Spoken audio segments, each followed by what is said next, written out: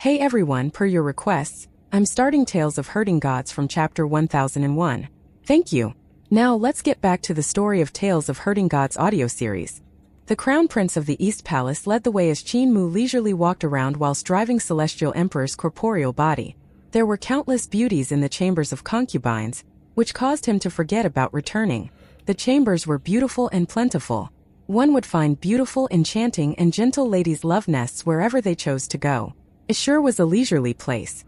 Qin Mu looked at the roads and shook his head. Celestial Emperor knew too much about indulgence. After his death, it wasn't him indulging but the 10 celestial venerables. Did he leave behind kids? If so, who are the kids' mothers? His curiosity overpowered him. Despite the perilous circumstances around him, which could cause him to die, he couldn't help but let his thoughts run wild, causing him to step on thin ice. Finally, the Crown Prince of the East Palace brought him to the forbidden area of the chambers of concubines. There were few people present since statues of ancient gods watched over it. Every stone statue they walked past became a living, breathing body. They wielded various divine weapons and bowed to pay their respects. Qin Mu looked at them. These gods were extremely powerful and had great essences and blood. They could be at peak condition in an instant after coming out of a petrified state. These warriors should be from one of the 10 celestial heavens guards, tasked with guarding the forbidden area. Qin Mu's heart became cold. The 10 guards of the celestial heavens, namely the left and right feather forest, left and right dragon marshal, left and right divine marshal, left and right divine stratagem, and left and right divine awe, only chose the most powerful gods and devils available. One had to be of the Jade Capital realm to even be considered. The power of the gods and devils on guard there was extremely terrifying. Their divine weapons weren't regular either. They all contained the great Tao of an ancient god, which when combined could form an ancient god form to unleash terrifying power. Even Heaven Duke was made out of the 49 heavenly Tao. Yet, there were at least 10,000 gods and devils and divine weapons there. Although the combined divine weapons couldn't compete with a real ancient god, there were so many of them that it was still strong. The ancient celestial emperor placed a lot of emphasis here. Have other celestial venerables been here before? Qin Mu walked forward and thought. Of course, those celestial venerables wouldn't let go of celestial emperor's birthplace. This place was likely searched countless times. At the front, the Crown Prince of the East Palace stopped and bowed. Father, the forbidden area is in front. I dare not enter. Qin Mu walked up and smiled. Why don't you dare to do so when your father lets you in? A melody came into his ear. It was an extremely marvelous Tao rhythm, the Tao reverberation. Qin Mu heard it and suddenly understood Celestial Emperor's great Tao runes that he couldn't comprehend previously. The secrets within them flowed into his ear along with the melody as marvelous information. He obtained a lot of Celestial Emperor's great Tao runes from the Guardian Pavilion. However, these runes were too profound, which made them hard to understand. Hence, Qin Mu put more of his effort towards the ancient gods' great Tao runes, particularly Heaven Duke's. He solved his runes the most before using the computational canon of Supreme Molecule to recalculate them. Thus, he also obtained the most from him. He solved only a few of Celestial Emperor's great Tao runes. Celestial Emperor was the strongest practitioner among the ancient gods. He controlled the existence of the 10,000 paths and had the most profound great Tao runes. Thus, the Celestial Heavens Tao sect and Tao ancestor put in the most effort for his runes. It was difficult for Qin Mu to decipher Celestial Emperor's great Tao runes even after entering the path via dreams and learning Brahma Buddha's Boundless Calamity Sutra. Unexpectedly, via some Tao melodies, he solved some of the hard-to-understand great Tao runes before entering the forbidden area of Celestial Emperor's birthplace. It was truly extraordinary. He looked forward and daydreamed for a little bit as the rainbow from the sunlight was cleansed by the curly gas that it was entangled with. Their combined illumination was faint. The purple in the rainbow seemed real. The Tao melody came from the rainbow. Weirdly enough, although not seeming big, the space in the area became vast as he walked on. Rainbows gently swayed around them like a grand purple light waterfall. The ancient celestial emperor was born here? Qin Mu felt his great Tao melody as more of the runes were deciphered. He felt relieved. The purple light and gas flowed in a regular pattern. Some looked like a mountain that one could walk on, some looked like a celestial river that fluttered, and some of the purple light hit countless rays of starlight as if there was a galaxy within that sometimes became a star ring or a jade buckle. Some of the light and gas formed linking landmasses. They walked on it as if it was real. On these landmasses all sorts of weird trees and flowers were also formed. The Tao melody that entered was marvelous and mysterious. Even more marvelous was how, after breathing the light and gas there, Qin Mu felt that his own vital qi had become purer. This was a supreme holy cultivation site filled with supreme power. Suddenly, the crown prince of the East Palace gave a cold humph. His legs were bloody, corroded by the light and gas. This light and gas contained the purest of great das. Walking in caused him to be attacked by it.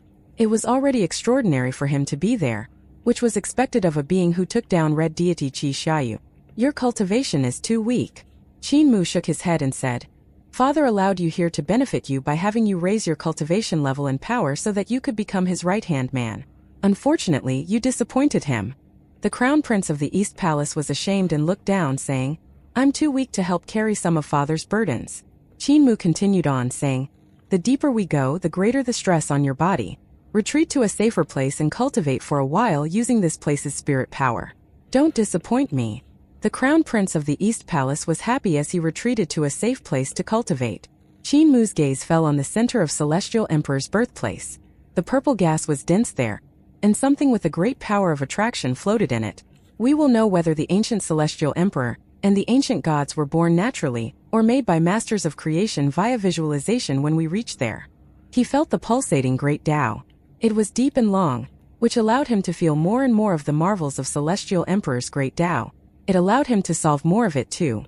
Countless bits of mysterious information flooded in, which became knowledge in his brain. He obtained the knowledge of the spirit ancestors of the masters of creation in the Permitha world's ancestor spirit world. However, they didn't have memories pertaining to the creation of the ancient gods. During the great ruin of the primordial era, most of the masters of creation were eliminated by the ancient gods, causing the passing down of their civilization to be interrupted.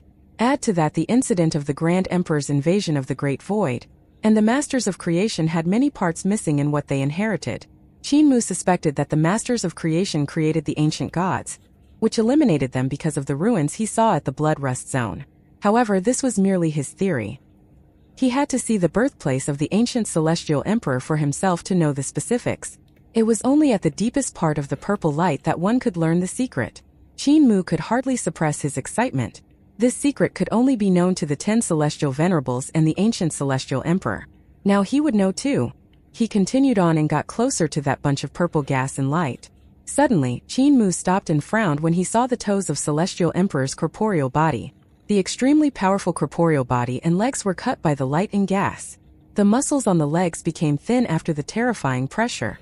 After all, this isn't the ancient Celestial Emperor's real corporeal body, only a replica created by the Patriarch Creation Palace's creation divine weapon.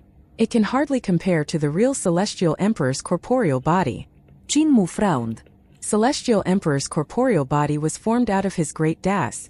The great Tao runes that the Tao sect of the Celestial Heavens researched were carved in accordance with macroscopic algebra, and were without microscopic algebra.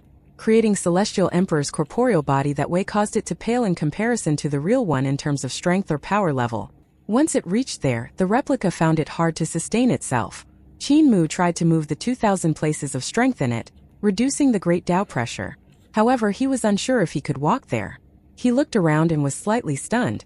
Looking from where he was, he could see Xuandu Yudu, and even the primordial realm.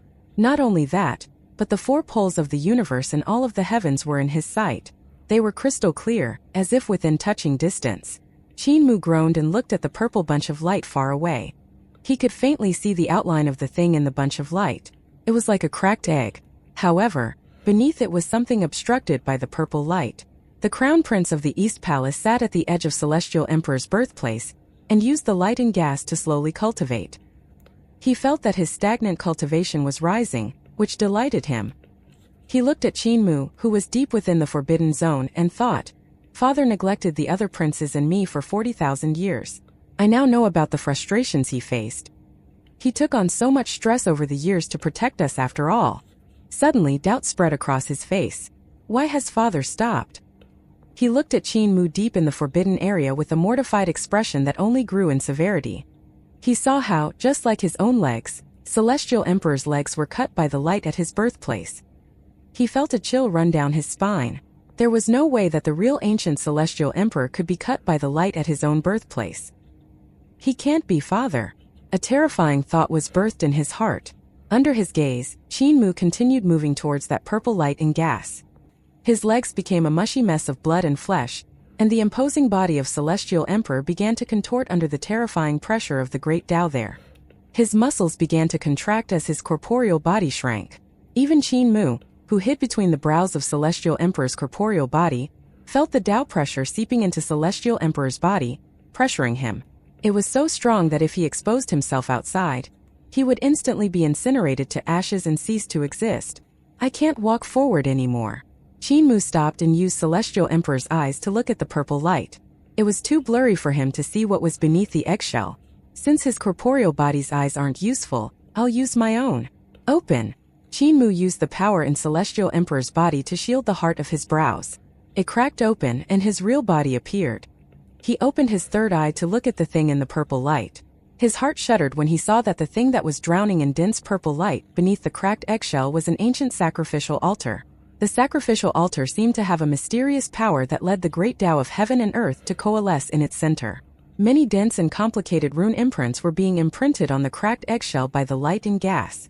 The imprint on the eggshell was marvelous and complex, even more so than what he saw in the Guardian Pavilion's jade scrolls. There was more of it too. However, the eggshell was hollow. All that was left were those marvelous runes that were flashing and giving off light. There seems to be some egg white inside. The sacrificial altar belongs to the masters of creation. However, why did they visualize an egg? The ancient Celestial Emperor hatched from it, but the masters of creation could have just visualized a life form. There would be no need to visualize an egg and hatch the ancient Celestial Emperor from it. Qin Mu was confused. The ancient Celestial Emperor's birth was peculiar. Judging from his birthplace, the egg should have come first. The masters of creation got it from somewhere and found life in it. So they built a sacrificial altar for it. They sacrificed to it, causing power to flood into the egg so the life inside would hatch. However, the birth of the ancient Celestial Emperor also caused the masters of creation's fall and near extinction. They had to open another void and hide in the great void. However, this theory still had a lot of unsolved mysteries. Where did the egg come from? How could the egg birth such a powerful being like the ancient Celestial Emperor? Why did they gather so many masters of creation to hatch the ancient Celestial Emperor? Qin Mu felt that the Celestial Emperor replica couldn't take it, so he backed off to relieve the pressure. That cracked egg should be useful, should I take it? His gaze flashed as he tried to use the power in Celestial Emperor's corporeal body to retrieve the cracked eggshell. However, despite having power above the Emperor's throne level, the magic power flooding out of Celestial Emperor's corporeal body was still pulverized by the purple Great Tao light. Qin Mu frowned. The eggshell was there, yet none of the Celestial Heaven's 10 Celestial Venerables took it, suggesting that it was very hard to take. Although he could use the corporeal body's power, it couldn't withstand the pressure of the birthplace to reach the sacrificial altar. Could one retrieve it if they had the real body of Celestial Emperor? It's still stuck in Celestial Venerable Ling's divine art, though. However, when his real body was still here, they didn't retrieve it. Could they have been worried that the eggshell would fall into another's hands? After the ancient Celestial Emperor died, the Heaven Alliance ceased to be united. Internal strife occurred, which explained why they couldn't take the eggshell when they controlled Celestial Emperor. No divine art in the world can be preserved here. Even the Supreme Consciousness Realm can't deal with the pressure here. However, there is a divine art that can deal with the Great Tao's purple light. Qin Mu's gaze flashed as he retrieved Celestial Venerable Ling's peachwood hairpin. Only Celestial Venerable Ling's divine art of unchanging substance could make the Great Tao purple light and gas there go still. He used the power within Celestial Emperor's body to utilize the peachwood hairpin. With a gentle wave, the light flowing towards the eggshell stopped. Qin Mu was happy and strode forward, towards the purple light. However, when he moved and touched the purple light, he felt the pain experienced by Celestial Emperor's corporeal body. This body was unable to withstand the light and gas, so when it touched them, many injuries appeared. Qin Mu frowned. He had to utilize the power in Celestial Emperor's corporeal body to maintain the unchanging substance divine art. Yet there was little power he could utilize from the body. Can I reach the sacrificial altar with my own vital qi and consciousness? When he thought about that, his vital qi and consciousness flooded out, and he ran straight for the sacrificial altar. The sacrificial altar looked close but was extremely far away. It looked bigger than him, and the cracked eggshell was bigger than his imagination too. Qin Mu's vital qi and consciousness merged, and he became extremely agile. When he reached the sacrificial altar, he tried to lift the eggshell. However, the eggshell, which still had egg white in it, was heavy. He couldn't move it at all. He turned to pull the other eggshell and it moved. Qin Mu was delighted. He used his vital qi and consciousness to pull it bit by bit to the edge of the sacrificial altar. It fell off of the sacrificial altar and onto the still purple light as if it was floating on water. Qin Mu's heart pumped as he pulled it closer. The closer the eggshell was, the more of its power he felt. When he pulled it to his front, the eggshell was taller than Celestial Emperor's corporeal body, and he needed to look up to see it. Qin Mu was shocked, and before he could size up the rune imprints on it, he had to send it to the Qin word land. Boom! A loud rumble came from the Qin word land. The eggshell fell from the sky but didn't land. Instead, it floated in the air, covering half of the landmass. Qin Mu felt that his third eye's vision became blurry. He could only see countless flashing runes and nothing else. This was because his third eye was weird. It used the Qin word land that Earth Count's horns formed as the iris and the Grand Primordium Origin Stone as the pupil. So when Celestial Emperor's eggshell fell, it blocked his eyes. I have no other precious artifact to place this thing in, so I can only put it in the Qin word land. However, it isn't great that it blocks my vision. Qin Mu's heart tightened. There's nothing behind the Qin word land. Could I put it there? He didn't go for it immediately. He put back the peachwood hairpin first before backing off until Celestial Emperor's corporeal body could take the pressure. He used Celestial Emperor's power and flooded it into his third eye to shift the eggshell to the back of the Qin word land, hanging it in its center. Now the eggshell became his third eye's glass ball. The light came in from the outside and passed through the Grand Primordium Origin Stone in the center of the Qin word land. The light then shone on the interior of the eggshell, and the runes on it were lit up. Then a marvelous thing occurred.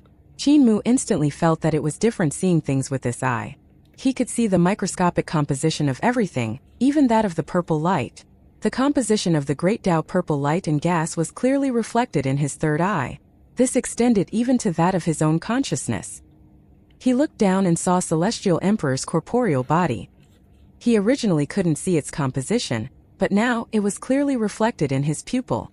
He could even see the algebra composition of this replica body, even the marvels of creation. He looked at the sacrificial altar in the purple light. His gaze could cut through it and see the sacrificial altar clearly. This eggshell is useful. If only I could get the other one. Qin Mu shook his head. Currently, he lacked the power to move the other eggshell. Time is precious. I'm only borrowing this Celestial Emperor corporeal body. Although the 10 Celestial Venerables are paranoid about one another, they will surely discover the disappearance of Celestial Emperor's corporeal body quickly. I can't stay here for long. Qin Mu controlled the corporeal body and shut the eye in the heart of its brows, hiding within it before controlling it and walking back towards the Crown Prince of the East Palace. The eyes of the 10 Celestial Venerables were everywhere.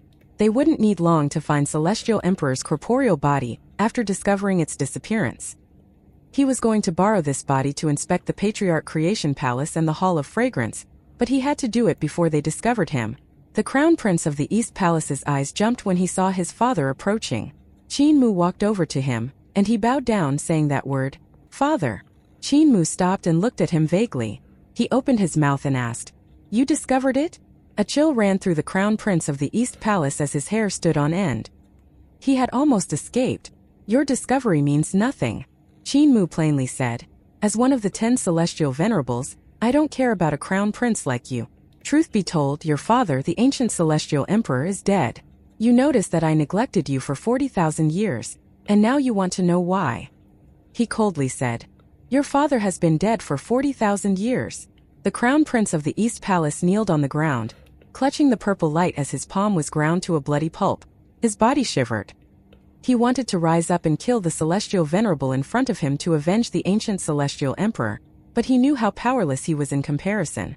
He knew he could never be a match for a Celestial Venerable. His rationality told him not to move to suffer, for it was the only way to survive. Qin Mu coldly looked at him. After a while he said, 40,000 years ago, your father died at our hands. We created this corporeal body to control the celestial heavens." The Crown Prince of the East Palace hoarsely asked, "Why? Why?" Qin Mu laughed. "Because this position gives us power. If you stay as an honest Crown Prince, you can still live. However, if you speak out, you will die." The Crown Prince of the East Palace was silent. He no longer shivered. Qin Mu waved his hand and plainly said, "I haven't found your Achilles heel yet. It's difficult to depose a Crown Prince, so I shall spare you. Head down and take care of yourself." The Crown Prince of the East Palace slowly stood up with tears in his eyes and slowly walked out, looking down. "Stop," Qinmu called out to him. The Crown Prince of the East Palace froze and stood there silently. "Don't think about betraying us, or we will have a chance to depose you, understand?" Qinmu said. The Crown Prince of the East Palace nodded silently. "Go on," Qinmu said. The Crown Prince of the East Palace left, choking on his tears. Qinmu gave a sigh of relief as he thought, if he really acted, given his power at the Emperor's throne, I might not have been able to withstand it even while controlling this body. It's too huge, making it inconvenient to control. It's quite difficult to defeat a strong practitioner of the Emperor's throne at his peak with this. Feeling rejuvenated, he walked out. "First, I'll go to the Hall of Fragrance and see if I can retrieve the soul of Celestial Venerable Yu. After, I'll go to the Patriarch Creation Palace to see what kind of creation divine weapon could create so many blue fatties." He walked out of the forbidden zone, and suddenly, a lady walked towards him. She wore gilded wing shoes and a red shirt that revealed her shoulders. She was tall and had half her breasts exposed. It was Heavenly Lady Chong of the 10 Celestial Venerables. Qinmu blinked and thought he was in trouble. "Why are you here, Emperor?" Heavenly Lady Chong seductively sized him up before giggling. Qinmu laughed back. "My lady, this is my ancestral land, why are you here?" Heavenly Lady Chong smiled. "You haven't entered the chambers of concubines for some time. Now that you've arrived, I would naturally wait for you. Unexpectedly, you came here instead of visiting me." Qinmu had goosebumps all over him. Once he thought about how this Heavenly Lady Chong could have come from the ancient Celestial Emperor's soul, he felt uncomfortable. Heavenly Lady Chong's gaze turned, and she gently asked, "Emperor, do you want to go to my place?" Qinmu's gaze flashed as he walked forward. He shook his head and said, "I'm tired. I want to go back to the Hall of Nourishment to nourish myself. I will go to your place another day." Heavenly Lady Chong flew into his palm and looked up at Celestial Emperor's face. She smiled charmingly. Ever since the fall of the ancient Celestial Emperor's corporeal body, the rift between us, the 10 Celestial Venerables, has gotten wider.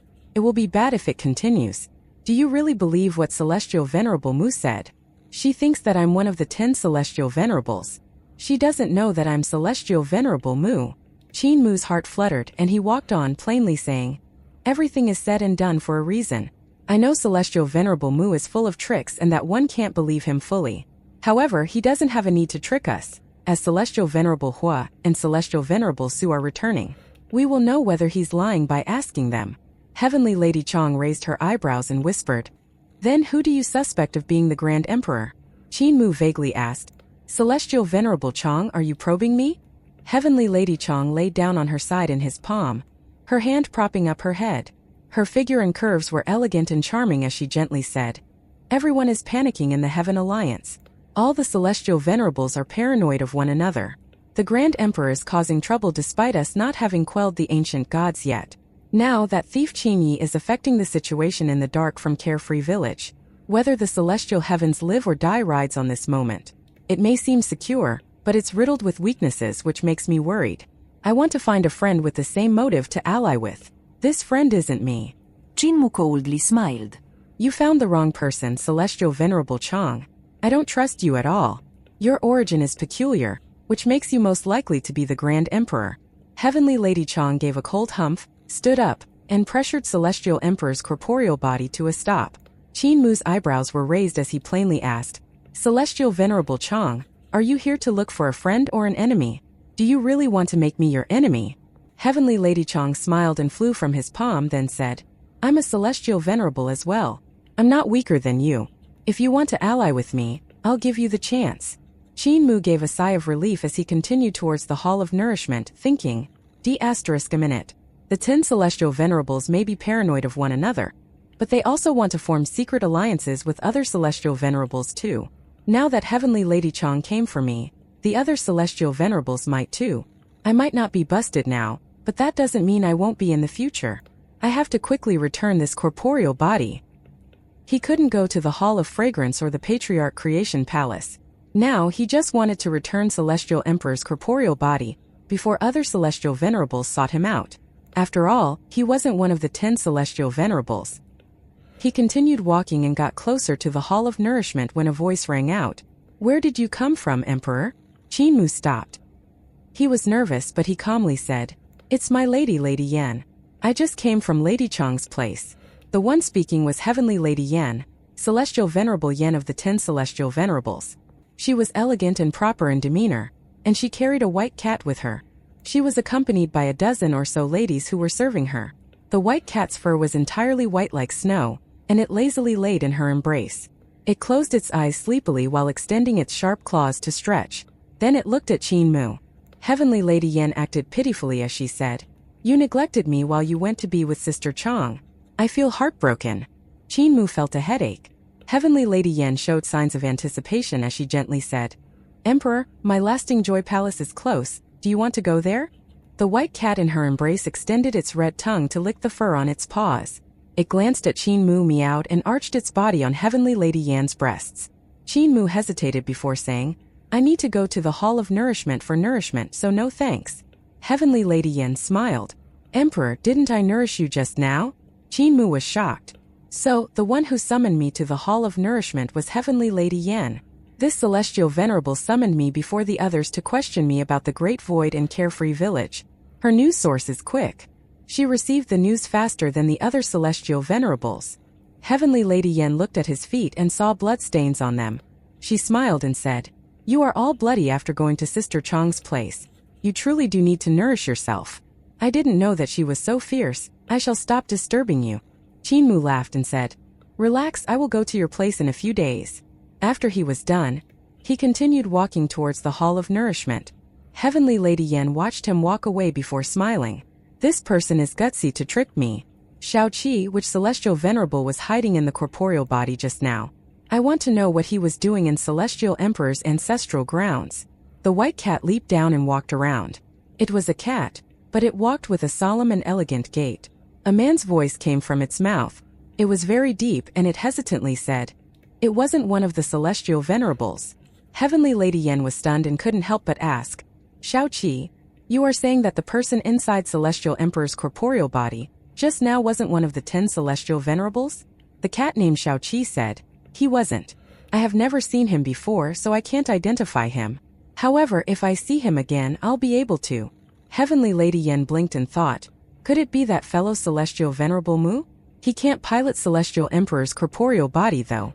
If not him, who could it be? The white cat's body grew in size before he suddenly became a human general with silver armor and white robes. He was handsome. I can follow him and find out who he is. Heavenly Lady Yan extended her hand and smiled. This person isn't normal. People who can pilot Celestial Emperor's corporeal body are strong. If you follow him, it will be dangerous. Return to my embrace. That handsome general ran back into her embrace as a white cat. He arched in her embrace before lazily falling asleep. The maids with Heavenly Lady Yan seemed to be used to it, as they merely followed her back to Lasting Joy Palace. Qin Mu returned to the Hall of Nourishment, and upon entering, he saw Celestial Venerable Hao with his hands behind his back, waiting for him. Qin Mu's heart jumped. He ignored him as he walked by him. Although he looked calm, his heart pounded in his chest. Qin Mu steadily sat down and asked, "Why are you here, Celestial Venerable Hao?" Celestial Venerable Hao looked up and plainly said, "Mingya sought you out, and you took him to the ancestral grounds. You two took a long time to come out. What were you two doing?" "Mingya." Qin Mu was stunned and he smiled. Mingya should be the crown prince of the East Palace's name. Now I know. He leisurely said, "Crown Prince Mingya is the descendant of Celestial Emperor, so it's fine for him to go to the ancestral grounds. Celestial Venerable Hao, we are both Celestial Venerables. Do I have to report everything I do to you?" Celestial Venerable Hao gave a humph and said, "Don't forget how you lot only climbed to your positions with my help. Which one of you could have fought against Celestial Venerable Yun, Celestial Venerable Ling, and Celestial Venerable Yu? It's because of me that you lot could reach the precious position of Celestial Venerable, that you lot could obtain the power you have now." Qin Mu smiled. "And it's because of you that the Grand Emperor became one of the 10 Celestial Venerables and a great hidden threat. Celestial Venerable Hao, you may be powerful, but I'm not a pushover. Don't talk to me in that arrogant tone." Celestial Venerable Hao looked at him while clutching his fists. Qin Mu tried very hard to overcome his fear and look back at him. Celestial Venerable Hao loosened his fists and plainly said, "You believe Qin Mu about the Grand Emperor being among us? He was trying to divide us to get us to fight amongst ourselves. While it's indeed unexpected that he came out of the Great Void alive, he's not exactly truthful. He hid a lot of things from us. Qin Mu leaned on Celestial Emperor's throne and lazily said, "While he's not exactly truthful, Celestial Venerable Hua and Celestial Venerable Su should be back soon, right? When they get back, we will know whether Qin Mu's words are real or fake." Celestial Venerable Hao's gaze fell on the injuries on his legs. His pupils contracted as he said, "Did you take Crown Prince Mingya there to use his blood to take the precious artifacts in the ancestral grounds? Those are mine and my family's things. You can't take them." Qin Mu playfully said, "You seem to be very concerned about Crown Prince Mingya. Your relationship seems to go beyond that of brotherhood." Celestial Venerable Hao brushed his sleeves and left. His voice came from afar saying, "You better repair this body. Also, Crown Prince Mingya is my brother. If you dare do anything against him, I'll kill you regardless of which Celestial Venerable you are." Qin Mu gave a furious humph, only relaxing after seeing him leave. He sat on the Emperor's throne as if he was paralyzed. Celestial Venerable Hao's relationship with Crown Prince Mingya is abnormal. The latter seems to be more like his son than his brother. Celestial Emperor's forehead cracked open, and Qin Mu flew out, visibly perplexed as he thought. The relationships in the royal family are chaotic. I can't stay in this corporeal body anymore despite how exciting it was, or I'll eventually get busted. I have to leave this hall of nourishment immediately. He shook his body and morphed into a maid before walking out of the hall. As soon as he walked out, he saw Celestial Venerable Hong walking towards him. He was wearing extremely wide robes with large sleeves. He looked like a kind elder in those white robes of his that had loose sleeves. His facial hair was white too. He treated everyone kindly. "Little girl, is the Emperor inside?" Célestial Vénérable smiled. To answer Celestial Venerable, "He is still inside," Qin Mu submissively said. Celestial Venerable Hong waved his sleeves and walked inside. Qin Mu immediately picked up his pace. He went to the corner of the long corridor and changed himself into a swimming snake. He went into the bushes to reach the pool in front. He entered the water and became a large koi, swimming in the river parallel to the chambers of concubines. He swam to the imperial garden and became a green frog. He went ashore and became a civet cat after reaching the back of a tree. He walked alongside the edges of the palace walls before jumping on them to go through the halls. Soon the civet cat that was Qin Mu jumped down into the shadows beneath the wall. A black figure crept in the shadows of the wall as it kept itself near the ground. Qin Mu only walked out of the shadows to walk towards his residence when he reached the outskirts of the Jade Capital. In the Hall of Nourishment, Celestial Venerable Hong looked at Celestial Emperor's corporeal body, frowning. It had injuries all over its legs.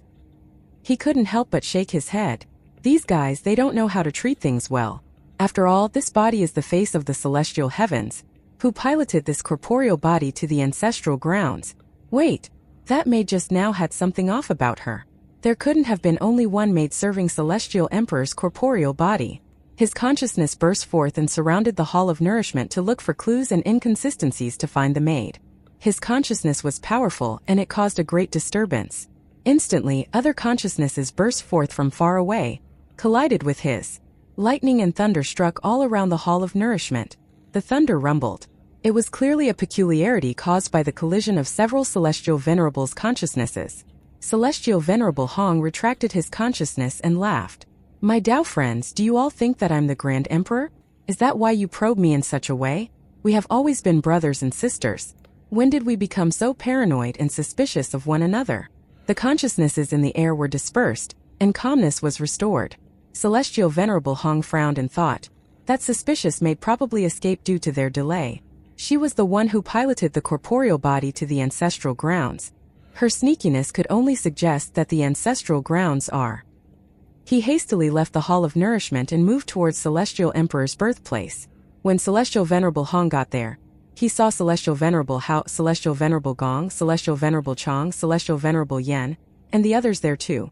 Their expressions were serious and solemn as they gazed at the bunch of light formed by the great Tao purple light. In it, one part of the eggshell was gone. Who took it? Celestial Venerable Hao coldly said, "If you hand it over now, I can forgive you." There were, in total, 2 eggshells. When Celestial Emperor's true corporeal body was around, the Heaven Alliance was even messier internally. One only needed to control Celestial Emperor's corporeal body to enter the ancestral land and steal the eggshells. Except that, at that time, none of them wanted anyone to possess the eggshells. The strongest objection came from Celestial Venerable Hao. The other Celestial Venerables and other members of the Heaven Alliance also objected to taking away the eggshells based on their own reasons.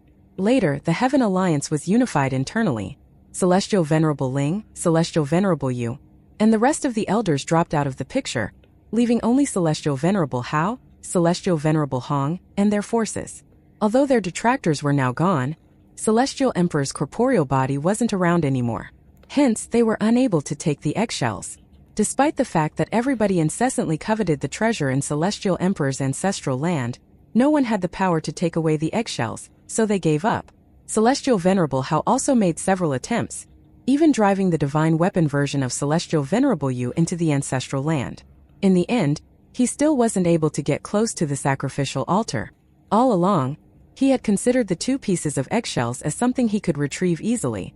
Moreover, since Celestial Emperor was born from the egg and was his father, he felt that anything belonging to Celestial Emperor would naturally be his to inherit. Little did he expect that, while they were guarding against each other, someone would actually take the opportunity to infiltrate the ancestral land and steal one of the eggshells.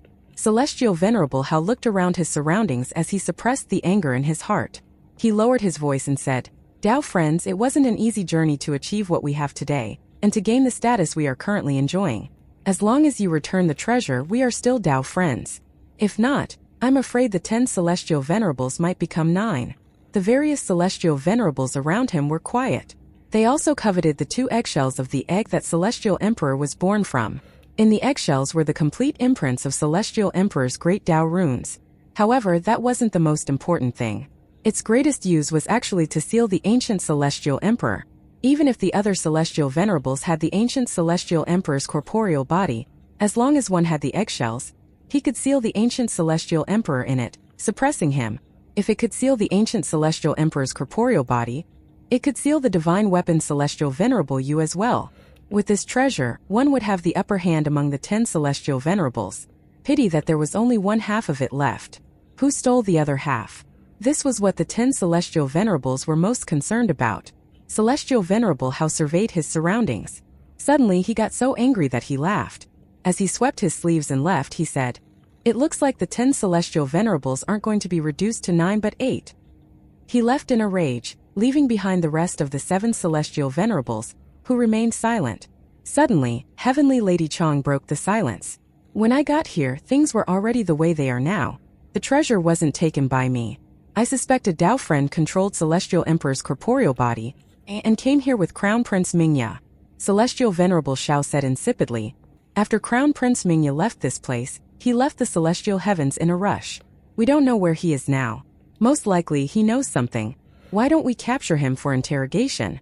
Heavenly Lady Yen stroked her white cat's head and chuckled. Crown Prince Mingya has deserted the celestial heavens?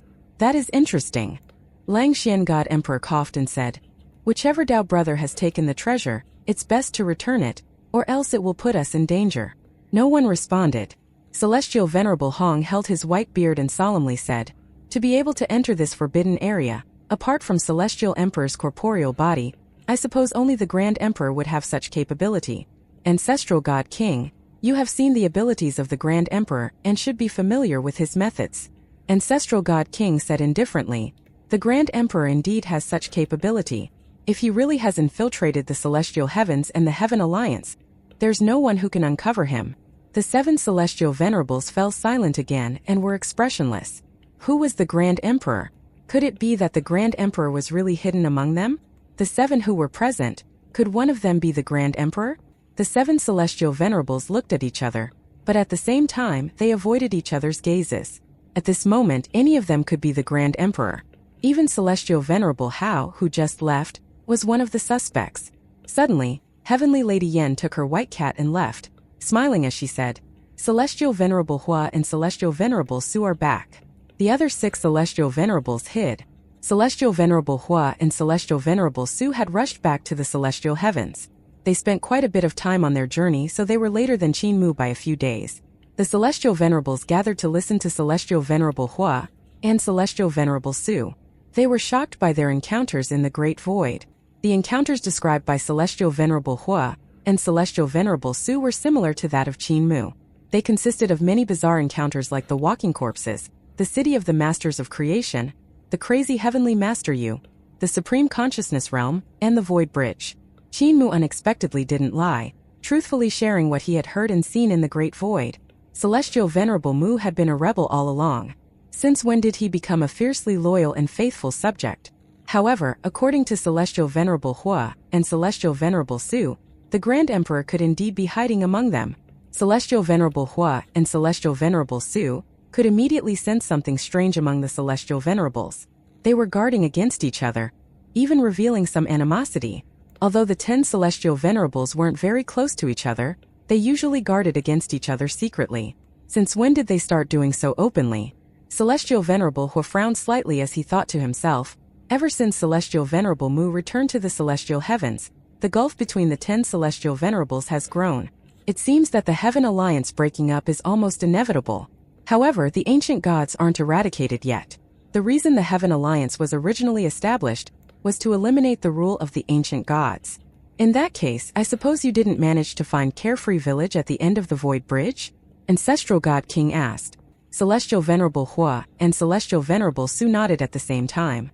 Celestial Venerable Hua said, "We were trapped in the middle room. By the time we got out, half a year had passed." At that time, where was Celestial Venerable Mu? Celestial Venerable Gong inquired. "Right outside." Celestial Venerable Su said indifferently. "After he saw us, he shut the room's door. When we got out, he was already missing." Celestial Venerable Hao asked the most crucial question. In that case, did Celestial Venerable Mu manage to find Carefree Village? Celestial Venerable Su shook her head. "I don't know." Celestial Venerable Hua glanced at her. Celestial Venerable Su didn't mention that there were 2 more people with Qin Mu. This puzzled him slightly. He didn't know what this lady was thinking. However, since Celestial Venerable Su didn't mention it, he didn't either. The 10 Celestial Venerables became quiet, a heavy air around them. Logically, since traces of Carefree Village had been discovered, they should immediately mobilize their troops to attack. Even if they had to suffer terrible losses, the elimination of Carefree Village and founding Emperor made it necessary. But now they didn't have such thoughts. By comparison, Carefree Village was just a slight ailment. The issue of the Grand Emperor hiding among them was the major disease. Any Celestial Venerable who used their own power to suppress the Great Void would face the resistance of the Masters of Creation and Carefree Village. They would lose their troops, weakening their power. The present-day 10 Celestial Venerables of the Celestial Heavens weren't like before. If one's power was weakened and they still embroiled themselves in a life-and-death struggle with founding Emperor Qin Yi, it was more likely that they would perish under a sneak attack from their own men rather than at the hands of their enemies. After all, this was the lesson learned from Great Sun Sovereign. We need to attack Carefree Village. The amiable-looking Celestial Venerable Hong sighed ruefully. I originally thought that the Carefree Village that Celestial Venerable Qin resided in was a land of happiness with no worries. I didn't realize it was such a dangerous place. It's a joke that such a lousy place was named Carefree Village. To attack that place, we need to get past the various dangers of the Great Void. Why not send in the kids to pave the way first? Once the dangers of the outside world have been cleared, we can go forth to meet Qin Yi and those Masters of Creation. The rest of the Celestial Venerables nodded their heads, agreeing. Let the kids from the various great heavens clear a path first before we bother ourselves with Qin Yi. Celestial Venerable Hua frowned and said, "Everyone, ordinary gods and devils are useless in the Great Void. You are only sending them to their deaths." The rest of the Celestial Venerables smiled. Celestial Venerable Hua has plenty of disciples and experts under him. Why don't you personally lead your troops to the Great Void to subdue Qin Yi? Celestial Venerable Hua was enraged. He flicked his sleeves as he got up and left angrily. I have been to the Great Void and placed myself in harm's way to get all of this information while all of you were bickering here. Fools, I'm ashamed of being associated with you. Celestial Venerable Hua still has his fiery temper. Everyone was shaking their heads. At the residence of Celestial Venerable Mu, Hulinger had already gone to the lower bound while Qin Mu remained in the Celestial Venerable residence. Every day he spent his time studying the eggshell in front of him, comprehending the rune markings on it.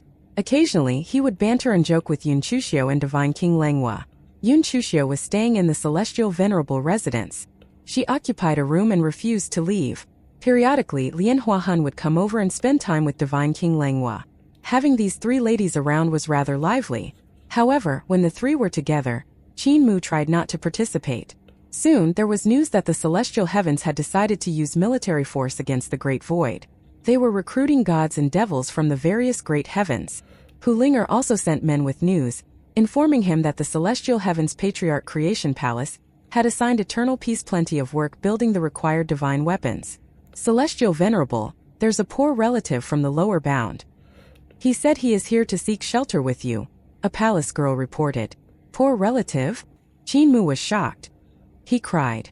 Since when do I have a poor relative? Clearly they are all rich. Please invite him in. After some time, a palace girl brought an 8-armed devil god in. That devil god looked imposing with 8 arms, 4 faces and 12 eyes. He bowed and said, Dutian Devil King pays his respect to Celestial Venerable Mu. Qinmu hurried forward, smiling as he said, Old brother Dutian, what brings you here? That devil god was the Dutian Devil King of the Dutian world. He said with shame, Dutian world has been destroyed, leaving us to wander among the stars. After we left, Earth Count refined the Dutian world into a horn. Over this period, countless people of my race died of hunger and exhaustion. When we heard that the celestial heavens planned to wage war on the Great Void, we were left with no choice but to seek shelter with the celestial heavens. I heard that there was a celestial Venerable Mu in the celestial heavens.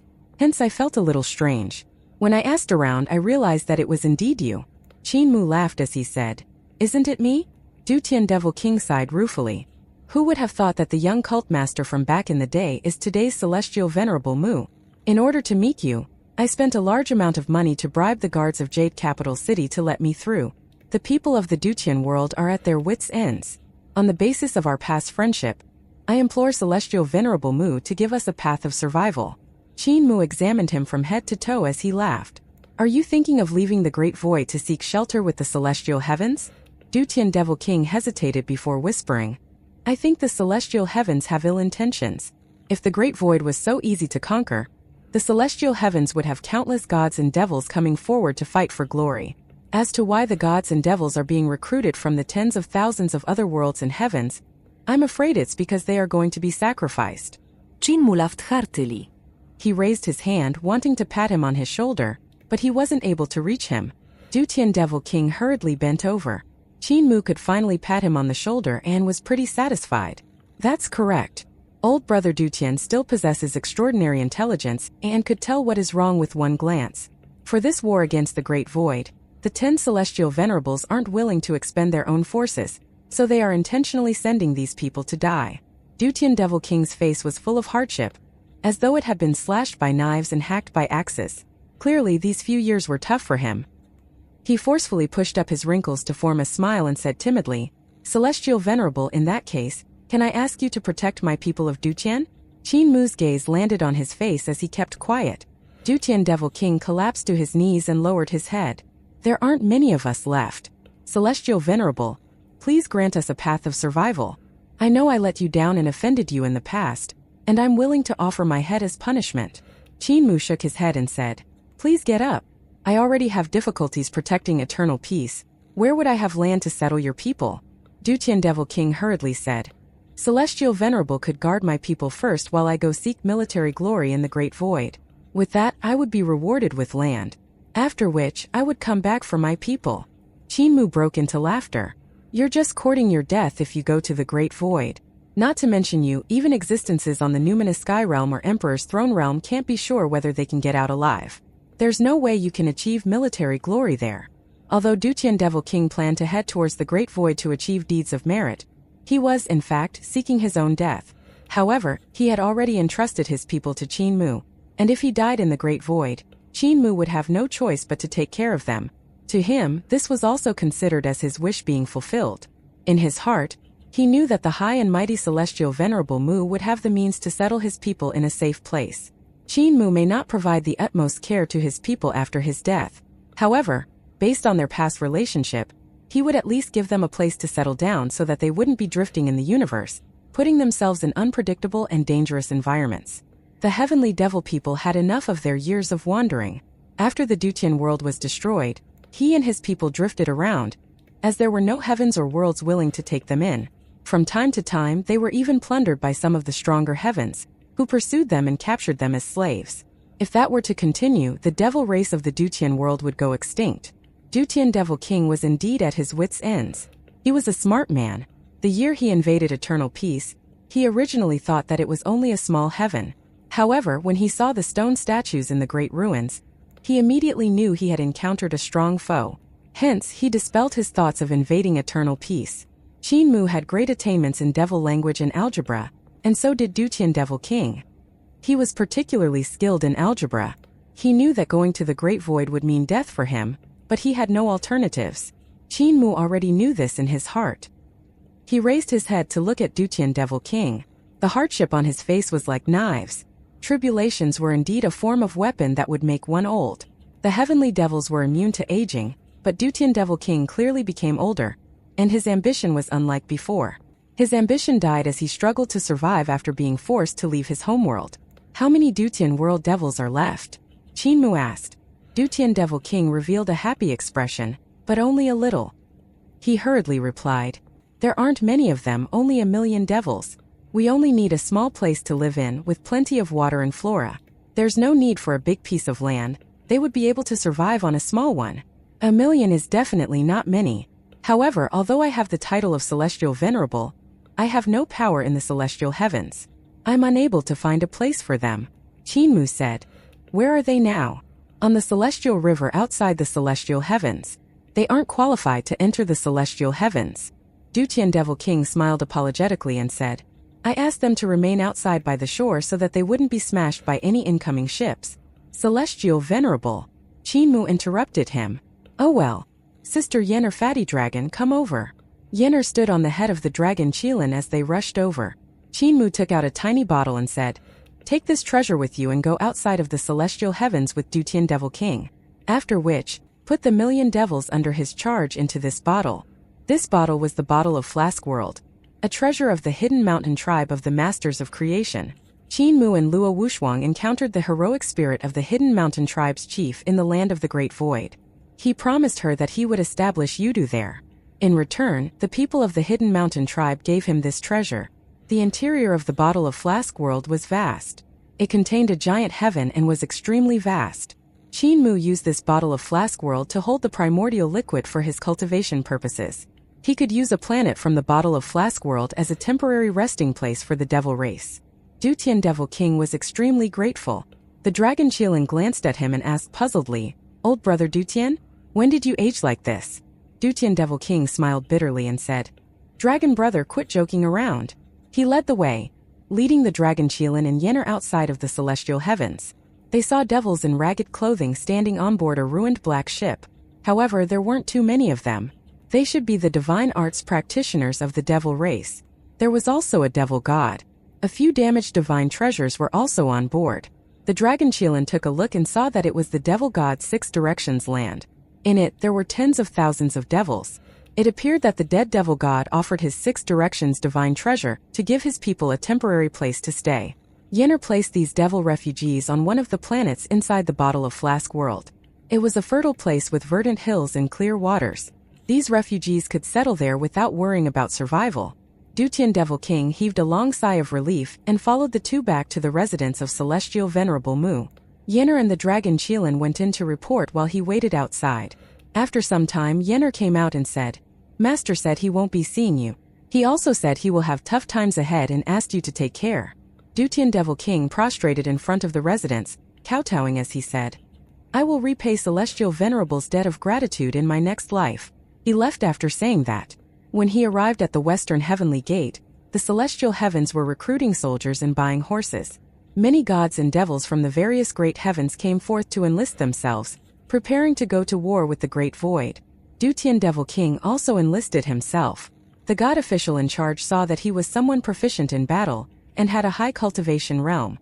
After all, he was considered to have reached the peak of the Jade Pool realm. Hence, he was made a captain and had hundreds of gods and devils under him. The celestial heavens recruited gods and devils from all over the various great heavens. After 2 months they gathered millions of gods and devils, as well as countless large ships with fluttering flags. It was a majestic sight.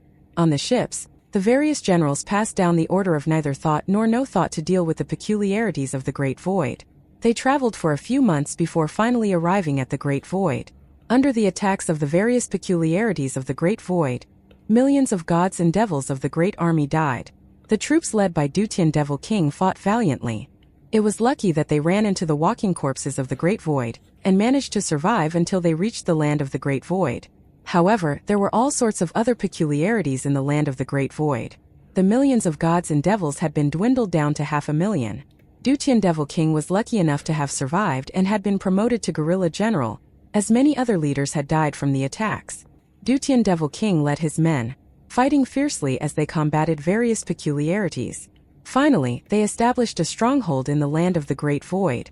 Over time, his warriors were becoming fewer and fewer.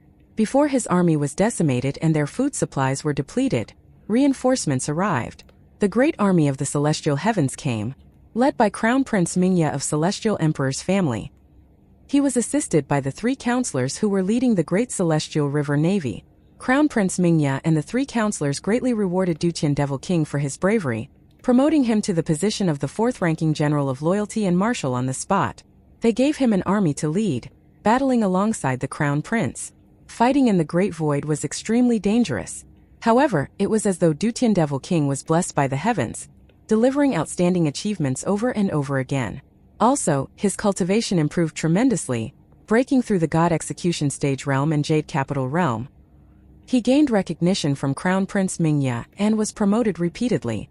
Unknowingly, 1,000 years of fighting passed. Under the leadership of the Crown Prince and the 3 counselors, Dutian Devil King encountered a counterattack by the Masters of Creation and soundly defeated them, therefore contributing distinguished service to the war efforts. As his military exploits increased, he was promoted to General of Guide Commandery. This day, the Celestial Venerables descended upon the land of the Great Void, preparing to encircle and suppress the Masters of Creation with their full might, fighting their way into Carefree Village. The Crown Prince and the 3 counselors handed over their military authority and gloriously brought him back to the Celestial Heavens to receive his rewards. Celestial Emperor personally met and rewarded him. When he asked Dutian Devil King what he wanted, Dutian Devil King knelt and said, "I would like a heaven for my people to settle in." Celestial Emperor and hundreds of officials and gods burst into laughter. "My beloved official, you have provided meritorious service, yet you only ask for a heaven truly honest." Hence, Celestial Emperor rewarded him with countless treasures, 2 additional heavens, and promoted him to the rank of Marquis. The name Dutian Devil King permeated all levels of society. As he prepared to head towards Celestial Venerable Mu's residence for a visit, the Crown Prince summoned him. He told him, "Celestial Venerable Mu has intentions to rebel. His Majesty has tolerated him for a long time, but he couldn't get a handle on him. Since you used to be on good terms with him, he won't be guarded when you are there. Take this imperial seal and robes and hide them in his residence. After you do this, I will go forward and search his place. When I uncover these items, I will slap him with the crime of treason and execute him. By doing this, His Majesty will be able to rest with an easy mind." Dutian Devil King was stunned and didn't dare to accept the imperial seal and robes. "Are you worried about your people? Dutian, after you've killed Celestial Venerable Mu, your people will still belong to you." Crown Prince Mingya's expression sank as he laughed coldly. "Don't forget, you have a debt of gratitude to me for being your patron, elevating you to where you are today. It's time you repaid your debt." Dutian Devil King knelt as he said, "Your Highness, I have a debt of gratitude to you, but I owe a mountain of gratitude to Celestial Venerable Mu. It may be fine if I don't repay my debt, but I can't bite the hand that fed me. I humbly request that your Highness retracts your order." Crown Prince Mingya was furious. He slammed the table as he stood up, angrily saying, "I need to charge Celestial Venerable Mu with a crime before killing him, but it's not the same for you. Dutian, I'm giving you 2 options. 1. Take a trip up to the God Execution Stage. 2. Bring the Imperial Seal and robes to Celestial Venerable Mu's residence. You choose." Dutian Devil King's mind was blank as a sense of struggle arose in his heart. After some time he said, "I'm willing to get on the God Execution Stage." The Crown Prince flicked his sleeves and said, "Then you shall die." Dutian Devil King knelt on the God Execution Stage in a daze as he thought of the encounters throughout his life. He thought to himself ruefully, "My people are with Celestial Venerable Mu, they should be fine." 2 blades of knife light flashed past as his head fell. His primordial spirit was also killed as his soul dispersed, unable to enter Yudu. Everything in front of him turned pitch black. At this moment, he could hear calls from the girl called Yenner beside his ear. Dutian Devil King quickly opened his eyes and looked around. Seemingly in a daze, he muttered, "Where is this place? Dutian, how did you manage to fall asleep in front of the Celestial Venerable residence?" Yennefer laughed as she said, Master has let you through? Dutian Devil King asked blankly. Am I dead? Where am I? Where is the god execution stage? What about Crown Prince Mingya? Yennefer burst out laughing. What god execution stage? This is the residence of Celestial Venerable Mu. There is no Crown Prince Mingya here. I heard he has fled and no one knows where he is. I just went to meet Master with Fatty Dragon, and Master instructed me to come out and get you. Unexpectedly, you fell asleep here. Dutian Devil King stood up and was still a little dazed. The sun was shining brightly as he surveyed his surroundings. This was indeed the residence of Celestial Venerable Mu, in the Celestial Heaven's Jade capital city. The people who walked through here 1,000 years ago were still nearby. It was as though only a short while had passed. However, his dream was 1,000 years long. He had experienced countless battles in the Great Void, and even returned to the capital victorious to be rewarded by Celestial Emperor. Ultimately, he was escorted up the god execution stage. Yennefer guided him into the residence as she said, You are probably too tired from your arduous journey. Master doesn't like people to kneel to him. You must not do so when you see him. What sort of spirit pills do you take? Dutian Devil King shook his head and said, I don't take spirit pills. Regardless, Yennefer shoved one at him. After tasting it, he found it to be rather delicious. Sister Yennefer, I fell asleep just now, and unknowingly 1,000 years passed in my dream. The dream was so vivid, it was actually more real than reality. Dutian Devil King followed her, eating the spirit pill as he talked about his dream state.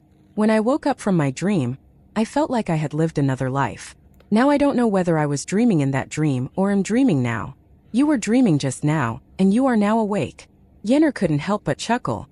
Whatever happened in your dream, how could it be real? For instance, you were a marquis in your dream and had cultivated the Jade Capital realm. Now you are just at the Jade Pavilion realm. If the things in your dream did indeed happen, you should be able to break through to the god execution stage realm easily. Just as she finished talking, Dutian Devil King's aura suddenly exploded. A primordial spirit was actually standing on his celestial palace's god execution stage, having survived the trials of the god execution stage. Yennefer got a fright as she cried out, How did you manage to do that? Dutian Devil King's 4 faces were utterly shocked. He was at a loss as he muttered, I simply followed what I comprehended in my dream. Strangely, I managed to achieve a breakthrough. Sister Yennefer, was it really a dream? Yennefer pondered for a while before saying, It must be that your accumulation was sufficient. That's why you could break through easily and reach the god execution stage. Why don't you try again and see if you can enter the Jade capital city of your celestial palace? Dutian Devil King gave it a try and shook his head. I'm unable to enter. Yennefer smilet. That's it. You haven't accumulated enough. Hence it was just a dream. Master Dutian is here. Qin Mu was in the garden in front of them and was bantering with Divine King Langhua and Yun Chuxiu. The dragon Qilin was lying on the ground beside them, a small bottle hanging from his neck. That was the bottle of Flask World. Qin Mu turned around and laughed. Old brother Dutian, I have given it some thought. I'm unfamiliar with your people of the devil race. If I help you take care of them, it would require much time and effort on my part. It's best if you don't go to the Great Void and instead stay behind to take care of them. Dutian Devil King wanted to kneel down but remembered Yennefer's reminder. He then bowed and said, Many thanks to Celestial Venerable. It's better to just call me Cult Master. Qin Mu smiled ambiguously as he said, You said that you would repay your debt of gratitude to me in your next life. You are living in your next life now. Dutian Devil King's mind was blown. He could only look at him dumbfounded, but he saw him starting to tease the 2 fair and adorable girls. He was in a muddle-headed state. Isn't that something from the dream? Yun Chuxiu glanced at Dutian Devil King and frowned slightly.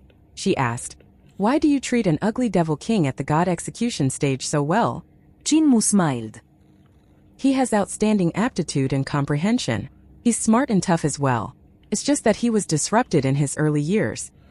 He's one of the few people that I think is worthy of looking at. Yun Chuxiu couldn't help but ask curiously, Who else do you think is worthy of looking at? A lot of people. Qin Mu listed them as if he was listing his family heirlooms. The 10 celestial venerables of the celestial heavens. Ancient gods like Heaven Duke, Earth Count, Celestial Emperor, Celestial Empress, and Mistress Yuemu. Strong practitioners of the Emperor's throne like the Grand Emperor and Founding Emperor. A few dozen young talents too. Overall, there are about 200 people. Yun Chuxiu smiled. 200 people is a lot? Are you trying to scare people to death, Celestial Venerable Mu? Qin Mu's soul was almost seduced by this lady. He was secretly impressed. No wonder the ancient celestial emperor fell for it. The dragon Qilin lifted his head in alarm and coughed. Qin Mu regained himself and moved his gaze from Yun Chuxiu to Divine King Langhua. Instantly, Yun Chuxiu's seduction became useless. His spirits became calm after he admired the elegant and peaceful beauty of Divine King Langhua. Although they looked the same, Divine King Langhua wasn't like Yun Chuxiu. Yun Chuxiu gave a strong feeling of possession, while Divine King Langhua gave off a vibe that made people fall for her and become mesmerized unknowingly. The dragon Qilin coughed again, and Qin Mu was confused. Why does Fatty Dragon still cough to alarm me when I've stopped looking at the little demon? The dragon Qilin frowned, for he was unnerved. Can Cult Master be saved? Yun Chuxiu looked at Divine King Langhua and frowned. She thought, this little witch's seduction ability is better than mine. Where did she come from? Her demeanor is like that of my sister. However, she's that little witch Lian Huahun, so she wouldn't send another Ju Wuchen. I probed her for so long, yet I can't find out anything about her. Among the 10 celestial venerables, who became Ju Wuchen? Could it be celestial venerable Gong? It doesn't seem so. Qin Mu flirted with them before he stood up and brought Dutian Devil King and the dragon Qilin to leave with him. Brother Dutian, I gave the bottle of Flask World to Fatty Dragon. You can follow him. Qin Mu avoided Yun Chuxiu and Divine King Langhua before saying, if you have time, go to the bottle of Flask World to appease your citizens. The bottle of Flask World is still empty. It's enough for your people to reproduce, but it's another carefree village. Hiding inside will only make you obsolete. You'll still have to migrate out. Dutian Devil King nodded and said, there are a lot of external heavens, but there aren't many places for our people. Qin Mu smiled. It's hard for you to establish merits in the celestial heavens, but it's easy to do so with me. There's a race called the Heavenly Feather Race in eternal peace. Their world is occupied by another race of devils. Their chief, Yu Zhaoqing, asked me to attack the Heavenly Feather world multiple times to take back their land. Although I promised her I would, I haven't had the time to do so. I will go down in a couple of days, and you will go see Yu Zhaoqing and help her take back the Heavenly Feather world, which is a large heaven. They will then cut out a piece for your people to settle temporarily. Dutian Devil King hesitantly said, temporary settlement isn't sustainable. It will likely cause trouble for us, as eventually, kindness becomes resentment and breeds enemies. Qin Mu praised his wisdom of the world. He smiled and said, who knows what will happen in the future? Maybe the world will be in chaos in decades. After that, heroes will rise, and you and your people may find a place to settle. Dutian Devil King opened his eyes and said, how can there be chaos when the celestial heavens rule the other heavens and the 10 celestial venerables are powerful enough to suppress all worlds? Another of his brains suddenly realized it and he smiled.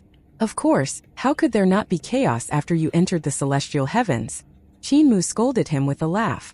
As he said that, Divine King Langhua walked to them elegantly. She looked at Dutian and used her consciousness to ask, Holy Infant, when are we searching for the ancestral courts? Qin Mu replied with his consciousness, I stole Celestial Emperor's eggshell a few days ago. Since the 10 celestial venerables are extremely paranoid, I'm probably a suspect too. If I leave the celestial heavens now, a celestial venerable will probably try to probe me on the way. He frowned as he continued, there are rifts between the 10 celestial venerables, as they are suspicious of one another. I brought news that the Grand Emperor is hiding amongst the 10 celestial venerables, yet they still didn't fight. I stole Celestial Emperor's eggshell, yet they still remained calm. They still seem united, making me somewhat powerless now. He shook his head and reflected, saying, they didn't react when I told them what happened in the Great Void and Carefree Village. I doubt I can cause internal strife now. Could the only way be to tell them that Celestial Emperor, Celestial Empress, and Mistress Yuanmu are hiding amongst them? Holy Infant, you are being overzealous. Divine King Langhua explained, haste will not let you succeed. You should leave the celestial heavens now and watch quietly. The conflicts and hatred between them will accumulate and grow. Provoking strife between them in such a short time will only leave behind trails for people to exploit. The incident where you used Celestial Emperor's corporeal body to steal his eggshell, it was too dangerous. I don't approve of it, she gently said. With the Grand Emperor and Celestial Emperor hidden amid the 10 celestial venerables, which are filled with peculiar talents, they will find clues leading to you. If you leave the celestial heavens, they will send people to spy on you at best. Stealing Celestial Emperor's eggshell only brings you danger. I don't know about Celestial Emperor, but I know that the Grand Emperor is wise and powerful. He will likely suspect you. Qin Mu nodded. I was rash.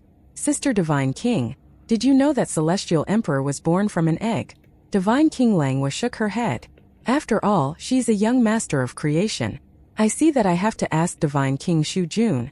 Qin Mu thought about that and was about to ask someone to find Shu Jun when he heard Yenner's voice. Where did this wild cat come from? Fatty Dragon, come here. A wild cat has entered the residence. The dragon Qilin raised his ears and ran towards her, calling, Brother Dutian, help us. Dutian Devil King ran over laughing. Sister Yenner is an expert. How can she not catch a wild cat in the celestial heavens?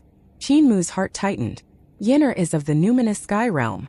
She was taught by Celestial Venerable Yu since she was young, so how could she not catch a wild cat?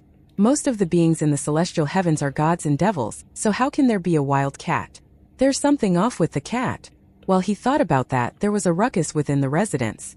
Yenner became a green sparrow flying around, while Dutian Devil King, the dragon Qilin, and the maids surrounded the cat. However, they still failed to catch it. Qin Mu looked at it. It was a sneaky white cat with a ghastly figure. It was able to avoid people time and time again. Even the combination of two experts in Yenner and Dutian couldn't catch it. Yenner called out, This cat is good. It knows how to dodge, it must be tasty. It seems to be Celestial Venerable Yan's cat.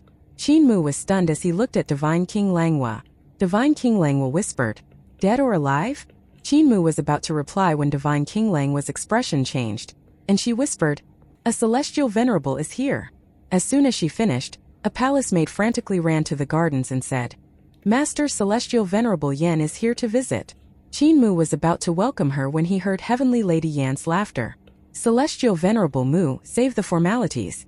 Your residence is quite luxurious. The Emperor gave you a good place. Qin Mu walked forward and smiled. What brings you here, Heavenly Lady? Heavenly Lady Yan smiled and said, I passed by your residence and the cat ran away. I came to look, thinking it might have entered your residence. Unexpectedly, I heard people attacking a cat in your residence. My cat is my baby, so I panicked and entered. Please forgive me, Celestial Venerable Mu. While she was saying that, a white light flashed, and the cat jumped into her embrace. It shrank into her bosom and grinned when it saw the incoming green sparrow and dragon Qilin, the hair on its tail standing up. Heavenly Lady Yan caressed its head, calming it down. It then squinted to size up the green sparrow and Dutian Devil King before giving some threatening purrs. Qin Mu smiled gently. Your cat is agile. Even an expert of the numinous sky realm can't catch it. It's to be expected of a cat from the residence of a celestial venerable.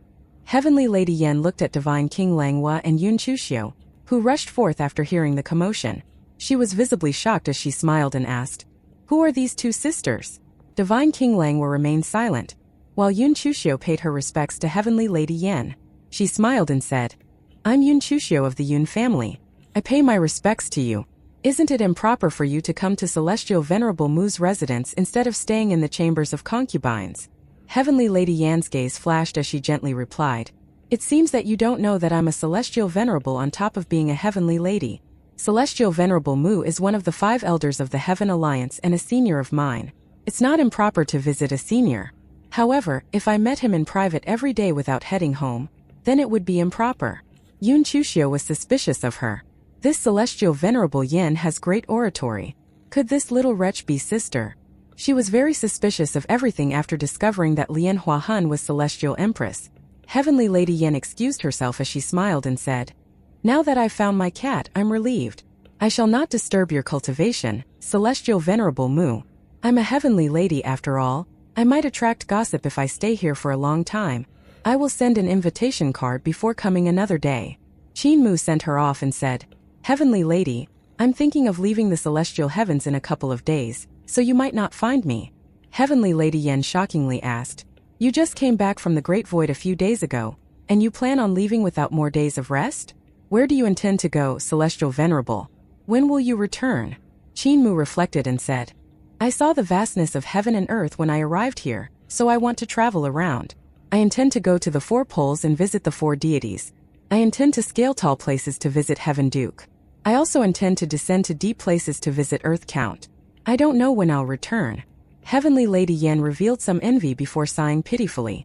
I want to be as free as you, Celestial Venerable Mu. However, ever since I was married to Celestial Emperor, I have only been able to walk around this huge palace. The furthest place I've been was the Jade Capital. It sounds pitiful to say, but I envy your ability to travel, Celestial Venerable Mu.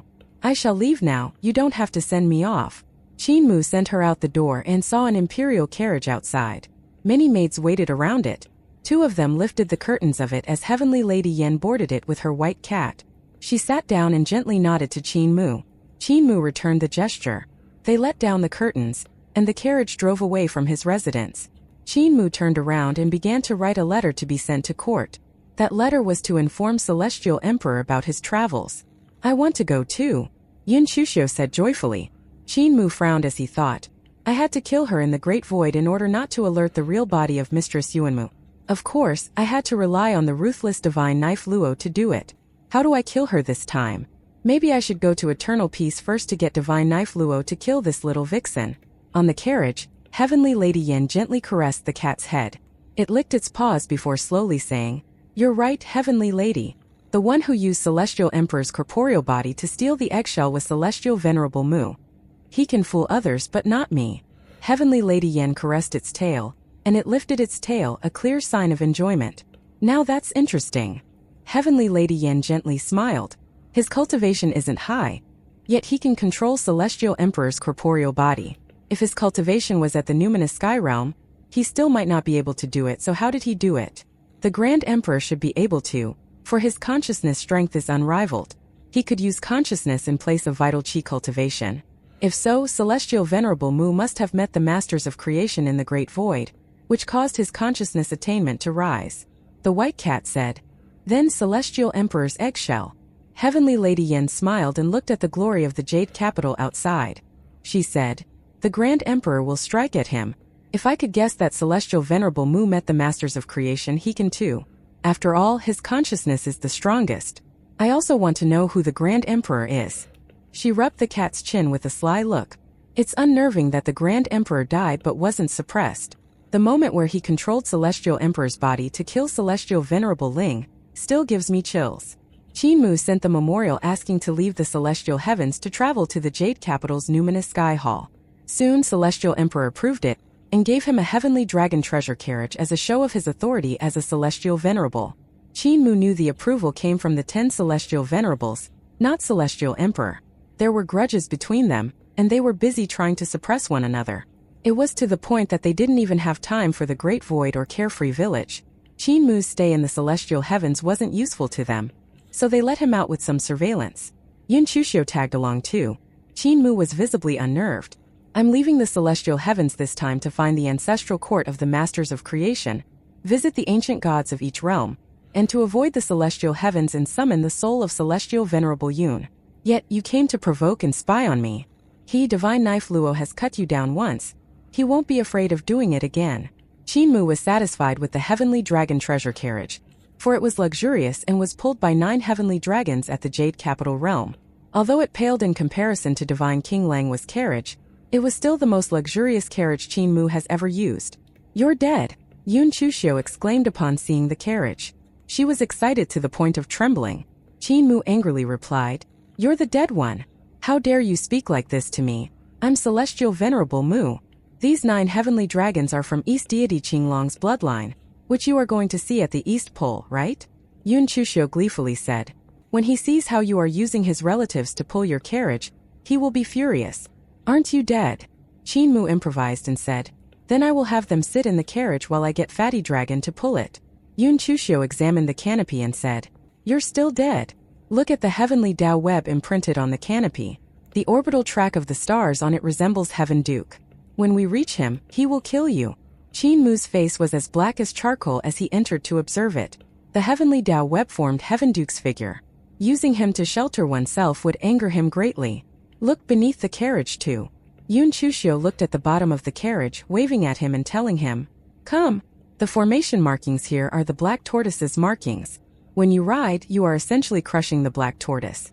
When the black tortoise of the North Pole sees this, he will kill you too. Qin Mu came to her side, and they looked at the bottom of the carriage. She was indeed telling the truth, which made Qin Mu's face even blacker. The golden chrome of the carriage has formation markings of white tiger stripes. It's indestructible and can break all obstacles. The stripes are on the handle too. Yun Chuxiu jumped back into the carriage and examined the seats, gleefully saying, You are sitting on West Deity White Tiger while grabbing her head. Would she allow that? Qin Mu's heart was pounding when he asked, Is there more? There are the vermilion bird markings at the back of the carriage to form its rainbow wings. Would South Deity Vermilion Bird tolerate you using her as the tail of your carriage? Yun Chushio jumped on the carriage's shaft and picked up the whip on it, smiling and saying, The driver sits here with the whip in his hand, yet the shaft has the great Tao of Yudu on it, which allows the carriage to ignore it and drive straight into Yudu. Qin Mu relaxed and said, I have good relations with Earth Count. It's fine to draft the great Tao of Yudu. Yun Chushio coldly smiled. Earth Count uses a whip. Your driver sitting here uses a whip too. Will Earth Count let you off?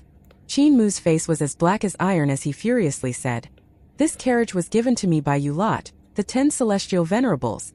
It's none of my business. Besides, you're part of it, right? Who is to say that you're not part of this scheme? He was leaving to visit the ancient gods of each realm, which was the official reason given in court too. The celestial heavens gave him this carriage with the intent to get him killed. Yun Chushio shook her leg and said while smiling, Yeah, I recommended this carriage and everyone agreed, so we gave it to you. Qin Mu furiously humphed. Divine King Langwa had already approached and sat in the carriage. She sat in the seat next to the main seat and said, This carriage isn't bad. Celestial Venerable, when are we setting off? Yenner stood on the dragon Qilin's head while they ran towards them. Dutian Devil King was sitting on the dragon Qilин's back with his legs crossed, but when they got near, he leaped to the carriage's shaft. Yun Chushio smirked and passed the whip to him. Dutian Devil King took it and praised, This carriage is good, it must be fast. Yun Chushio lifted her hands and rubbed her neck. Qin Mu rolled his eyes before asking Yenner, Sister Yenner, have you seen Big Head?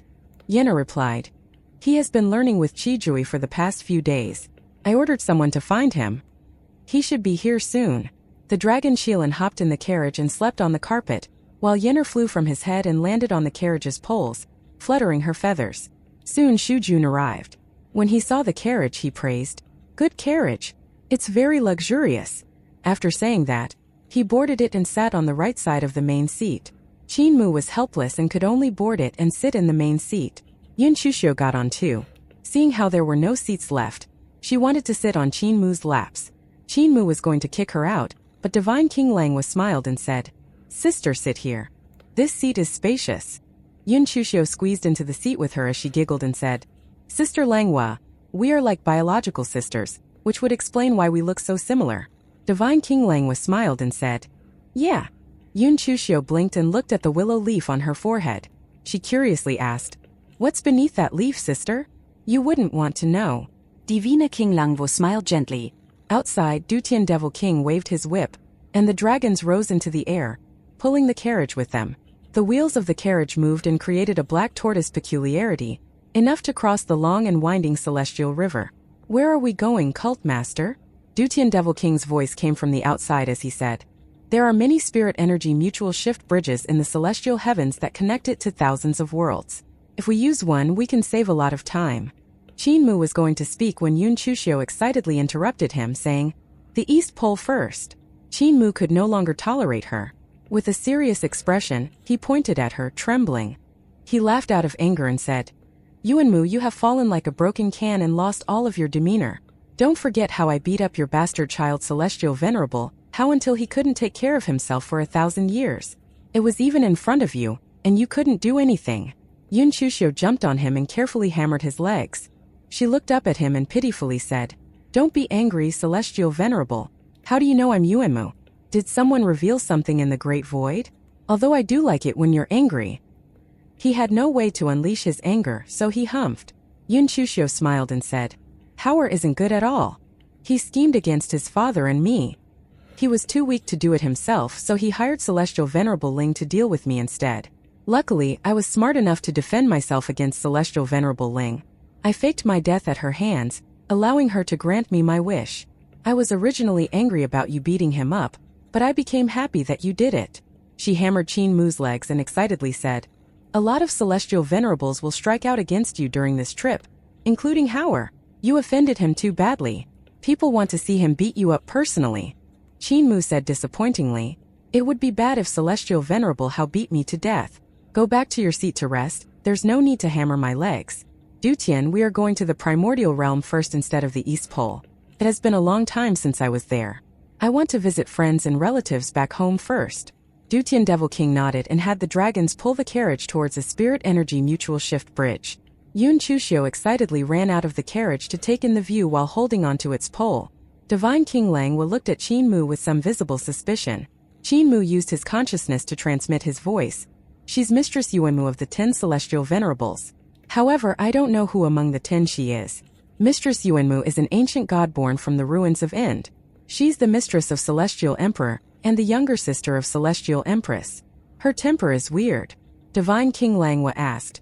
As Mistress Yuanmu of the ruins of End, shouldn't she act proper, dignified, and magnanimous? How is she like this? Qin Mu sighed. This Mistress Yuanmu's personality had become elusive after taking on Zhu Wuchen's appearance. Xu Jun used his consciousness to cut into their communication and said, Ancient God Yuanmu controlled the power to destroy everything. In the primordial era, she was like this, annoying yet lovable. Qin Mu glanced at him and asked, Divine King Xu Jun, did you know that the ancient celestial emperor was born from an egg? Xu Jun nodded and said, I did. Qin Mu hastily asked, Then where did the egg come from? I don't know about that. Xu Jun shook his head and said, We don't know where the Grand Primordium Origin Stone and Grand Primordium Divine Stones came from either. Nor do we know the origins of the primordial liquid or the great beasts of the primordial era. The egg of the ancient celestial emperor was picked up by the Grand Emperor's people in the ancestral courts. I know little about this. Qin Mu frowned. Xu Jun continued. Accordingly, the Grand Emperor's clan realized that the egg was big and filled with life after discovering it. Thus, the life had to be older than us, just dormant. In the early days, they even worshipped it like a holy object. After finding the Grand Primordium Divine Stones, we became gods, so they threw the egg away. Someday, someone took it out and continued to worship it. It was then that the ancient celestial emperor was born from it. They created their own tragedies. He shook his head and sighed. The breaking out of the ancient celestial emperor from his egg was the beginning of the masters of creation's extinction. Which celestial venerables, in your opinion, will strike out against you during this trip? Divine King Langwa inquired. Just now, Yuanmu said that celestial venerable Hao will strike. Besides him, who else will? Yun Chushio poked in and said, We entered the spirit energy mutual shift bridge. What are you guys talking about? Qin Mu calmed himself down, looked at the howling light outside and said, We were talking about who will strike out against me during this trip outside of the celestial heavens. Mistress Yuanmu, I believe you think someone's trying to kill me this time. Right? Don't call me Yuanmu. I'm Yun Jianli's younger sister now. I'm following you down to find my brother. Yun Chushio thought about it and said, Every celestial venerable has a reason to do so, even me. However, the celestial heavens still has a lot of secrets that you aren't privy to. The one you harm the most isn't Howard, it's the Grand Emperor. He hid well enough, yet you revealed that he's amongst us. I don't think he will sit well with that.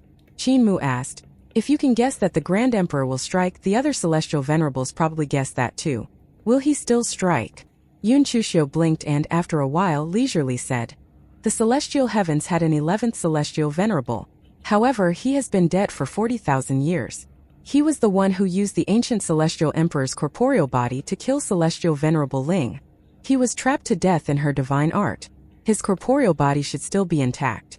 If he's the Grand Emperor and is still alive, this corporeal body of his will mobilize. She smiled. If he does use it to kill you, no one will be able to expose him. Qin Mu's heart shuddered as he let out a ragged breath. How smart. He won't be able to hide if his corporeal body leaves the celestial heavens. In that case, you guys. Yun Chushio shook her head and said, It's not in the celestial heavens. Qin Mu was slightly stunned. Yun Chushio giggled and said, He was buried in the primordial realm.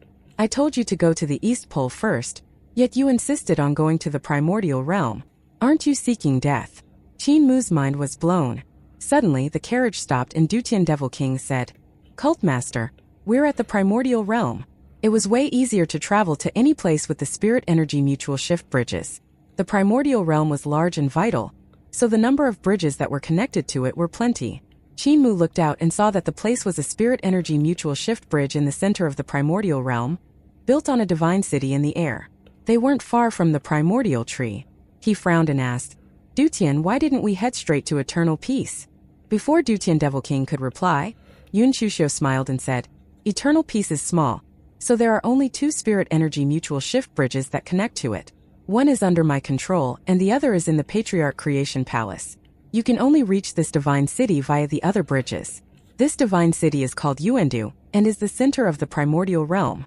Qin Mu's heart fluttered as he retrieved his passport to get Dutian Devil King to search for the land's god general to file a record. He indifferently asked, "The primordial realm of today is in which celestial venerable's hands?" He sized up his surroundings and saw how Yuendu was grand and heavily guarded. It was at an altitude of 20,000 miles, and it monitored the transportation of the heavens of the primordial realm. Many Taoists were flying in the air on clouds to pluck down the sun, moon and stars from the sky to roll up the heavens.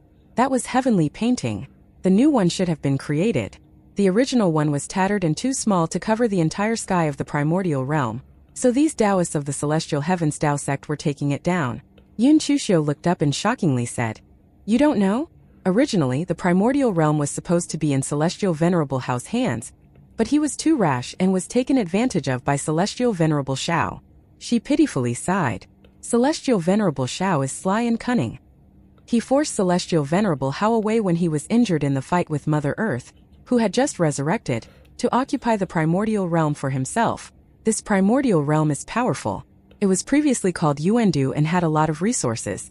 However, Celestial Emperor ordered Yuendu's resources to be mined to build the celestial heavens. Qin Mu's heart shuddered.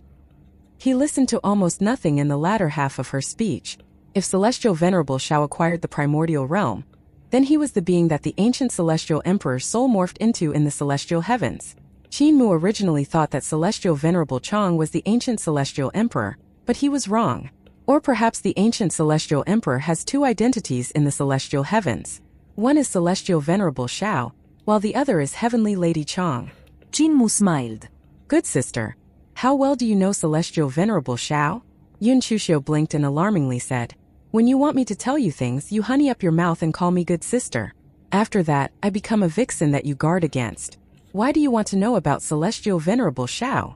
Qin Mu sincerely said, "I've been in the celestial heavens for quite some time. I spent almost 5 years there, and yet I know nothing about him. He's a mysterious person to me, which is why I would like your guidance. Good sister, you shouldn't be too estranged from Celestial Venerable Shao, right?" Yun Chuxiu rolled her eyes and said, "He's a hero of mankind. You should have a favorable impression of him. He once became the first Celestial Emperor of the South High Emperor Celestial Heavens with the help of Celestial Venerable Ling." Qin Mu didn't know what to say. Yun Chuxiu saw his expression of shock and couldn't help but laugh. "What's with the look on your face? Celestial Venerable Shao has another identity, the disciple of Celestial Venerable Yun and Celestial Venerable Yu. He followed them ever since the Dragon Han era, and could be regarded as the most radical figure in the Heaven Alliance. He has wanted to eliminate the ancient gods for a long time now. He even wants to eliminate Celestial Venerable Hao, God Emperor Lang Xian, and Ancestral God King." Qin Mu was stunned to silence as if he was struck by lightning. Celestial Emperor was Celestial Venerable Yun and Celestial Venerable Yu's disciple? He even became Celestial Venerable Ling's disciple too? Celestial Venerable Shao was very active during the Dragon Han and Crimson Light eras. He's pretty xenophobic, however, as he views half-gods and ancient gods with hostility, causing him to not be too welcomed by people. Yun Chuxiu said, "Celestial Venerable Yun and Celestial Venerable, you were also helpless in dealing with his radical ideas, so they kicked him out over some trivial matter. However, unexpectedly, he became quite close to Celestial Venerable Ling. When Celestial Venerable Yun died and Celestial Venerable Yu went into seclusion, Celestial Venerable Ling valued him greatly and helped him become the South High Emperor." Qin Mu felt muddle-headed and couldn't say much.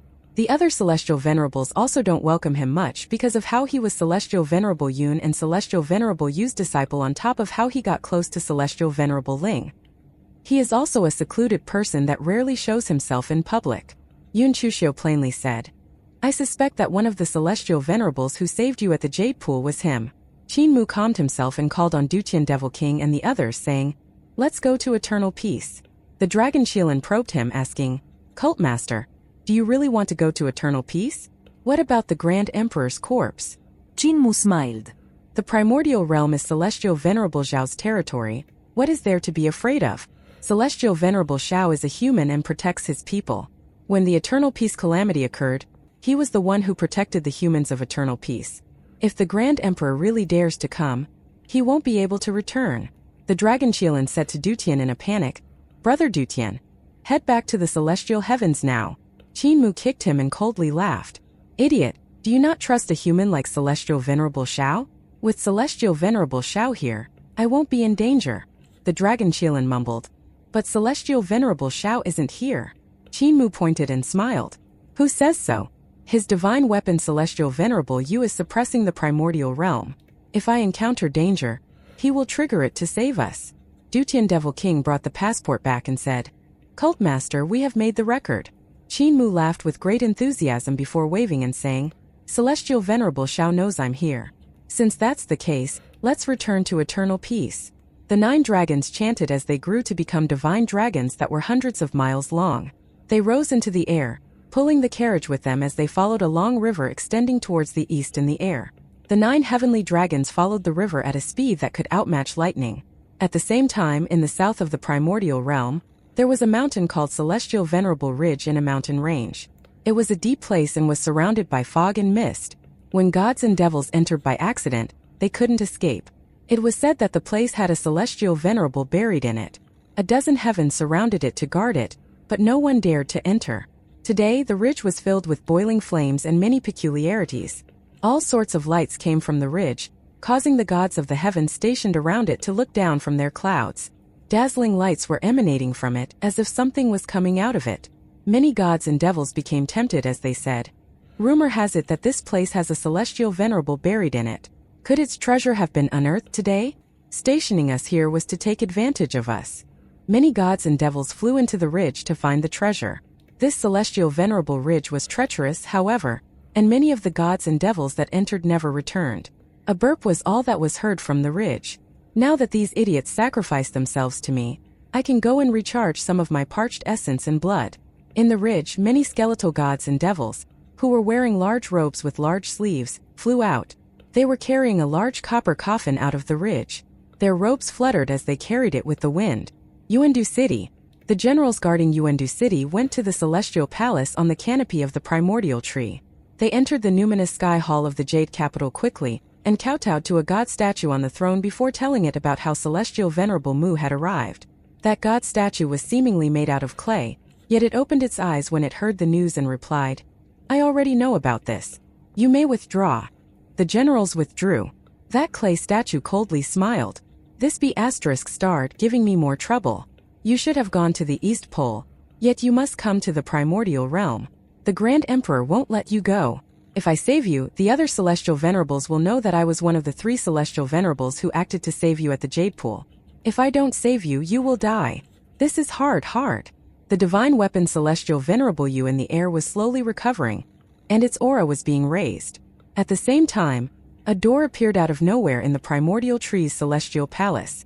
The clay god statue was stunned. This door opened again. When it opened the last time, people claimed they saw Celestial Venerable Mu, and a devil coming out of it to kill many of my experts. My great army surrounded him, yet they couldn't capture him. Now this door has opened again.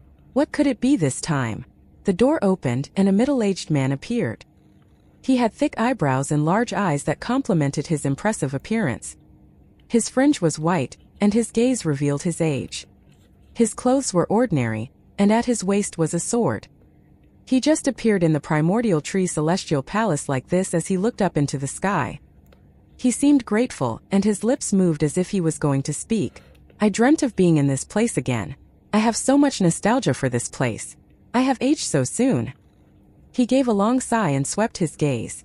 Hundreds of miles away, Celestial Venerable Zhao's god statue in the numinous sky hall was blown to pieces. The middle-aged man felt a shred of chill run down his spine as he tightened his collar.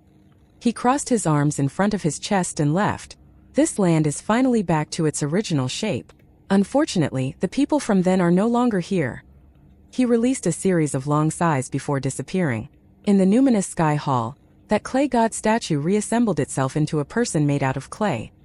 He jumped from his throne and rushed out of the hall. He stared at the door, but that middle-aged man was nowhere to be seen. Vigne, Celestial Venerable Vin. A human voice came from the clay person as it mumbled. He came out of Carefree Village? This is a big deal. This traitor can no longer sit and wait in Carefree Village. He looked up at the divine weapon Celestial Venerable Yu but was hesitant to use it. It wasn't in his best interest to use it to kill founding Emperor Qinyi.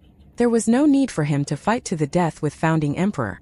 Should I inform the other celestial venerables about the appearance of celestial venerable Qin?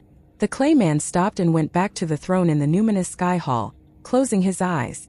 Ignore him and pretend not to know about him. Since Qin Yi appeared, he won't allow celestial venerable Mu to be killed by the Grand Emperor. Thus, I shall sit this one out and reap the benefits later. Stop the carriage.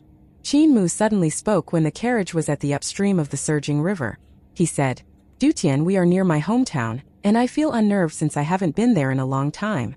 Let's walk from here. Dutian Devil King was perplexed as he asked, Cult Master, you are that kind of person too? If we walk, it will take us days to reach eternal peace. That's fine. Qin Mu smiled. The carriage descended and ran on the surging river. Qin Mu stepped out of the carriage, took out his jade bottle and a drop of the primordial liquid and said, I shall toast my hometown with a drop of this. That drop of primordial liquid fell into the river. After a while, the mountains around the surging river shook as if something large was rumbling beneath them, causing them to shake too. The surging river was the celestial river. Its water gushed endlessly from the other heavens and crashed onto the ground there, as it flowed into the ocean in the primordial realm. The surging river was vast and majestic, its breadth as wide as an ocean. If all of its water was removed, one would see that the river contained heavens belonging to countless water races. At this moment, the mountains on the two sides of the river trembled like giant waves. These divine mountains were tall and imposing. One could imagine how terrifying the giant creatures beneath the ground were. Yun Chushio's expression changed slightly. She quietly hid behind Qin Mu and muttered, Mother Earth, it can't be. Isn't she dead? Shu Jun's expression also changed slightly as he stared at the rise and fall of the mountains on the two sides of the river. Divine King, don't worry. With me around, Mother Earth is unable to see us. Divine King Lang's voice traveled over. Shu Jun became slightly at ease. The 9 heavenly dragons trembled with fear and came to a halt.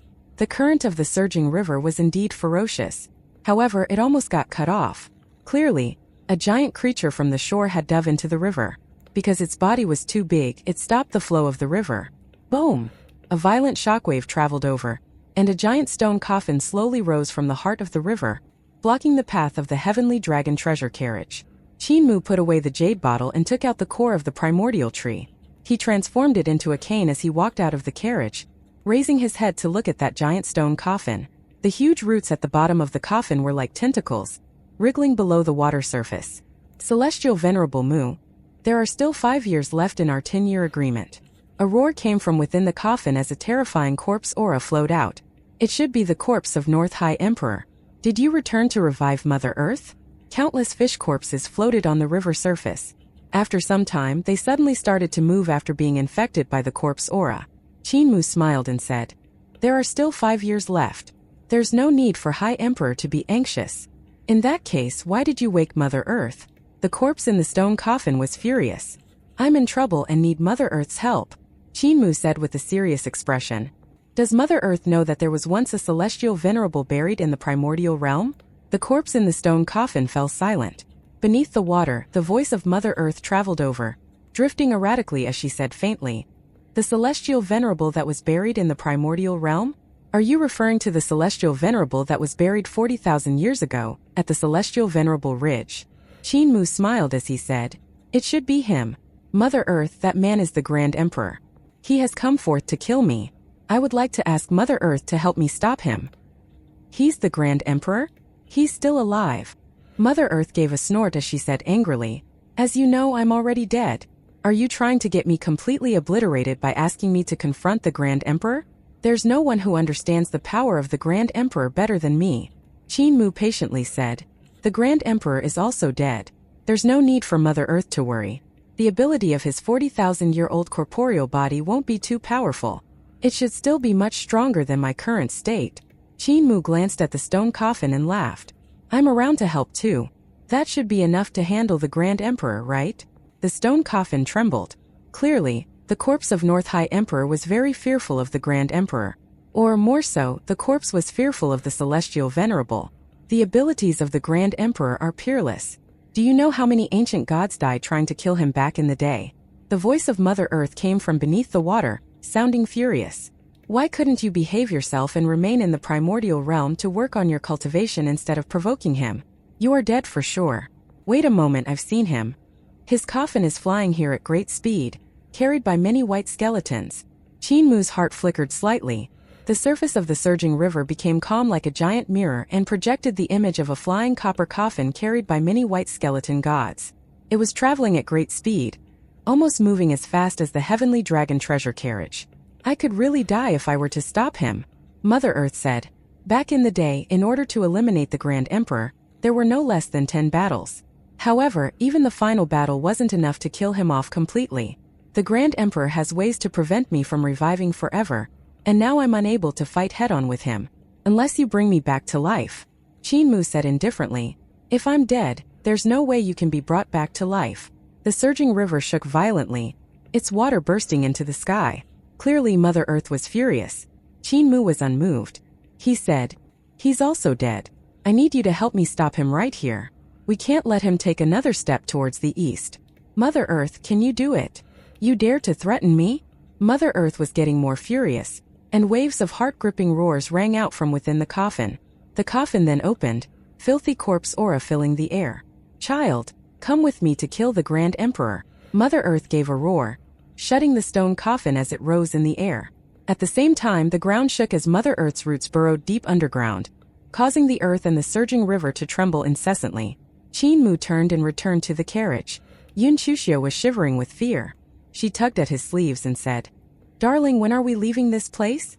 Divine King Shu Jun also felt some uneasiness. It was very easy for him to expose his identity, as both the Grand Emperor and Mother Earth had seen him before. Although the consciousness of Divine King Langwa could prevent Mother Earth from seeing them, she was unable to hide from the Grand Emperor. Wait a while more.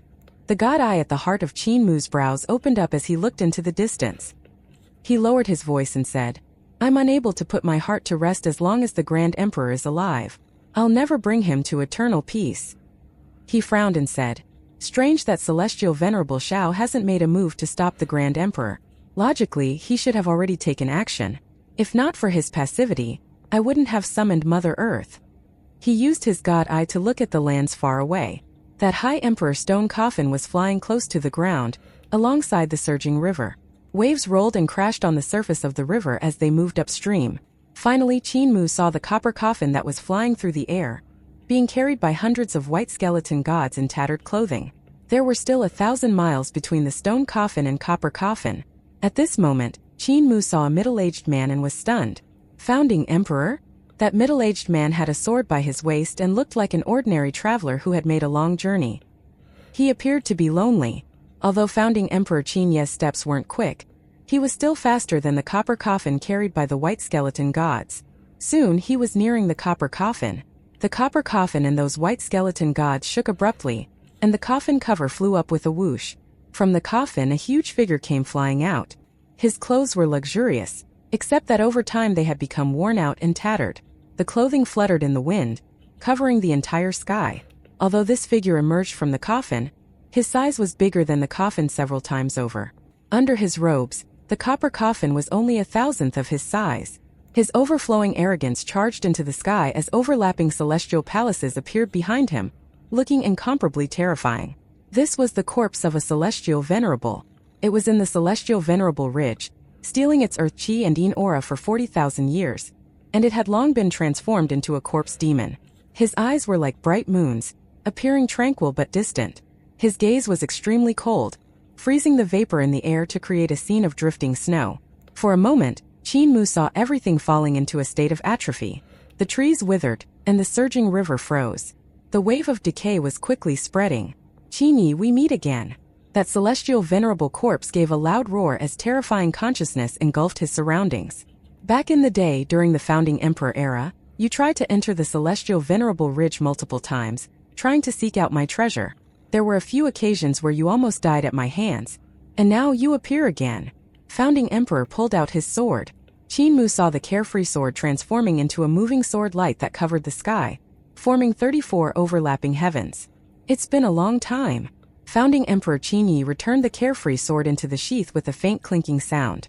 This middle-aged man then continued to walk forward with his arms crossed, hugging his chest as though he was feeling a little cold. Above his head, that celestial venerable corpse slowly split open, cut into countless pieces. That giant corpse body then crumbled, falling from the sky. In the distance, the gushing surging river suddenly stopped, and so did that flying stone coffin. Qin Yi revealed a puzzled expression as he looked at the faraway stone coffin. He shook his head and said, Celestial Venerable Mu bragged about how well his eternal peace was developed. In that case, why does this primordial realm have so many monsters and demons? He couldn't help but shake his head again. The stone coffin abruptly fell, stabbing into the ground with a thud. Countless tentacle-looking roots emerged from the ground, quickly coiling around the stone coffin before retracting back into the earth. Qin Yi removed the sword by his waist.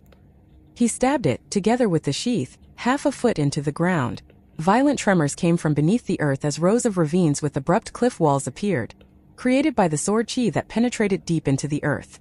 On the broken cliff walls were gigantic thick roots with divine blood flowing out of the cracks on their surfaces. Streams of blood formed a river in the valley, creating a frightening scene. That was a quick escape. The middle-aged man knitted his brows tightly as he hugged his arms, flying towards the east. The carefree sword flew up and landed by his waist. In the distance, on the surging river, Qin Mu shut the vertical eye at the heart of his brows.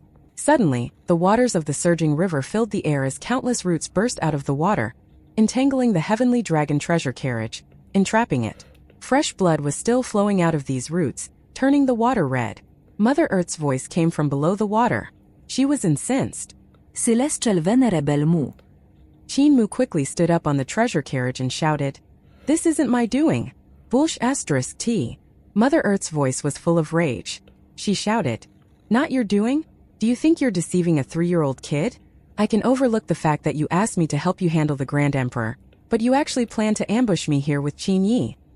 He's your ancestor, and the two of you have ganged up to attack me. Today I will kill you. Qin Mu hurriedly said, This really isn't my doing. If I knew Celestial Venerable Qin was here, I absolutely wouldn't have asked you for help. The heavens can be my witness. You know that I'm an honest man and that I wouldn't deceive anyone. If not for the fact that I had no other options, I wouldn't have asked you for help. Mother Earth gave a snort. Although she would very much like to get rid of this kid, she still needed him to help her reconstruct her soul. However, she was very unhappy that she had suffered a loss just now. Qin Mu laughed as he said, Mother Earth, I asked you to help me handle the Grand Emperor. However, you didn't do so. Instead, you're now piling your anger on me. What logic is that? Before you leave, I have something that I need you to do. He reached in and grabbed Yun Chuxiu from the treasure carriage, shouting as he held her high up in the air. Mother Earth, do you recognize her? Zhu Wuchen. The river waves crashed and tumbled as a big flower rose from the water, towering over the treasure carriage. The flower slowly opened up, revealing an eye in the center. It rolled around and focused its sight on Yun Chuxiu, laughing coldly as it said, Celestial Empress, we haven't met for a long time. Yun Chuxiu's face was pale. She pedaled her legs but was unable to break free from Qin Mu's grip. She turned and stared furiously at him before turning back with a sweet smile. Mother Earth, I feel very sorry about you having fallen to such a state. 30,000 years ago, you dominated the primordial realm and could take the celestial heavens head-on by yourself. Now you're just like a miserable stray dog, and even Celestial Venerable Qin could beat you easily. Qin Mu laughed as he said, Mother Earth is indeed knowledgeable. However, you have guessed incorrectly. Zhu Wuchen isn't Celestial Empress. She's Mistress Yuemu. The river water trembled. Clearly Mother Earth was shocked to hear this. All along, she thought that Zhu Wuchen was Celestial Empress. She didn't expect her to be Mistress Yuemu. You didn't take care of the Grand Emperor. In that case, why don't you help me take care of her? Qin Mu smiled as he said, The Grand Emperor was very powerful, but this Zhu Wuchen is only a small Divine Bridge Realm Divine Arts practitioner. It should be quite easy to handle her, yes. A root flew over and grabbed Yun Chuxiu as Mother Earth's laughter traveled from the center of the flower. I'm more than happy to take care of Yuanmu. Our old grudges. That big flower slowly sank into the surging river as Mother Earth's laughter came from beneath the water. It's time to settle them. Yun Chuxiu struggled non-stop as she was dragged into the surging river. She shouted angrily, Qin Mu, I won't let you off. Qin Mu heaved a sigh of relief as he thought to himself, Finally, I have sent this troublemaker off. Now that she's not around, I can help Celestial Venerable Yun gather his soul. Qin Mu released a long sigh of relief and felt relaxed. After returning from the Great Void, Yun Chuxiu had always been pestering him, leaving him with no time to help Celestial Venerable Yun summon his soul.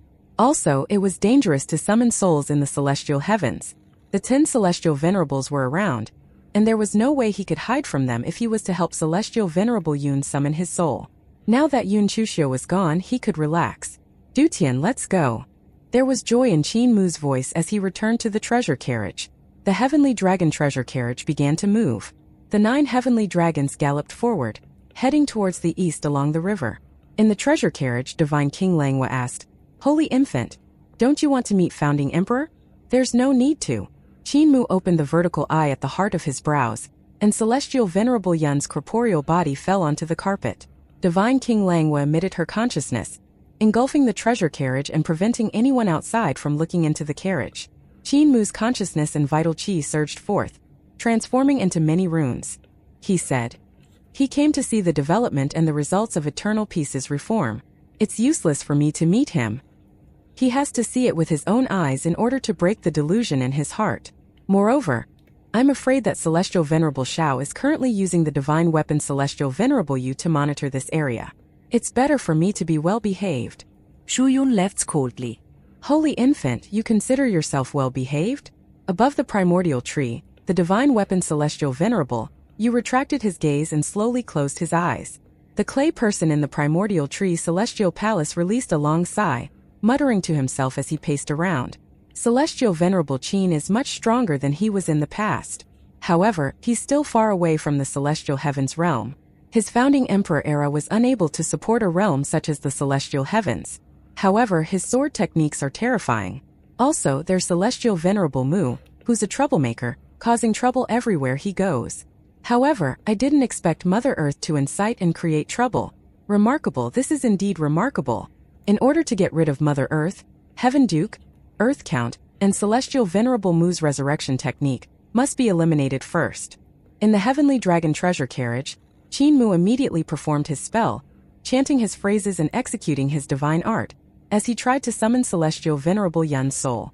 After some time he stopped and frowned. Is the Holy Infant unable to feel Celestial Venerable Yun's soul? Divine King Langhua asked. Qin Mu nodded and pondered over it. Even if a soul is shattered, I'm still able to summon the Black Soul Sand. For existences such as Celestial Empress and Mistress Yuanmu, even if they're alive and pretending to be dead, as long as I have their corporeal bodies, I can locate the whereabouts of their souls. My divine art can search the heavens and earth. Once my divine art is activated, thousands of heavens and worlds, even the celestial heavens, Xuandu Yuandu, and the heavenly Yin world, will experience my divine art. However, I can't feel Celestial Venerable Yun's soul, as though it doesn't exist. This is the doing of the Grand Emperor. Divine King Shujun pondered and said, the Grand Emperor has such abilities. He can make souls completely disappear, making it impossible for anyone to find them. Could Celestial Venerable Yun have been killed at the hands of the Grand Emperor? Qin Mu had a grim expression. He gently nodded and asked, even if a soul was shattered, it would turn into black soul sand and be absorbed into the heavenly Yin world. What great abilities does the Grand Emperor have to make Celestial Venerable Yun totally disappear? He was rather puzzled. His soul guide was a spell of Yudu. After he made changes to improve it, no one could escape his tracking no matter where they were. He still had confidence in this particular type of spell. In this world, only 3 people have the ability to prevent you from finding the souls you desire. Shu Jun said solemnly. The first is clearly the Grand Emperor. The other 2 are the ancient gods Celestial Empress and Mistress Yuanmu. Celestial Empress and Mistress Yuanmu possess the ruins of End, capable of shattering and annihilating everything. Back in the day when they activated the ruins of End, it killed countless experts of my race. One of the other 2 divine kings of my race was killed under the hands of these sisters. Not to mention souls, it can even destroy consciousness, snuffing it out of existence. Even the Grand Emperor is incapable of this. The strength of the Grand Emperor is his extremely powerful consciousness, the great overarching supreme consciousness. Qin Mu nodded. The Grand Emperor's great overarching supreme consciousness was incomparably exquisite and intricate. The celestial heavens had been waiting for left Assistant Minister Yan Shaoqing to create an Emperor's throne consciousness technique. However, it had long since been created by the Grand Emperor. Why is the great overarching supreme consciousness called great overarching? Shu Jun said, actually, his consciousness has long coagulated, since the ancient primordial era, forming the great overarching consciousness heaven. That is a void world completely constructed by supreme consciousness. Not to mention your spells, no spells in this world can work there. In that world, the rules of the Great Tao are completely determined by the Grand Emperor. I believe the soul of celestial venerable Yun was exiled to that place by the Grand Emperor. Divine King Langwa didn't understand this and asked, can Divine King Shu Jun describe the great overarching consciousness heaven in detail? Regarding the great overarching consciousness heaven, I also don't know much. Shu Jun said, back when the Grand Emperor wasn't yet so powerful, I fought with him for the title of #1 strongest practitioner. It was during that time that I heard him talking about this. He had cultivated his great overarching supreme consciousness technique to its peak and had begun to reach the ultimate void. His consciousness was coagulating in the ultimate void, ever-changing and undying. Maybe only when one has cultivated their consciousness to his level will they be able to find the great overarching consciousness heaven in the ultimate void. However, at my prime when I was alive, I didn't manage to cultivate to this stage. He looked at Divine King Langwa and said, your consciousness is much stronger than me at my prime. Are you able to reach the ultimate void? Divine King Langwa shook her head. With my current consciousness, I can only reach the 35th void, a step short of the ultimate void. Shu Jun revealed an envious expression as he sighed. It's already much stronger than my prime. Divine King Langwa said indifferently, this is natural. Shu Jun gave a snort as he laughed coldly. Don't be too complacent. I'm now starting anew. All I need to do is cultivate the celestial river divine treasure, to surpass your divine bridge divine treasure. My future power will exceed yours many times over. Some time ago, I sought help from Chi Joey on how to open divine treasures. Compared to carefree villages country bumpkins, he is far more clever. Qin Mu was shocked. Divine King went to find Chi Joey to learn about divine treasures? Why do you reject what is near and seek what is far? Shu Jun didn't understand him and said, you were always with Langwa and Yuanmu and had no time for me. Hence, I could only consult Chi Joey. Qin Mu smiled as he said, although Chi Joey was one of the early figures to open the celestial river divine treasure, he wasn't the earliest. Su Shanghua and I were the earliest to open the celestial river divine treasure. The second figure wasn't Chi Joey but the dragon Qilin. He has received my teachings. Shu Jun glanced at the dragon Qilin, who was sleeping on the floor. He was dumbfounded. The dragon Qilin raised his head lazily and gave him a look of disdain. Fatty Dragon has been with me the longest and is one of the few who is most familiar with the reform of eternal peace. Qin Mu laughed. Back when I was opening the various divine treasures and touring the various great academies, he was always by my side. Be it martial Dao, divine arts, sword techniques, or battle techniques, he is familiar with all of them. Why do you have to consult Chi Joey? Back then, in eternal peace, he lived in the West Earth and didn't know much. The dragon Qilin yawned a few times and stuck out his tongue to lick his lips. He said, Chi Joey is my third brother. I'm his elder brother. Shu Jun was even more stunned than before. In the celestial heavens, a youthful and radiant girl with two cute ponytails swaying behind her hurriedly walked towards the Patriarch Creation Palace's Spirit Energy Mutual Shift Bridge. She was another Yun Chushio. That little rascal actually let Mother Earth take me away. That body of mine won't survive and will be destroyed by Mother Earth. Back then, I was the one who offended Mother Earth, reporting her to Heaven Duke for stealing his essence, resulting in him giving her a beating. She rushed towards the Spirit Energy Mutual Shift Bridge, her two ponytails slapping on her bottom. She muttered to herself, however, it's not easy for that little rascal to shake me off. Since he doesn't want me to go to the primordial realm, I'll go to the capital city of eternal peace to wait for him. I didn't know he had actually cultivated to the god realm, so I was taken advantage of, with him immobilizing me in his grip. This time, I've created a heavenly god corporeal body. When I see him, I'll vent out my anger by giving him a beating. When she was about to enter the Spirit Energy Mutual Shift Bridge, she saw Lian Huahan walking over. As the two ladies met, they stopped walking and stared at each other guardedly. Sister Chushio, didn't you leave the celestial heavens with celestial venerable Mu for the primordial realm? Lian Huahuan's eyes were filled with hatred and curiosity. She asked, why are you still in the celestial heavens? Yun Chushio raised both of her hands to bring the ponytails in front of her breasts, smiling as she said, can't I return? Sister Lian, where are you going? Lian Huahan stared at her and said gently, what about you? Instead of being my elder sister, you wanted to be my mom? Yun Chushio smiled coldly as she said, you seem to want to control and manage everything. Are you able to control me? You controlled brother-in-law so much that he ended up sleeping with me. Lian Huahan laughed gently and said, you are, after all, my younger sister. Can't I care about you? Wherever you go, I'm going as well. Yun Chushio rolled her eyes and said sweetly, since you want to come along, be my guest. She entered the Spirit Energy Mutual Shift Bridge. Lian Huahun smiled faintly and followed along. After some time, a white cat leaped like it was flying through the air and entered the Patriarch Creation Palace's Spirit Energy Mutual Shift Bridge as well. After some time, they appeared at the Spirit Energy Mutual Shift Bridge, outside Eternal Peace's capital city. Yun Chuxiu bounced and skipped as she headed towards the city. She cried in shock. This primordial tree got bigger. Lian Huahun frowned, raising her head to take a look at the little primordial tree that had taken root in the capital city of Eternal Peace. She snorted and said, "Heresy." Right at this moment, a middle-aged man arrived at the Mud River manufacturing factories, outside the capital city of Eternal Peace. The present-day Mud River had plenty of manufacturing factories. These were huge buildings that stood along the river. From far, the area looked like a god city. Divine light shot up into the sky from the center of these manufacturing factories. Many giant divine furnaces operated day and night ceaselessly as complicated-looking robots manufactured divine weapon components under the control of divine arts practitioners. There were also countless divine arts practitioners mapping and imprinting all sorts of runes, forging divine weapons. There were numerous ships in the air, which were carrying the newly forged divine weapons towards the Spirit Energy Mutual Shift Bridge, preparing to send them to the celestial heavens. This was a busy area. Founding Emperor Qin Yi walked past the manufacturing factories and inspected their layout. He saw that some of these factories were still producing strange amusing tools such as reflective windmills. Runes of all sorts were imprinted on these tools, making them convenient to people. Blind, is divine metal formed from a sequence of single crystals using microscopic algebra? Founding Emperor Qin Yi suddenly heard a loud and clear voice traveling over.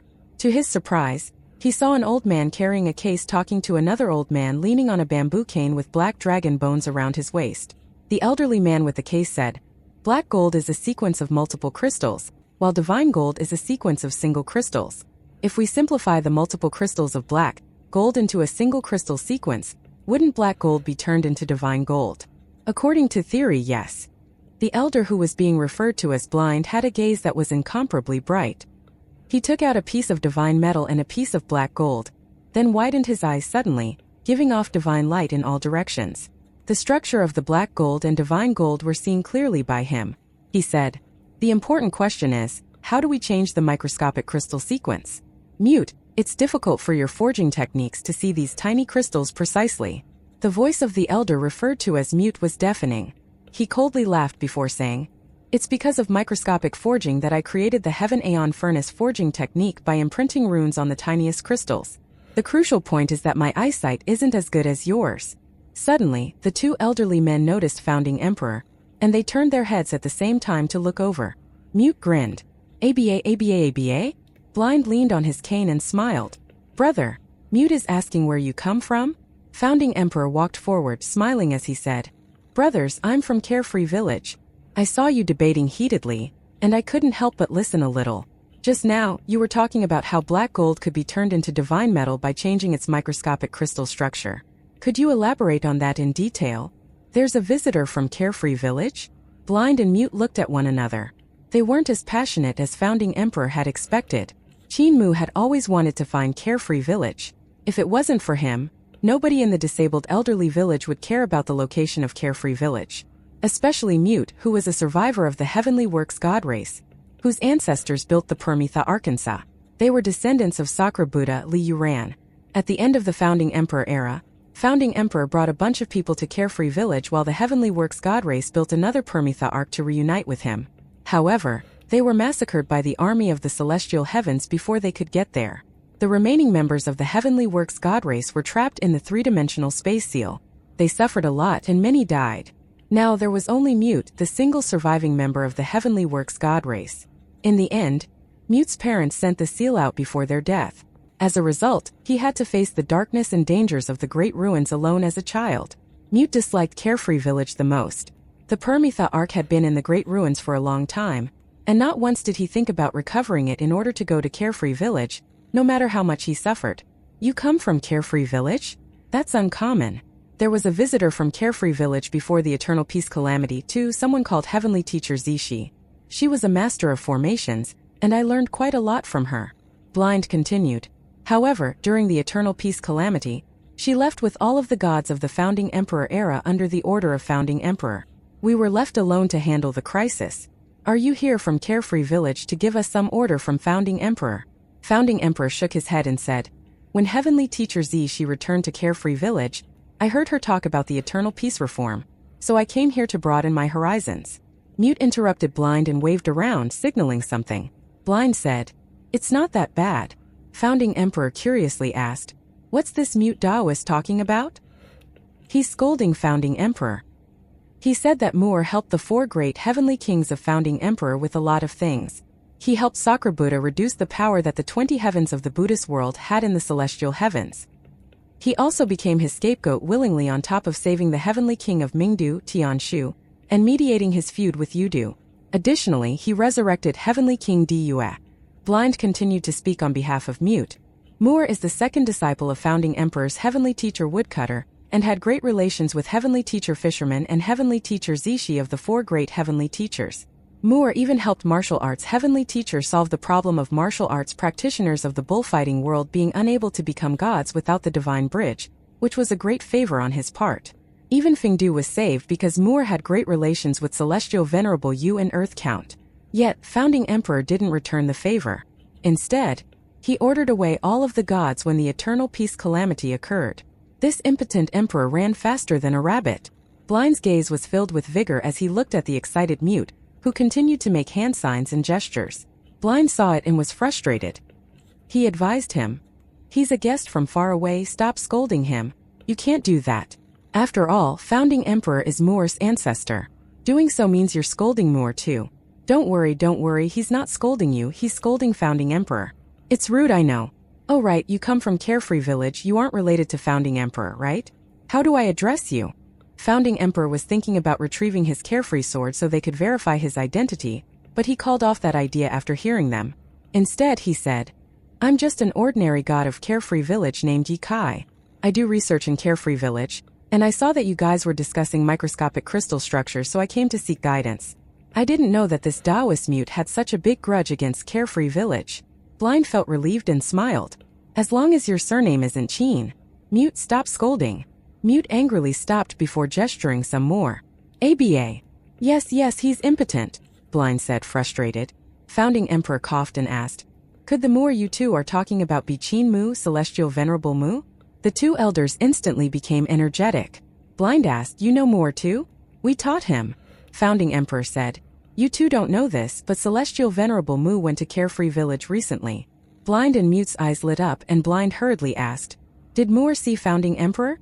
It was his lifelong wish to head to Carefree Village and meet his ancestors. Founding Emperor nodded. Did they fight? Blind hastily asked. I meant, did Moore and Founding Emperor fight? Founding Emperor helplessly admitted it. They fought. In an instant, the 2 elders smugly said, Moore is like this. He would surely fight Founding Emperor upon meeting him. Yi Kai, did Moore beat up Founding Emperor? Founding Emperor didn't know whether to laugh or cry as he asked, how do you two know that Celestial Venerable Mu beat up Founding Emperor and not the other way around? They were visibly smug as Mute put down his box and supported his waist with his hands. Blind shook his leg while holding a staff and smiled, saying, if they fought on the same realm, Founding Emperor couldn't possibly beat Moore. That's the proper outcome. How was the fight? Was it brutal? Founding Emperor acknowledged it. It was brutal. Well fought. Mute scared Founding Emperor with a booming voice. Blind was extremely happy and smiled. That's expected out of Moore. He didn't waste years of careful guidance from us. Founding Emperor in Carefree Village must fall now. He should be beaten up brutally too. Founding Emperor couldn't keep his expression and coughed. Gentlemen, the microscopic structure of this divine gold. Divine gold, black gold, and normal metal all have different microscopic structures, causing their flexibility and strength to be vastly different. Blind explained, thus we planned on changing it, forging black gold into divine gold. We are currently working on it. Since you are from Carefree Village, what's the point of this research? Founding Emperor shook his head in a daze. Mute gestured in a way that signified his disdain. Blind said, it's not his fault, it's the incapable rulers.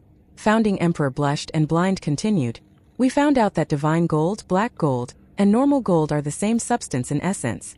They only vary in attributes and performance due to differences in microscopic structures. Thus, we plan on using Mute's forging to try and recreate black gold's microscopic structure, and forge it into divine gold. However, despite how marvelous Mute's Heaven Aeon furnace forging technique is, we still can't guarantee that the structure of the most microscopic crystals of black gold can be forged, nor can we hammer the crystals to face one direction. Mute gestured, and Blind spoke on his behalf. It's difficult to imprint runes and carve crystals on a microscopic scale. The forging master also has to have impeccable god eyes to be able to see every crystal on the microscopic scale. Founding Emperor groaned and probed them. Have you two tried using consciousness to forge on a microscopic scale, such as using consciousness and vital chi, to sculpt rune imprints on a microscopic scale? Mute and Blind's eyes lit up as they looked at one another. Mute said, "That could work." Blind shook his head, however, and said, "There's still difficulty in this. One has to have high attainments in consciousness. For one to be able to have consciousness that can see on a microscopic scale, one has to cultivate to an extremely high realm. Only those with the three primordial spirit undying God consciousness have such power, and even then one has to train the technique to a high level." Founding Emperor smiled. "Don't worry, gentlemen. Celestial Venerable Mu's consciousness is unrivaled in strength. When he returns, he will impart a consciousness technique stronger than the three primordial spirit undying God consciousness. I believe it's possible to perform such sculpting of imprints on a microscopic scale. The two of you have opened a new trick in forging. Both of you have a great future ahead of you, be it in divine gold resources or forging of divine weapons. This is because you two can raise the power of divine weapons by several times, to the point that they are more powerful than gods and devils. However, will the celestial heavens allow such a reform?" Blind leisurely said. "We are out of the celestial heavens' reach since we have Mu'er helping us. Anyways, such a reform won't change the great Tao of heaven and earth, so the celestial heavens won't know." Founding Emperor was startled as he compared his actions with Qin Mu. He felt grateful and asked, "What about the Eternal Peace Emperor? If he's too strong, he will be monitored by the celestial heavens, or even eliminated." "You mean Emperor Yanxiu?" Blind laughed. "Emperor Yanxiu may be smart, but she's not the strongest in cultivation in eternal peace. She only became a god a while ago. The celestial heavens don't have the time to spy on her. Emperor Yanxiu even went to the celestial heavens a while ago to bargain with the gods and devils of the Patriarch Creation Palace, so they would open more spirit energy mutual shift bridges, and send her resources from other heavens to build divine weapons." Founding Emperor's eyes expanded. He only recovered after a while before excusing himself and leaving. Blind and Mute tried to get him to stay. "Your brain is pretty active, and you have a talent for forging, which would be wasted if you follow Founding Emperor. Why don't you stay here so we can research the technique of microscopic forging?" Founding Emperor insisted on leaving as he said, "I still have to see the results of other reforms of eternal peace. Besides, Carefree Village is hastening me to return." Blind and Mute had to send him off. "Don't hold too much hope for Carefree Village. If you don't mind after returning, come to Eternal Peace. We have a lot of jobs to do. If you go back to Carefree Village, you are essentially waiting to die." Blind said. Mute said that if you want to observe Eternal Peace's reform, go to the major academies of each study. Although they are called sects now, they are essentially academies. It was the first line of the reform. "Our village chief teaches sword skills at the Imperial College clan. You should be a student of the blade, meet him there, and you can learn a lot." Founding Emperor left frantically. Blind and Mute watched him leave, feeling grateful. There are still talents in Carefree Village. Unfortunately, this Yikai guy follows Founding Emperor, who puts his talent to waste. At the Surging River Academy, the Heavenly Dragon treasure carriage stopped. Qin Mu summoned Dragon Rearing Sovereign to ask about the academy. Dragon Rearing Sovereign replied, "The Surging River Academy is no longer called an academy, and is now called the Surging River Cult. Suyunji is the cult master, and Jahuali is the vice cult master. I changed my title to Elder of the Surging River Cult. We have been pretty lively these past few days. Heaven Knife Grandpa Butcher came. Besides him, another divine knife came and sparred with Grandpa Butcher, which excited the disciples." "Grandpa Butcher came? Another divine knife? Could it be Luo Wushuang?" Qin Mu blinked. Luo Wushuang was kicked into the primordial tree celestial palace of the primordial realm by him. He probably had to massacre beings to escape. Unexpectedly, he was hiding there. Chapter 1012, The Grand Emperor's Consciousness. If one doesn't work hard now, it will be useless to mourn when one's old. When will you open the knife skill of the Emperor's throne realm? Qin Mu walked out of his carriage.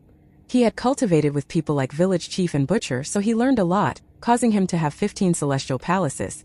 Amongst them, 8 were half-palaces that were incomplete.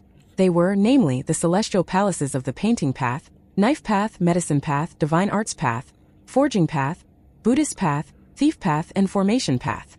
Although Qinmu obtained the passed-down wisdom of the masters of creation and entered the path via divine arts, opening 8 heavens of it consecutively, his divine arts palace was still incomplete. Out of what the 9 elders of the disabled elderly village passed down, the only complete celestial palace he had was that of the sword. However, this wasn't to village chief's credit. It was due to Qinmu's high attainment and comprehension in the sword path. He cultivated with people like Butcher since he was young, and was greatly influenced by him and Old Ma. Even his Overlord Body 3 elixir technique was heavily influenced by them. Only when Butcher and Old Ma opened an Emperor's Throne level techniques would he be able to absorb the nutrients from them and perfect the 8 incomplete celestial palaces. Otherwise, it would be difficult for Qinmu to break through to the God realm and become a god.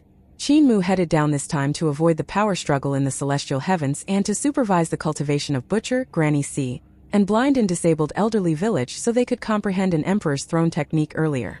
Although the Surging River Academy changed its name to the Surging River Cult, there were no fundamental differences. The students were abnormally excited, for they got to see the face-off between 3 divine knives: Heaven Knife Butcher, Demon Knife Shahuali, and the one-armed divine knife that came out of nowhere. Their face-off was a fresh sight. Butcher's Heaven Knife was liberating and free, Shahuali's Demon Knife was peculiar and unpredictable, and the one-armed man's divine knife was precise and bold. Qinmu saw the face-off between them before he even entered Surging River Academy. He stopped and saw how their knife lights were variate, gorgeous, and shocking as they sliced open the sky, forming black lines in people's eyes. Demon Knife Shahuali's capabilities had risen a lot. His cultivation was great, and he had extraordinary achievements in the knife path. He entered the path with the knife and came up with new ways to enter the path that were more suitable for him. Shahuali was the disciple of Luo Wushuang and Fu Riluo, an important figure of the devil race, so he had both divine and devilish nature in him. However, he couldn't enter the path with a knife for a long time, not until he met Butcher and his Heaven Knife. It was then that he became enlightened and broke through his mental barrier to enter the path with the knife. His knife skill had Luo Wushuang's precision and delicacy, but it also had the devil race's devilish nature and Butcher's magnificence. It was very impressive. Yet, he was the first to fall due to his shallow attainment. In the sky, only Heaven Knife Butcher and Luo Wushuang were still fighting. Qinmu looked up and saw Luo Wushuang deploying the 14th heaven of his knife path. His knife skills became more marvelous, and his knife heaven's powers became shocking. Yet Butcher blocked it. He let loose his knife path and broke 10,000 skills with one force and one knife. It had the intention of returning to basics. Suddenly, Luo Wushuang's knife aura exploded, as he comprehended the 15th heaven of the knife path. Qinmu was visibly shocked. When I kicked Luo Wushuang to the primordial realm, he had only comprehended the 14th heaven. He comprehended the 15th so soon. The 2 divine knives collided in the air. Heaven Knife Butcher instantly felt inferior. Yet, he became more bold and strong as he laughed and said, "Your knife is too precise. Although you comprehended boldness, it's still very artisan-like in essence." His knife light burst forth, opened and closed. It shook Luo Wushuang's knife path's heavens and threatened to cut them in half. Luo Wushuang coldly laughed. "Heaven Knife, your knife is too overbearing. You don't know about restraint. All you know about is using your knife. When you've learned restraint, you will be the #1 divine knife under the heavens, even above me." Their divine knives collided, and their knife lights burst forth and shone on everyone. Both of them were injured and fell from the sky. Qinmu was impressed and walked up. At that moment, Butcher recited loudly, "We go to battle in fancy and luxurious equipment, yet after the battle, all that's left is the pitiful moonlight shining on us." Qinmu followed up loudly, "The drums of war in the city still echo through the fields as the blood on the knife in the armory is still wet." Butcher was surprised and pleased as he rushed out of Surging River Academy while laughing. "Moore is back." They met and Qinmu opened his arms to hug Butcher. But Butcher cleaved with his knife, hollering, "I'm attacking Moore." Qinmu was shocked and dodged. He made 2 divine knives with his sword pellet, and their knife lights crisscrossed. After a while, Butcher's blade was on Qinmu's neck. He was furious. "You embarrass me, still not having entered the path. You're even worse than little Zhe." Qinmu blushed and murmured, "Grandpa Butcher, it's not that I can't, I just put more effort into the sword path and divine arts." Butcher spat and glanced at Qinmu's entourage. He was shocked as he whispered, "There are people more beautiful than Granny C? Is this your wife?" Qinmu blushed even more as he whispered, "Not yet. Poo-poo. This is Divine King Langhua, the Divine King of the Masters of Creation. She's an expert that can compete with celestial venerables. Divine King Langhua greeted him. Butcher became stern and returned the greeting properly. He said, "Mu, don't leave yet. I will feed you tricks so that you don't neglect your knife path." Qin Mu had to nod. On the other side, Luo Wuxuang rushed over with his knife. He was visibly solemn. Qin Mu smiled and said, "Divine Knife Luo, your improvement is rapid." Luo Wuxuang pressed on his knife and coldly said, "You kicked me into the primordial tree celestial palace and caused me to be surrounded. I had to massacre people there just to avoid exposing my identity. Celestial Venerable Zhao's strong practitioners chased me for 2 whole years and made me suffer." Qin Mu smiled. "If it wasn't so, you wouldn't have been able to cultivate the 15th heaven of your knife path. Don't be rash, put down the knife. Zhehuali, help me persuade your master." Zhehuali walked over, shook his head and said, "He isn't my master anymore, he's my Dao friend. I can't persuade him." "Celestial Venerable Mu, your title carries a lot of weight with it. How good are your knife skills?" Qin Mu humped, and Luo Wuxuang saw Divine King Langhua. He was scared as he hastily asked, "Yun Chuxiu? Mistress Yuanmu." Qin Mu hastily stopped him, shook his head and explained, "This is the original owner." Luo Wuxuang hesitantly asked, "There are ladies like this in this world?" Qin Mu stayed in the Surging River Academy, and Divine King Langhua saw Qin Mu fight the 3 divine knives. He was beaten until his face was swollen and his nose was bruised. The injuries on his body were never ending, which made her curious. Given Qin Mu's capabilities, if he used his divine arts via his consciousness, even Luo Wuxuang would have a hard time breaking it. Yet, he insisted on using his knife skills against the 3 divine knives, which caused him to lose badly. 5 days later, Butcher lost his patience and said, "Your foundation is good. You learn everything quickly, but you just can't enter the path with the knife. It's probably because you care too much about your other paths. You should leave now." Qin Mu had to leave and continue on in the carriage. "Celestial Venerable Mu, if you're free, compare knife skills with me." Zhehuali waved at him. Qin Mu humped, visibly displeased. The carriage went on for several days, and they neared Fallen God Valley. It was leveled. Qin Mu wanted to go around it to go to River Tomb Academy to find Imperial Preceptor Zhang Baigui's whereabouts. Suddenly, however, he saw a straw hut in the Fallen God Valley, and a young man walked out of it. It was a young Celestial Venerable Yu.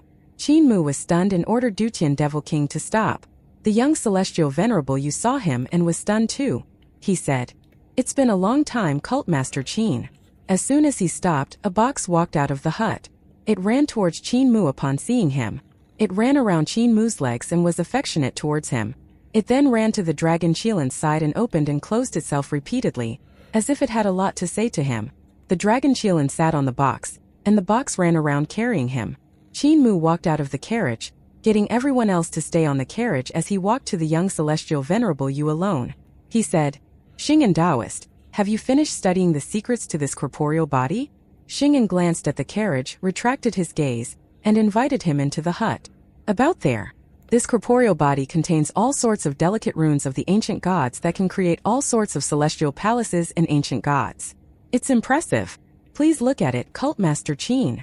His straw hut seemed small, but it had a lot of space inside. There were countless bookshelves filled with books inside. Qin Mu picked up a book and saw that there were all sorts of great Dao runes of the ancient gods recorded inside. Qin Mu closed the book and said, "Xing'an, your talent is extraordinary, but you used it in the wrong place." Xing'an raised his eyebrows and proudly said with some conceit, "I may not have done many good things or saved people during the Eternal Peace calamity 5 years ago, but if I finish researching the marvels of this corporeal body, I can help the world.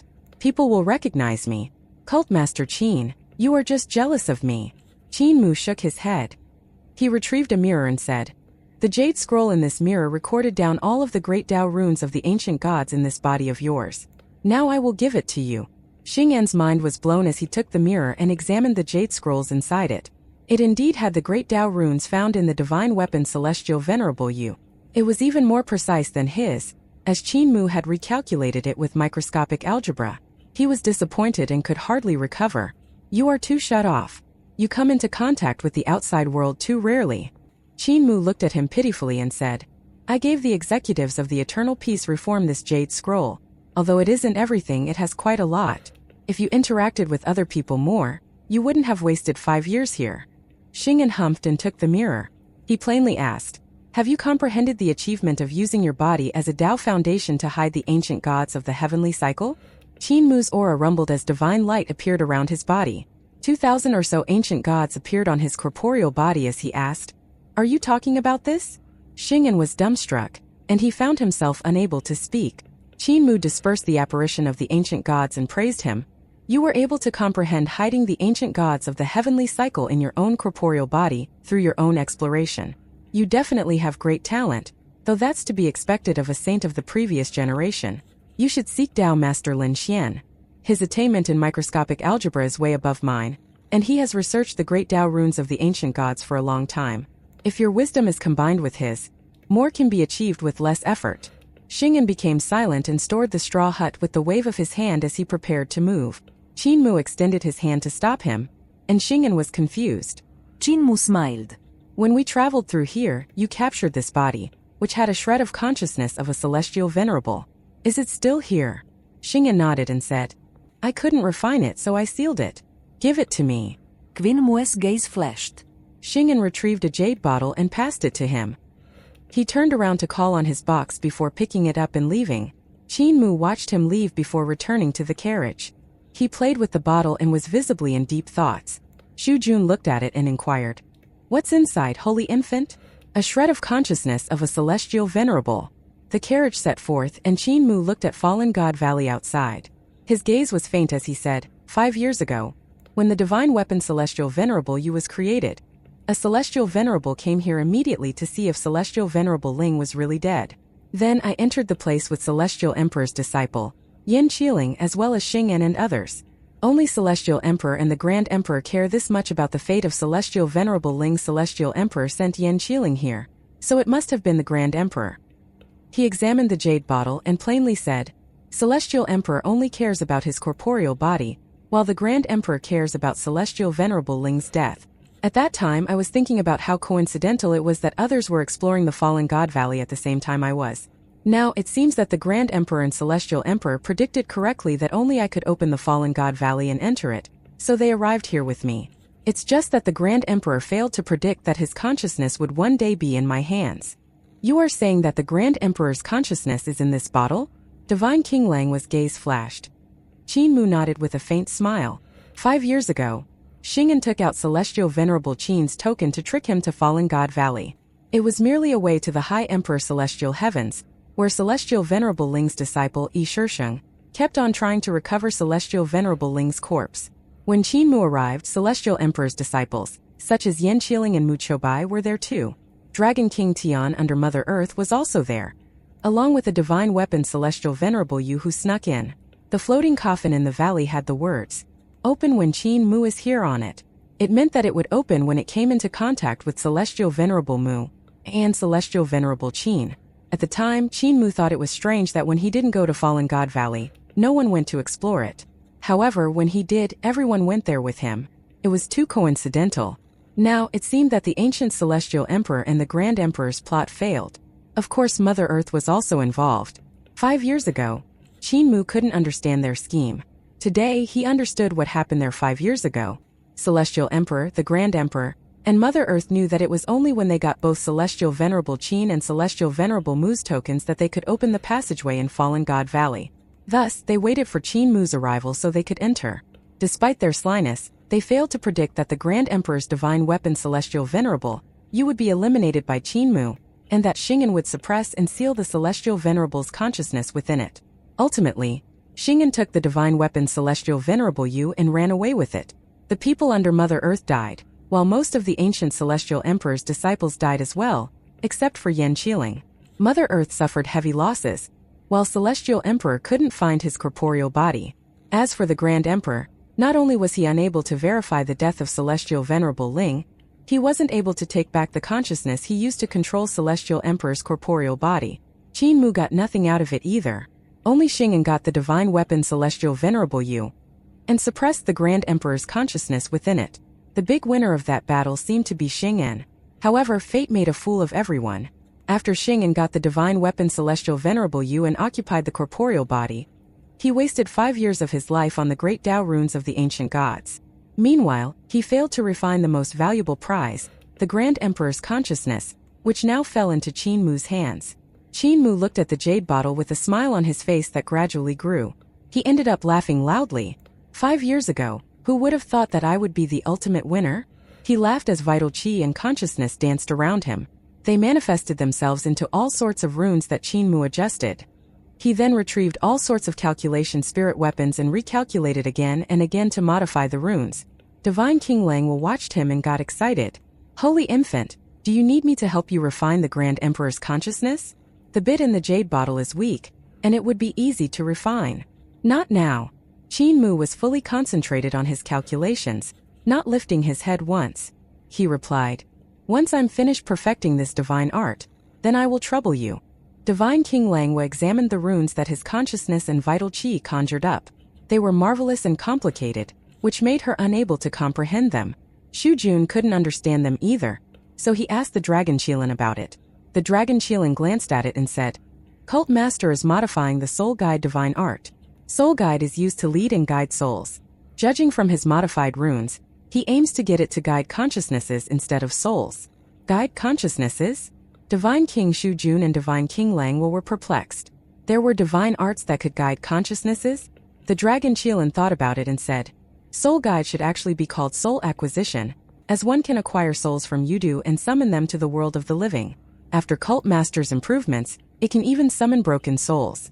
Cult Master likely intends to modify it, so it can summon the consciousness that Grand Emperor scattered in the primordial realm." After a while, Qin Mu finally completed his calculations. Everyone appeared bewildered as they looked at the magnificent runes spread across the interior of the carriage.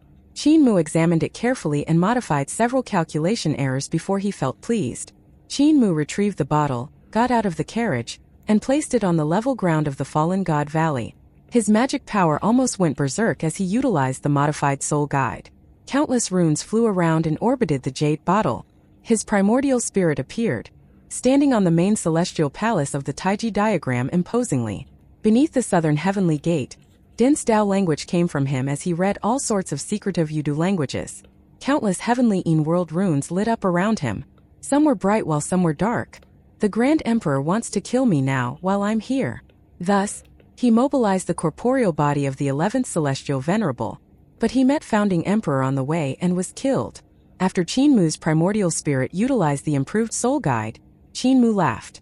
When the Grand Emperor was defeated by Founding Emperor didn't know how to gather his consciousness, so he eliminated him, causing his consciousness to be scattered. Previously, I had no objects belonging to him, so I couldn't summon his soul. But now that I have his consciousness in this bottle, I can try summoning his scattered consciousness. Divine King Langwa followed him to the plain and saw how the ground around Qin Mu had countless runes imprinted on it. They lit up and spread in all directions, covering more and more ground. Soon, those runes covered an area with a radius of 100 miles, forming a large formation. Divine King Langwa thought about it and said, "Even if Founding Emperor scattered the Grand Emperor consciousness that was in the Celestial Venerable's corpse, it will coalesce again. He has likely retrieved his consciousness." Sister Divine King, relax. Founding Emperor unleashed the 20th sword form and the 34 heavens of the sword path to kill him. Thus, his consciousness can't coalesce in a short time. Besides, Qin Mu's primordial spirit fully activated Soul Guide, and countless magnificent runes orbited around the jade bottle. The runes imprinted themselves on the bottle one by one. One ringing wave after another was transmitted into the jade bottle before they spread out within it. After that, they spread out from it in a marvelous rhythm. Normal people couldn't sense such a rhythm. Even Divine King Langwa and Divine King Shu Jun could barely catch it. Besides, since he's here to kill me, why would he retrieve his consciousness so easily? Qin Mu became visibly nervous as he solemnly said, "His consciousness must not have left the primordial realm. Instead, it would be on the gods and devils here to continue tracking me down. Divine Kings, I'm about to establish a connection with the Grand Emperor. Are you two ready?" Divine King Langwo hastily utilized her consciousness. Her consciousness was unbelievably strong, and it instantly spread across the 35 voids and formed all sorts of divine arts forged from all sorts of consciousnesses. Shu Jun hesitated and said, "Holy infant, how strong is his consciousness? If we plot against him, we will have offended him fully. Besides, his consciousness web is hidden in the ultimate void. If we summon his consciousness, he can lock onto our position and attack us from the ultimate void." Divine King Shu Jun, I've already offended the Grand Emperor greatly. Doing it again is just icing on the cake. Qin Mu's soul guide established a connection with the consciousness in the jade bottle. He instantly traced the source and felt wave after wave of terrifying consciousness. He laughed and said, "The Grand Emperor's consciousness will be summoned by me. We shall scheme against the one that's not scheming. After that, we'll run so he can't do anything to us." Divine King Shujun instantly felt his hair rise when he felt the terrifying waves of the void. He decided to use all of his consciousness and help Divine King Lang will put down the Great Void refining formation. He hadn't recovered to his peak condition, but his experience stuck around, allowing him to help Divine King Lang with some of her weaknesses in refining divine arts. Divine King Lang we have to seal the 35th void to prevent the Grand Emperor from coming down from the ultimate void. Divine King Shujun said to Divine King Lang as they worked together to seal the 35th void around them. Divine King Lang praised him. Although Shujun was a divine king of the primordial era and thus only had largely outdated knowledge, his experience was vast and unique. Just as they finished setting up the Great Void refining formation in the 35th void, terrifying waves responded to Qin Mu's soul guide and were summoned. At the source of the primordial realm's surging river, the Grand Emperor's celestial venerable corpse, which had been cut into pieces, fell into a body of water in the mountains. His coffin fell into a cave and opened, and thick corpse air came from within. At the same time, many weirdly dressed gods arrived. They had white robes that covered their bodies and faces. They came from the celestial heavens, and each one of them carried a cinnabar-colored gourd on their backs. The white-robed gods each went to a piece of the corpse, and steaming light came from the gourds to extract the consciousness within. Those corpse pieces still contained Founding Emperor's sword path. It was suppressed by the Grand Emperor's consciousness, but it continuously ground the consciousness.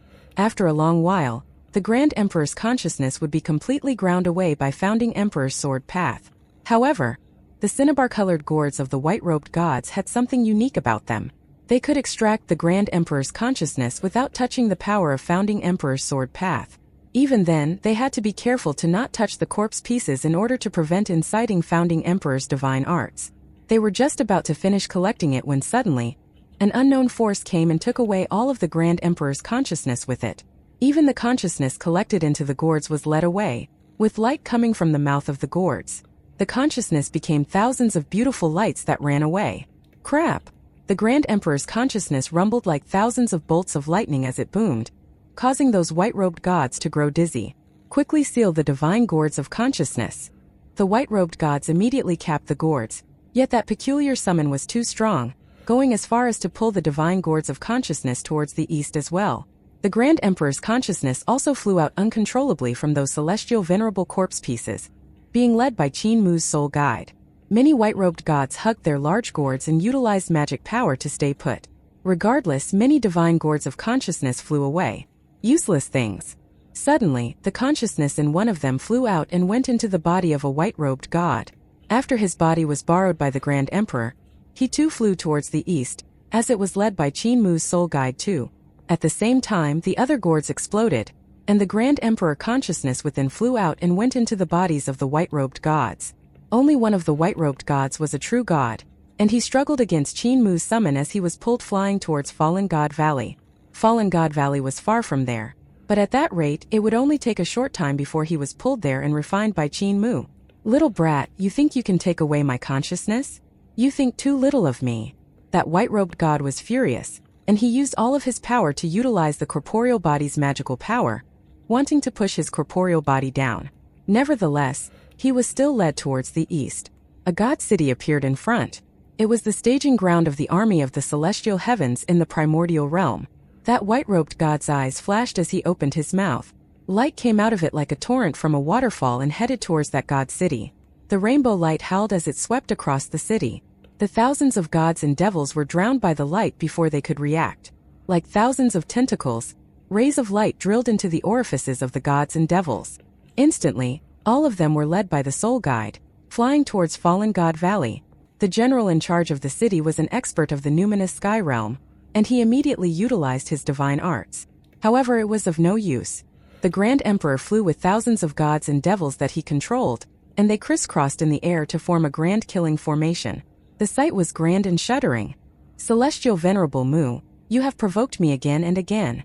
Today I will let you see the power of the ruler of the distant past." Tens of thousands of gods and devils flew towards fallen God Valley. They transformed into rays of light in the air, making it appear as though tens of thousands of comets were cutting across the sky of the primordial realm. The formation of these gods and devils continued to undergo countless changes in mid-air. As the most ancient existence in the present-day world, the knowledge Grand Emperor Ju Yushur possessed was incomparably deep. Every formation was at his fingertips, ever-changing and full of marvels. He hadn't been so mad in a long time. There weren't many things that could truly infuriate him. He was angered when Celestial Venerable Yun, together with the race of masters of creation of the Great Void, ambushed and trapped his corporeal body. When his own divine arts were broken through by the unchanging substance divine art created by Celestial Venerable Ling, he was angered. He deeply understood the damage this frightening divine art could do to him. If he didn't get rid of Celestial Venerable Ling, he would have died at her hands sooner or later. For the last million years he was only angered by these two matters. However, he was angered now. Back when the primordial realm broke its seal, he mobilized the divine weapon Celestial Venerable Yu personally but was killed by the rascal Qin Mu at Fallen God Valley. Although one could say he didn't display his true abilities because he didn't wish to reveal his identity, he was still unhappy dying at the hands of the little rascal. Also, at the Jade Pool in the Celestial Heavens, the little rascal actually removed the bloodline curse that he left in Yun Jianli's bloodline. This definitely infuriated him. Not only that, but Qin Mu ventured deep into the Great Void and took Celestial Venerable Yun's corpse from the Supreme Consciousness realm. He even refined a part of his own consciousness, trying to explore the secrets and marvels of his technique. Moreover, after the little rascal returned to the Celestial Heavens, he told the other Celestial Venerables that the Grand Emperor wasn't dead, and that he was hidden among them. This had forced him to go into a passive state. When he came forth to kill him, he was killed by founding Emperor Midway. It was a wrongful and baffling death. Now Qin Mu had returned to Fallen God Valley, and was planning to summon his consciousness and refine it again. Even if one was to shear a sheep, he couldn't keep on shearing one particular sheep. It seemed that the little rascal had a bone to pick with him, always chasing after him and shearing non-stop. He was unable to tolerate the little rascal any longer. Today he would get rid of Qin Mu no matter what. Ignorant little life form, I have traversed the universe and seen countless talented figures, as many as the stars in the sky. One by one they fell, leaving only me. The tens of thousands of gods and devils flew across the sky, charging towards Fallen God Valley. They descended into a violent tremble, transforming into a majestic loud voice. You aren't worthy of being my enemy. During my long lifespan, the enemies that I met were much stronger and smarter than you. You're just an ant that I can easily kill. My lifespan started from the ancient primordial era and lasted until now. I'm the universe's oldest life form, a legend that cannot be defeated. My history is like a long river of time. In Fallen God Valley, Qin Mu looked towards the west. Rays of dazzling light gushed forth like strong waves. The voice transformed from the consciousness of the Grand Emperor was already ringing in his ears, its deafening force splitting heaven and earth. You are just an insignificant figure in my life and my long river of time. In my eyes, you are just a single drop of water, not amounting to even a ripple. Within the great sea of dazzling light, Qin Mu saw the figures of tens of thousands of gods and devils. That was the Celestial Heaven's most profound and mysterious killing formation. Its killing aura covered the entire sky, charging forth with a whoosh. Before it reached Fallen God Valley, the ground began to crack open. Pieces of earth loosened and crumbled under the terrifying pressure, floating up in the air. That surge of God aura charged over, engulfing heaven and earth. The sky looked like glass that had been smashed into pieces, while the earth completely disappeared. The soil and rocks floating in the air were ceaselessly pulverized into nothingness. Now only the ground beneath Qin Mu's feet was whole, and the sky above his head was unadulterated, seemingly untouched by that killing formation. Tens of thousands of gods and devils rushed over, shouting in unison. Their voices transformed into an earth-shattering roar. The so-called Celestial Venerable Mu and the so-called 10 Celestial Venerables are all mediocre. Before that voice landed, Divine King Lang was suddenly raised her palm and removed the willow leaf at the heart of her brows, revealing the hexagon-shaped vertical eye. She crossed her hands as her consciousness divine art exploded. In an instant her consciousness swept across the void. As it passed, the tens of thousands of gods and devils immediately fell from the sky, dropping into Fallen God Valley, which had been transformed into an abyss. Even for the numinous Sky Realm God General, the Grand Emperor's consciousness in his head was forced out of his body as he fell. As Divine King Lang clasped her hands together, the abyss instantly disappeared. Under her visualization, the earth speedily grew, filling up the abyss. Even the chaotic shattered sky around them was restored to its initial state within the blink of an eye. Divine King Shu Jun bellowed and mobilized the seals that were hidden in the 35 voids. The seals were jointly laid down by him and Divine King Langhua. With his current consciousness cultivation, he was unable to handle a frightening existence like Grand Emperor Ju Yushi.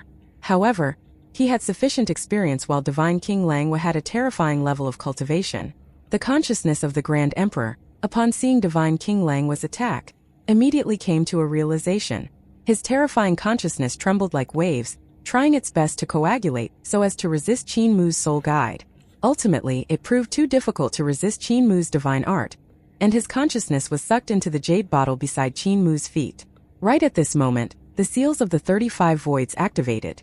Starting from the 35th void, the seal leaped to the 34th void, merging it with the seal there. After that, the merged seal leaped to the 33rd void. Although the merging of the seals of the many layers of voids sounded slow, in reality, it was pretty quick. Within a split second, the merged seals had reached the first void, which was the primordial realm where Qin Mu and the rest were. The consciousness of the Grand Emperor had already been subdued by the seals and was being forced into the jade bottle.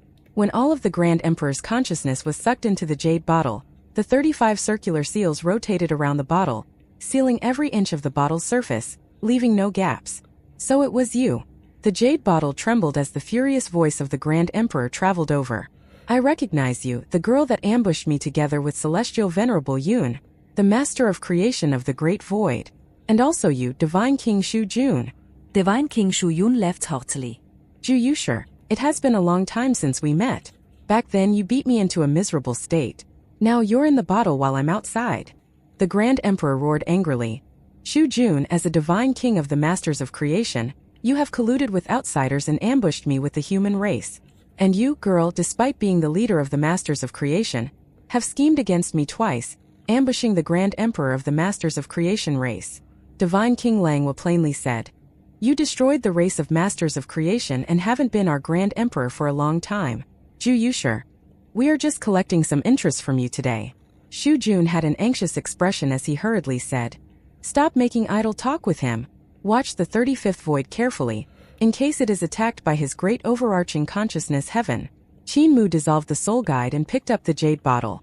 It was jumping around his palm as though it was trying to break free and leap through the air.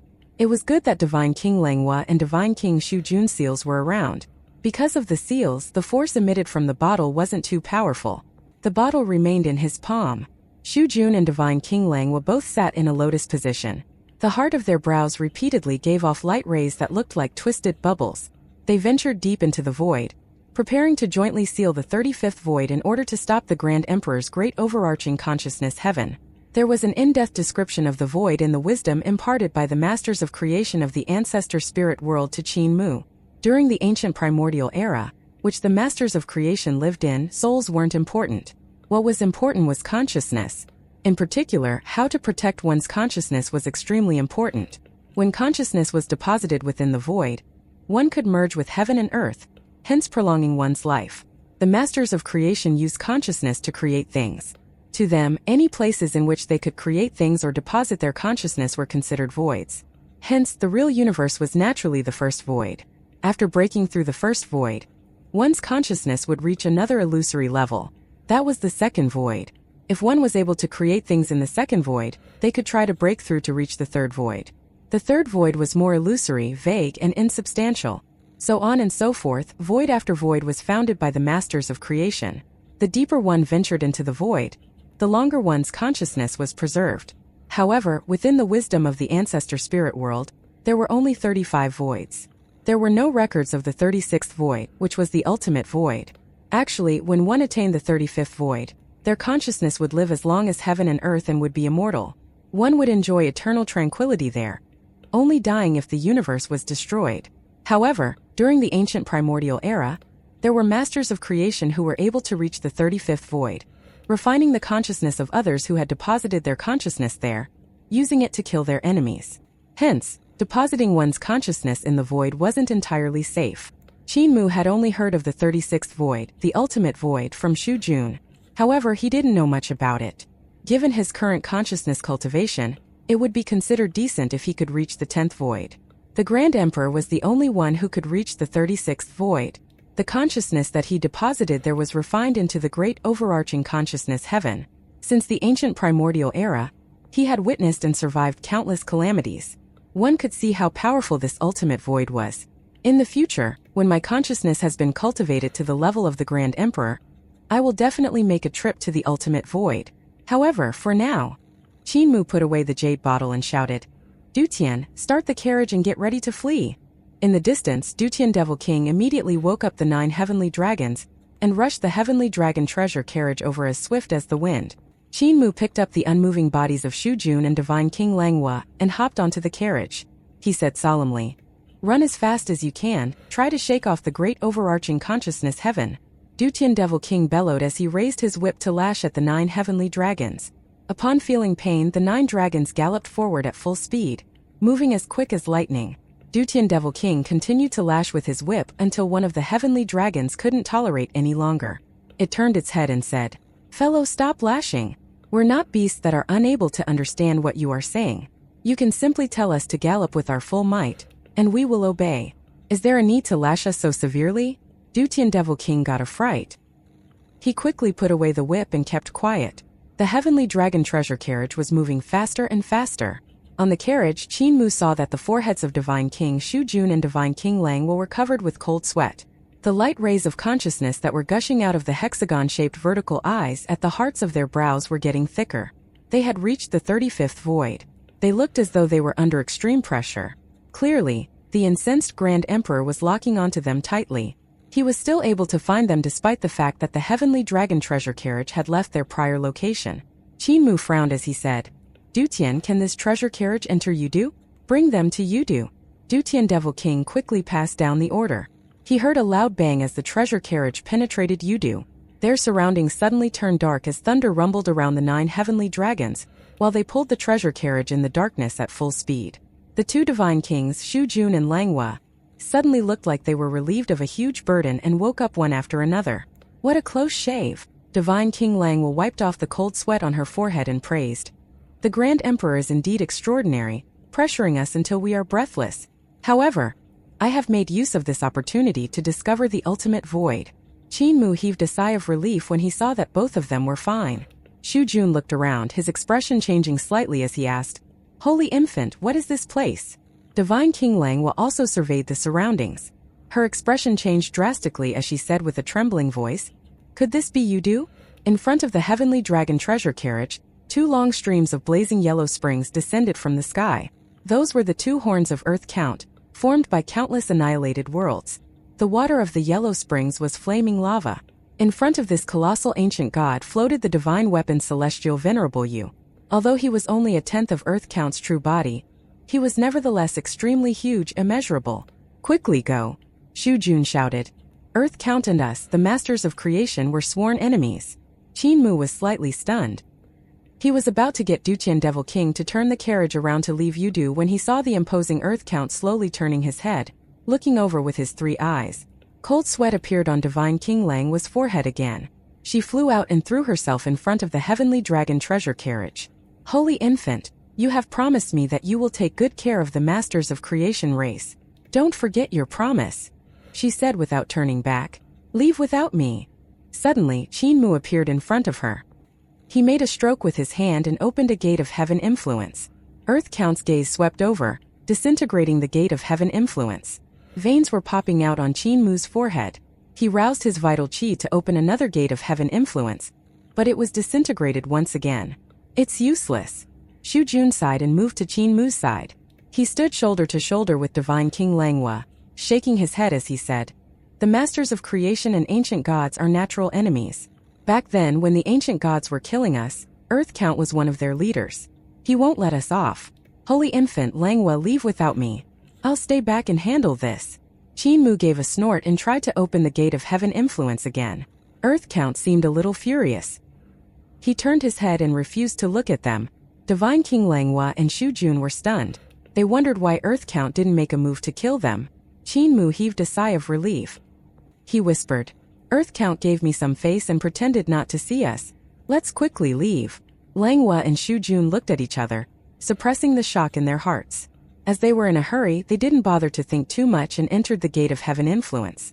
Qinmu allowed Dutian, Yenner, the dragon Qilin, and the rest to enter the gate of heaven influence with the heavenly dragon treasure carriage before him, planning to follow them after. Suddenly, a paper boat sailed over. The elder messenger of death on the boat said, "Celestial Venerable Mu, please stay." Qinmu stopped his footsteps and said, "Celestial Venerable Yu, how can I help you?" The elder messenger of death said, "Earth Count has instructed me to ask you, why are you mingling with the masters of creation? He mentioned they are vicious and wicked people, and have performed many evil deeds. During the earlier years they brought woe to the universe, committing all sorts of atrocities. Colluding with them is like helping a tiger pounce on its victims. You will lose the support of the ancient gods." Qinmu nodded meekly as he said, "Celestial Venerable Yu, please inform Earth Count that it was completely due to his utmost support that I managed to achieve the title of Invincible Great Wizard. Naturally, I will never act without restraint. Regarding the Masters of Creation, I'm borrowing their power to deal with the Grand Emperor. Hence we're just using each other. I have no intention of using their power to go against the ancient gods. I humbly prostrate before Earth Count, with profound respect and humility." The elder messenger of death stared at him. After some time he said, "Wasn't your last sentence a little overboard? Earth Count isn't Celestial Emperor. There's no need to talk about respect and humility." Qinmu said plainly, "I was brought up by Earth Count. Being a junior, I have to treat him with profound respect and humility." The elder messenger of death remained staring at him. He couldn't help but shake his head as he said, "Go, I will speak to Earth Count." Qinmu thanked him and asked, "How is Celestial Venerable Yu getting along?" He was fine until Qinmu mentioned Celestial Venerable Yu. The elder messenger of death unleashed his accumulated anger and said furiously, "He has been stolen." Qinmu got a fright.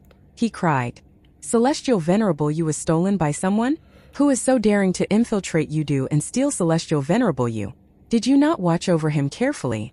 I need to go around reaping souls, guiding the dead. There are a billion things that require my attention. Where would I have the time to watch over him?"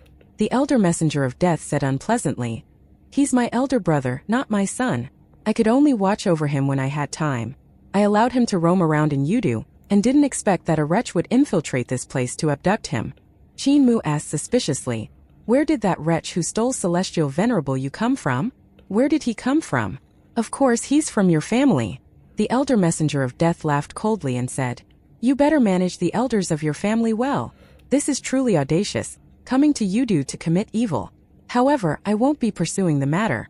If Celestial Venerable Yu was to stay in Yudu, it would indeed inhibit his growth. But the elders of your family are bringing him around to pilfer. That, after all, isn't a good thing. Be careful about getting caught by the celestial heavens." Qinmu agreed and said, "I will definitely discipline Grandpa Cripple and won't let him create mischief. Celestial Venerable Yu, please put your heart at ease." The elder messenger of death sent him off. After which, he sailed his boat back to the area close to Earth Count's third eye at the heart of his brows, recounting to him what Qinmu said. Earth Count said puzzledly, humbly prostrating before Earth Count, with profound respect and humility, "Did he really say that?" The elder messenger of death nodded. He looked very sincere. "It's rare I receive such courtesy. I won't pursue what happened today. Go ahead and make a record for him." The elder messenger of death acknowledged and said, "Now that Celestial Venerable Mu is separated from Son of Yudu, do I have to record that down individually?" Earth Count said, "In the past, he and the Son of Yudu were one body, and the evil that Son of Yudu committed would be the evil he committed. We have to be fair. Just because they are now separated doesn't mean that his past crimes will be erased." The elder messenger of death agreed and said, "Earth Count is indeed impartial." Qinmu returned to the world of the living, and saw the heavenly dragon treasure carriage nearby. Divine King Langhua and the rest were waiting inside. The faces of Divine King Langhua and Shu Jun were still a little pale. "Divine King Sister, you're not afraid of Celestial Venerable Qin, or any other Celestial Venerable. Why do you fear only Earth Count?" Qinmu asked puzzledly. "Earth Count is the sworn enemy of the Masters of Creation." Divine King Langhua shook her head and said, "Just your brother, Little Earth Count, was able to make the Masters of Creation flee helter-skelter, not to mention Earth Count." Qinmu was stunned. In the Permitha world, Carefree Village had always been in a position of receiving a beating. Things only changed when Qin Fengqing arrived. Although the Masters of Creation of the Permitha world had peerless consciousness, They suffered terrible losses when faced with son of Yudu Qin Fengqing. Many were eaten by this big-headed infant. It seemed that the great Tao of Yudu could suppress the masters of creation. Xu Jun said, although we have strong consciousnesses, our primordial spirits are weak. Therefore our souls are weak, making it easy for Qin Fengqing to directly strip our souls for him to consume. He's little Earth Count. When faced with the real Earth Count, the weakness of the masters of creation will be more apparent. It's very easy for Earth Count to kill masters of creation. In the great battle during the ancient primordial era, the number of masters of creation that died at the hands of Earth Count was much more than Celestial Emperor, Heaven Duke, and Mother Earth combined. Divine King Lang was said, I haven't witnessed the great battle of the ancient primordial era, but I have heard of Earth Count's fame from the ancestor spirits. As I led the reform of the masters of creation of the Paramitha world, absorbing the system of divine treasures and celestial palaces and embarking on the cultivation of primordial spirits, I did try not to let the masters of creation have any weaknesses. However, when faced with little Earth Count Qin Fengqing, there's still a big gap. Qin Mu laughed and said, You have learned the primordial spirit cultivation technique of Carefree Village, which is far more backward than that of Eternal Peace. Given the same realm, the primordial spirits of Eternal Peace's divine arts practitioners, gods and devils are much stronger. Using Founding Emperor and myself as an example, given the same realm, my primordial spirit is much stronger than his by several times over. He reached out his hands and gestured. Langhua and Xu Jun were unconvinced. Especially Xu Junior. He had seen the battle between Qin Mu and Founding Emperor. Although Qin Mu was stronger, it was just by a little, and he wasn't significantly stronger than Founding Emperor. However, they didn't realize that Qin Mu wasn't bragging. What Founding Emperor was strong in was his fighting prowess. His 20th sword form and 34 heavens of the sword path were so powerful that they concealed his lack of cultivation. Qin Mu, on the other hand, was strong in primordial spirit and magic power. His primordial spirit cultivation was incomparably powerful. His spirit embryo divine treasure, combined with the magic power of his primordial spirit, could rival a celestial god on the Jade Pavilion realm. After he had cultivated to the god realm, his magic power could rival an expert of the god execution stage realm. Although they looked to be evenly matched when he battled Founding Emperor, that was because the sword Tao of Founding Emperor was too powerful, much stronger than his. However, solely based on primordial spirits, Founding Emperor was far inferior to Qin Mu. Qin Mu looked around and frowned. Originally, he wanted to head for River Tomb from Fallen God Valley. Now, after entering and exiting Yudu, the geography around them changed drastically. They were now much further away from River Tomb and were close to Bazho. Since that's the case, we shall first make a trip to the Heavenly Saint Academy to visit Granny C and the rest. He, Divine King Langhua, and Xu Jun took their seats as he instructed Dutian Devil King to make his way towards the Heavenly Saint Academy. In the carriage, Qin Mu took out the jade bottle that the consciousness of the Grand Emperor was sealed in. He said, When refining the Grand Emperor's consciousness, I don't want his consciousness cultivation, I just want his memories in order to get a hold of his great overarching supreme consciousness. His consciousness belongs to the two of you. Divine King Langhua hesitated for a while. She then nodded and said, A huge portion of the Grand Emperor's consciousness isn't from his own cultivation, but from the sacrificial offerings of the Masters of Creation from the ancient primordial era. His consciousness isn't pure, hence limiting his achievements. There was a rumor among the ancestor spirits of the Masters of Creation of the Great Void. It said that the reason the Grand Emperor was defeated during his battle with the ancient gods was that he relied on sacrificial offerings to raise his cultivation, hence resulting in him having a weakness. If his cultivation was due to his own efforts, he could easily defeat the ancient celestial emperor and the rest of the ancient gods. Xu Yunes eisbreitend. He smiled as he said, If you're not keen on the Grand Emperor's consciousness, I would be happy to take it. Divine King Langhua, do you want the Grand Emperor's consciousness? Divine King Langhua hesitated for some time before saying, I will share this equally with Divine King. With my current state of cultivation, it's extremely difficult to raise it to the next level. Although the Grand Emperor's consciousness isn't pure, it's still worth a try. However, I suggest we divide the consciousness into 3 parts, sharing it equally among the 3 of us, giving 1/3 to the Holy Infant. Qin Mu didn't understand what she meant. Divine King Langhua said gently, In the future, if your cultivation hits a bottleneck and is unable to advance further, you could refine the Grand Emperor's consciousness to raise your cultivation. My Masters of Creation could also come together to perform sacrificial offerings for you, helping you raise your power. Qin Mu pondered for a while and nodded his head in agreement. The three of them executed the consciousness-refining divine art, fully focused on refining as the heavenly dragon treasure carriage made its way to the Heavenly Saint Academy. At Eternal Peace's capital city, Founding Emperor bowed and asked Sword God Su Muja to stop walking. He said, "After seeking your guidance, Ye Kai has benefited greatly. Elder, there's no need to send me further." Village chief insisted on sending him.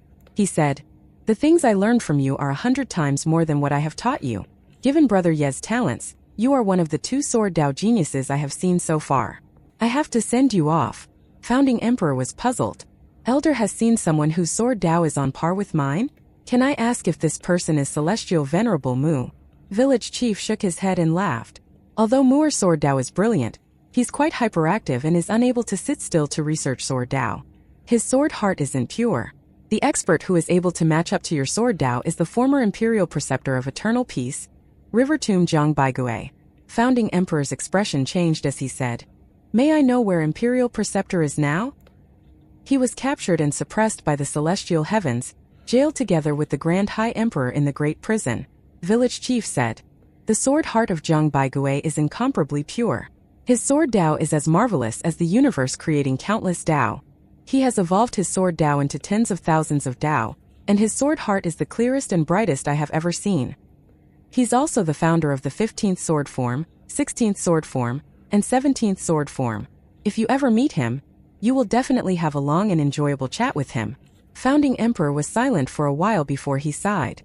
"It's a pity that he's in the Great Prison. I don't know when I'll be able to meet him. I still need to visit other academies to experience the reform of Eternal Peace and don't have time to visit him in the Great Prison. Depending on fate, I might meet him in the future. Let's part ways here, farewell." Village chief watched as he disappeared over the horizon, only returning to the Imperial Academy after a long time. Blind and Mute came by, looking for him. The voice of Mute rang like a huge bell.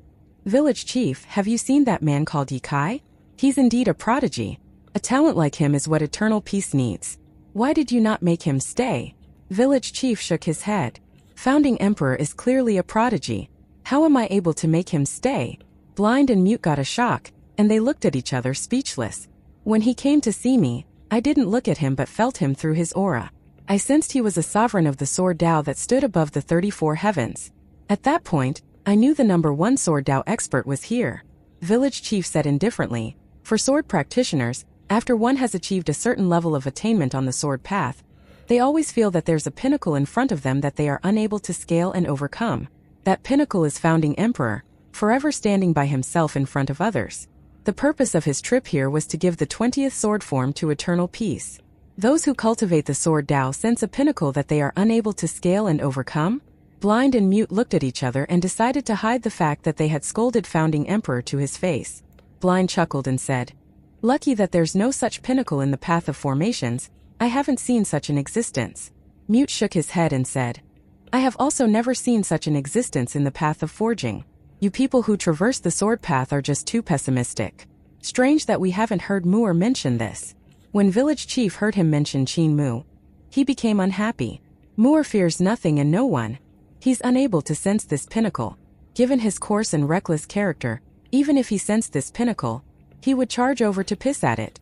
Founding Emperor's sword Dao is simply too powerful. According to my estimate, if his sword Dao advances another step, it will be imprinted onto the universe, with him becoming the first to achieve it using the post-celestial Great Dao, hence refuting the pre-celestials. Mute and Blind's hearts trembled violently. What sort of realm could imprint the universe and refute the pre-celestials? Sword Dao, Knife Dao, formation techniques, forging techniques. These are great Daos created by the post-celestial lifeforms and don't belong to the pre-celestials. Moreover, the sword Dao of Founding Emperor has been cultivated to its peak and is indeed too powerful. Village Chief said, "Everyone who cultivates the sword Dao is able to feel him clearly, unable to ignore his achievements. I sense that he is close to the peak of the sword Dao. Maybe he will be the one to imprint a post-celestial Great Dao onto the void of the universe. When he achieves that, it will then not be an exaggeration to refer to him as the supreme practitioner of sword Dao." Blind and Mute were shaken. The level that Village Chief described was simply too high. Although they each had their unique abilities and achievements, they were unable to imagine the terrifying amount of comprehension and creativity required to imprint their great Daos on the void of the universe. Village Chief heaved a sigh of relief and said, I wonder how Moore is getting on in the celestial heavens. When I think of the amount of humiliation and hardship he has to suffer under the gods of the celestial heavens. His eyes turned red. He quickly stopped talking about Qin Mu and changed the subject. Why are the two of you here? Moore has returned. Blind smiled and said, There's news from Butcher. 2 days ago, Moore visited the Surging River Academy and was chased away by him. I believe it won't be long before he comes over here. Village Chief was extremely emotional, and his eyes turned red again. Moore is back? It's good that he's back. Wait a second, you mentioned that the moment Moore came back, he went to visit Butcher instead of us? Indeed, he loves Butcher more than us. We have raised him in vain. Mute chuckled and said, When he visits us, we must provide him our best hospitality. Village Chief and Blind both nodded their heads. The Heavenly Dragon treasure carriage was getting close to the Heavenly Saint Academy. Inside the carriage, Qin Mu, Divine King Langhua, and Shu Jun finally refined the Grand Emperor's consciousness that was inside the bottle. Each of them received their share. Divine King Langhua incorporated the Grand Emperor's consciousness into her own, greatly increasing her cultivation level. Shu Jun, in particular, had died once and was unable to recover his corporeal body and consciousness after he was brought back to life. Hence, he immediately reconstructed his corporeal body after refining the Grand Emperor's consciousness. As one of the 3 ancient primordial kings, Shu Jun was naturally extremely shrewd. He knew that refined consciousness was ultimately inferior to that which he had cultivated, so he used the refined consciousness that he received to reconstruct his corporeal body. He changed his existing frail and delicate appearance, becoming incomparably huge and imposing. Just the strength of this corporeal body was as powerful as an expert of the numinous sky realm. Qin Mu was full of envy.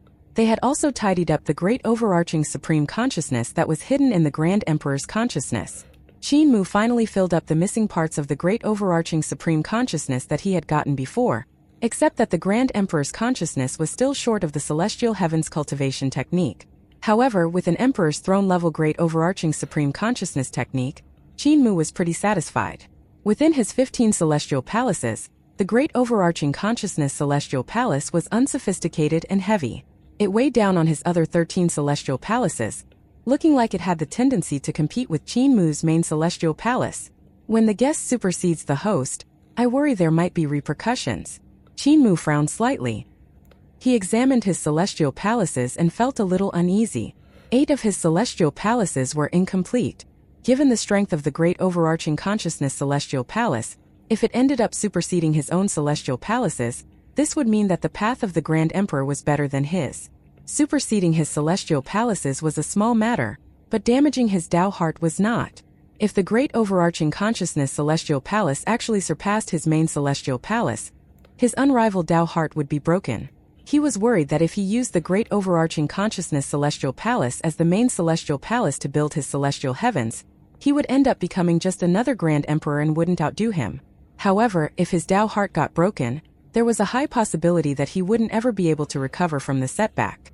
Grandpa Blind Granny C, you have to really work hard and perfect your Emperor's throne techniques.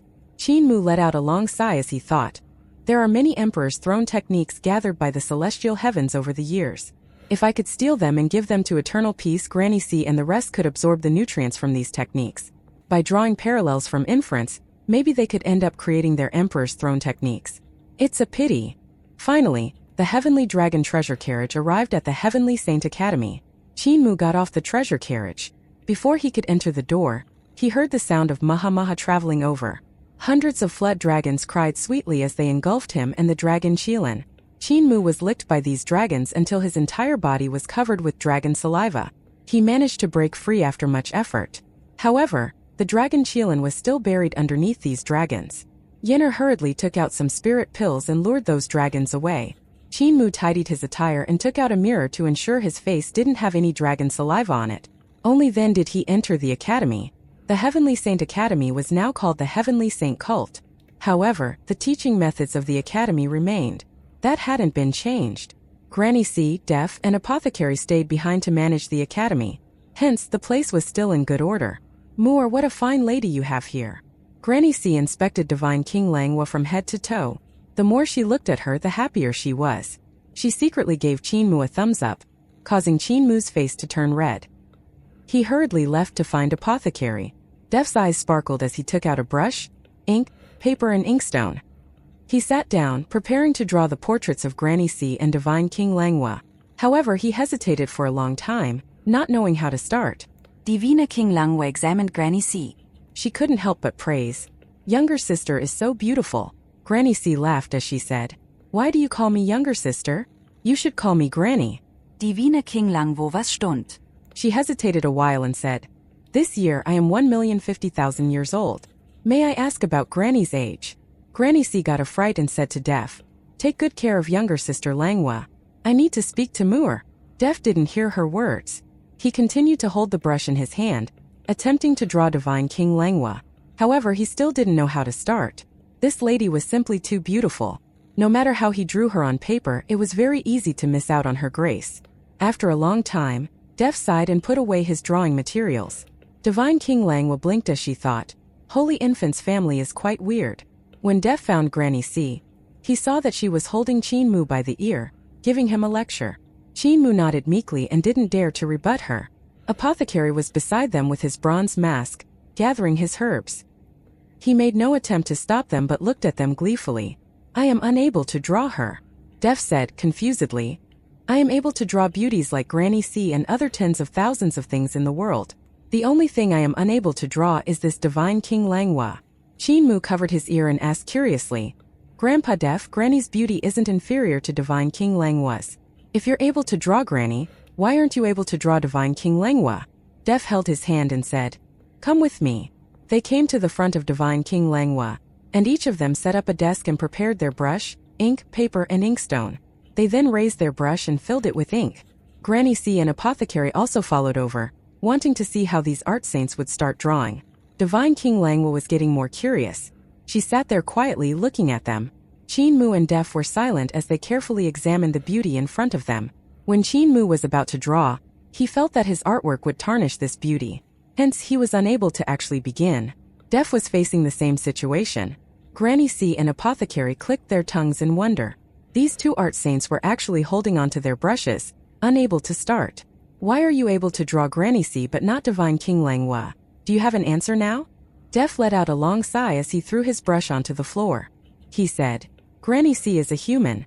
Although she has cultivated to the god realm and has outstanding beauty that words and poems are unable to describe, I am still able to distill her grace within.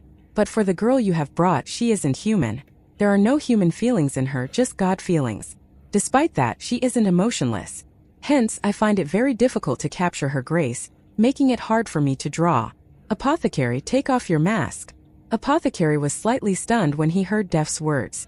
However, he complied and removed the bronze mask that was covering his face. Def was looking at Divine King Langwa while she looked at Apothecary. Def shook his head and said, "The handsome man that swept the world was unable to stir up any emotions in this Divine King. I am unable to start drawing." Chin Mu put down his brush. He looked into Divine King Langwa's incomparably pure gaze and felt lost. Divine King Langwa gave him a quiet and peaceful smile, which Chin Mu returned with a faint smile.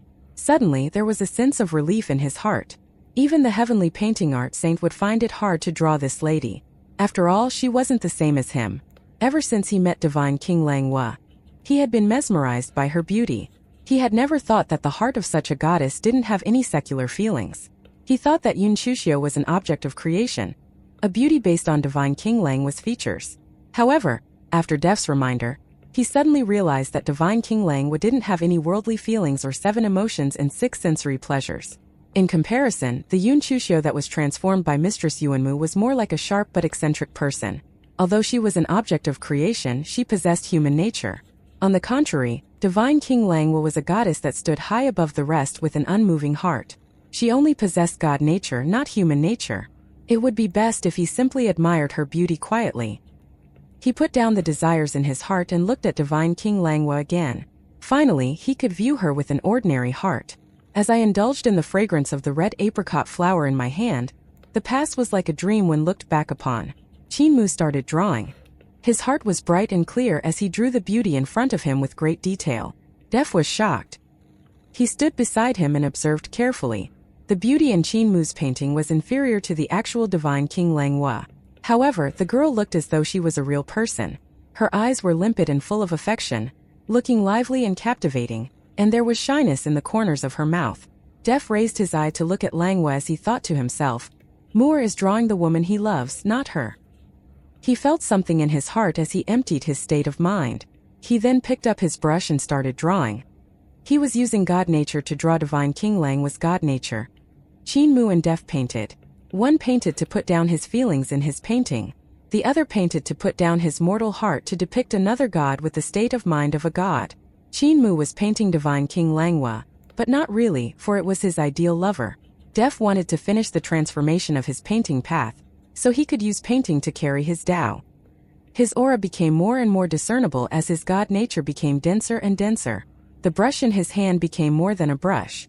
It became a divine weapon to create life. A new god was born at the touch of his brush. After a while, it was Chin Mu who put down his brush first as he finished his work. Def was still creating a new life with his thin brush, which radiated an aura of creation. The blood, flesh, and bones of the lady in the painting appeared from his brush. The god nature of the lady in the painting emerged. There wasn't a single flaw to her beauty. Her aura was elegant and graceful, and she had a natural appearance. She was wearing the most beautiful heavenly clothes. Her skin seemed to concentrate all of the beauty in heaven and earth. Her fingers were clear, and her fingerprints contained countless changes, just like Tao. She was like a spirit born from everything good, yet she was created by Def. With Def's last stroke, everyone there felt a faint aura emanating from the painting.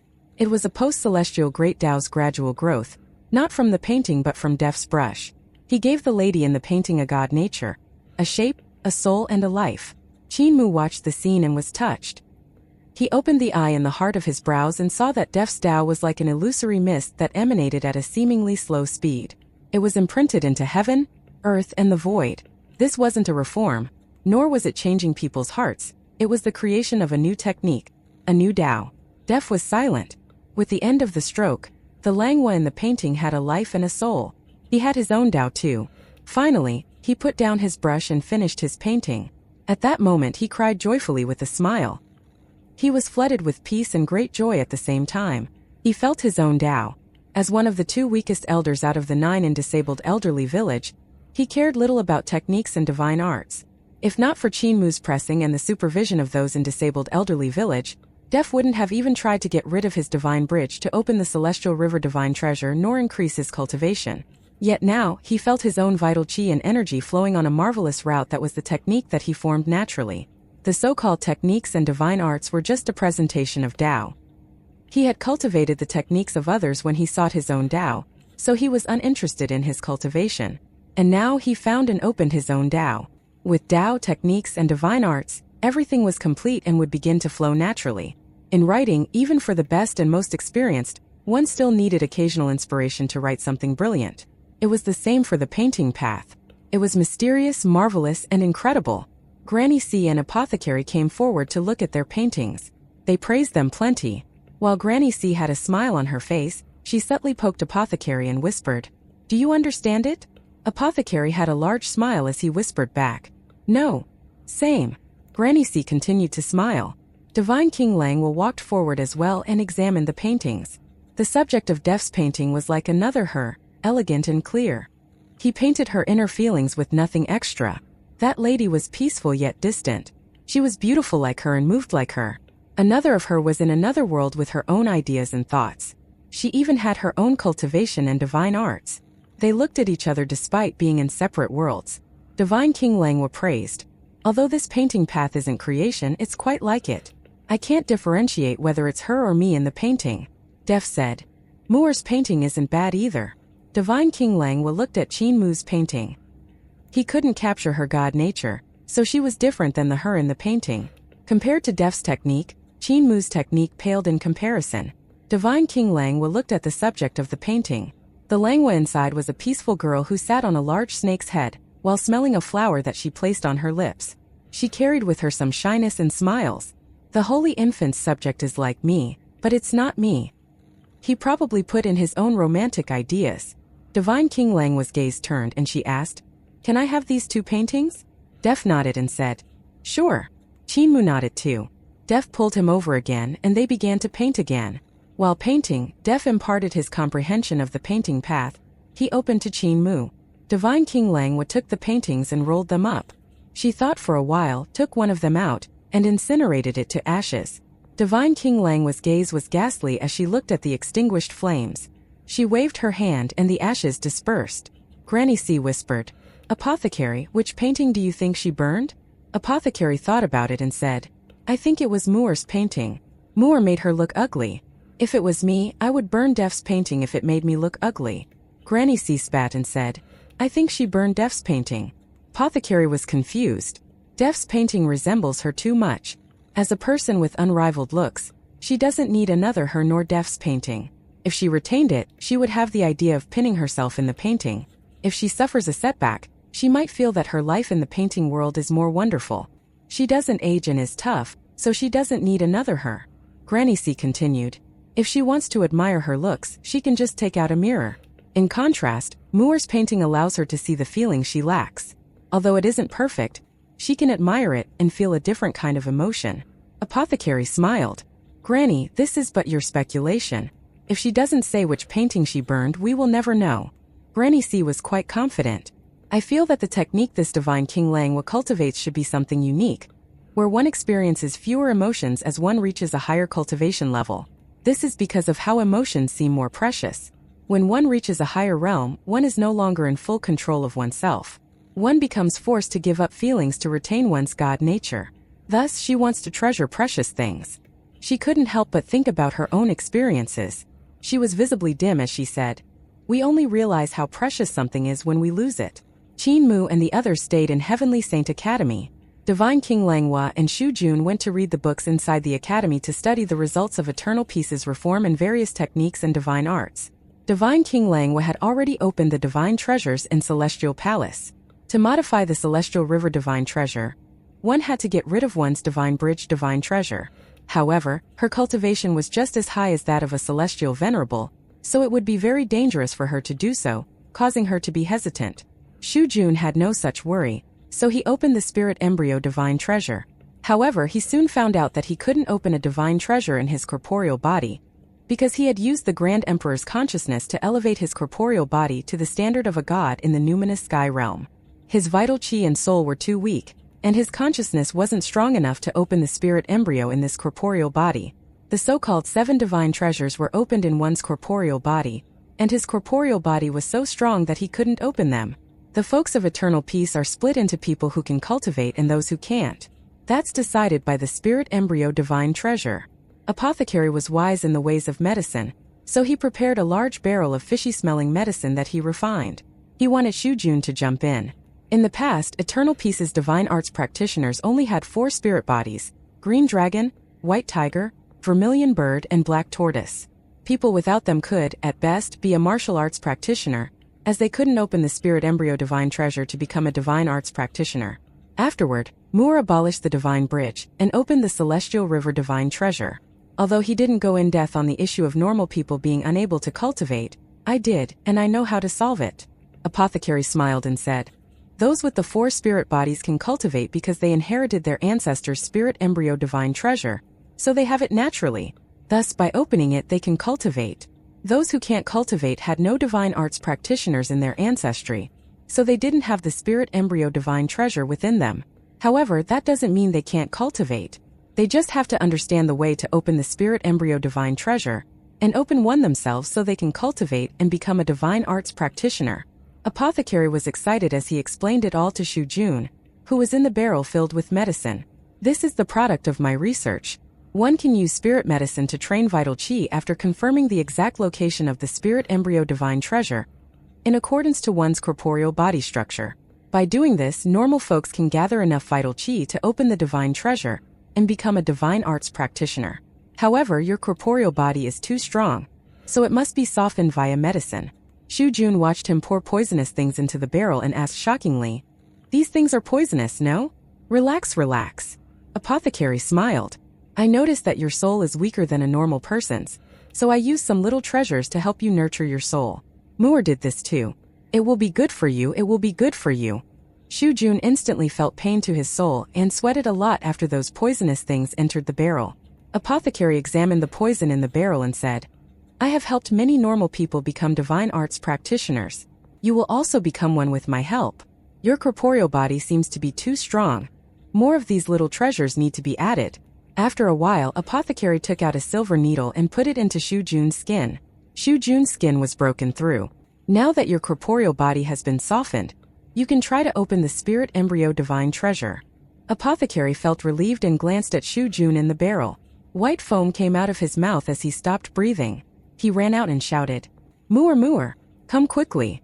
That youth with the big head that you brought was poisoned by me on accident. His soul has left his body." Qin Mu came quickly and used Soul Guide instantly to lead Shu Jun's soul back before he pushed it into Shu Jun's body. He asked, "Grandpa Apothecary, did you put in too many poisonous substances again?" Apothecary blushed and said, "His corporeal body was too strong, so I added some more drugs. Who knew his cultivation was so poor?" In the barrel, Shu Jun's eyes rolled again as his soul left his body again. Qin Mu hurriedly summoned his soul and pushed it into his body again. He then used the heavenly devil creation technique to seal it in his body as he rapidly said, "Help him get rid of the poison first." The two of them got to work and finally managed to get rid of part of the poison in Shu Jun's body. It was then that they could relax. Shu Jun woke up slowly. Despite opening his first divine treasure with the help of Apothecary, the spirit embryo divine treasure, he was extremely fearful of this man with the bronze mask and dared not approach him. When Apothecary came to drink tea with him, Shu Jun was nervous and he looked around. Cold sweat burst forth from his forehead constantly. It was only when Qin Mu was beside him that he dared to drink Apothecary's tea. Qin Mu finally learned Def's technique as he said to Apothecary, "Grandpa Apothecary, Grandpa Def has carved his own path. I learned his technique and built the celestial palace of painting. Now I still need the celestial palace of medicine. As one says, if one doesn't work hard when one's young, it will be useless to mourn when one's old. If you don't work hard at your cultivation, I will be bullied outside. Look at this." Apothecary stared at him through his bronze mask faintly. Qin Mu was unnerved since, after all, his request was slightly shameless. "Some time ago, Cripple raided tombs and sent me many of the demon corpses he got here. Through them and the body structure of gods, I have a full understanding of medicine already. I have finished researching divine treasure too, which is why I could guide others in opening the divine treasure. However, I haven't found a medicine path." Apothecary lazily said, "I can change a brain or a heart, break the secrets behind the passing down of divine treasures and celestial palaces, and transplant divine treasures or celestial palaces. However, I never found the medicine path. Perhaps there's no such thing at all." Qin Mu righteously said, "Isn't being a benevolent doctor who saves people from plagues and reduces their sicknesses the medicine path?" Apothecary was so mad that he laughed. "You be asterisk starred, you make it sound so easy. You expect me to perfect it, but I'm pinning my hopes on you. Why don't you save me first?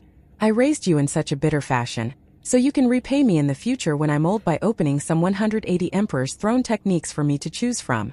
Instead of working hard to cultivate to be filial, you expect us to prepare techniques for you."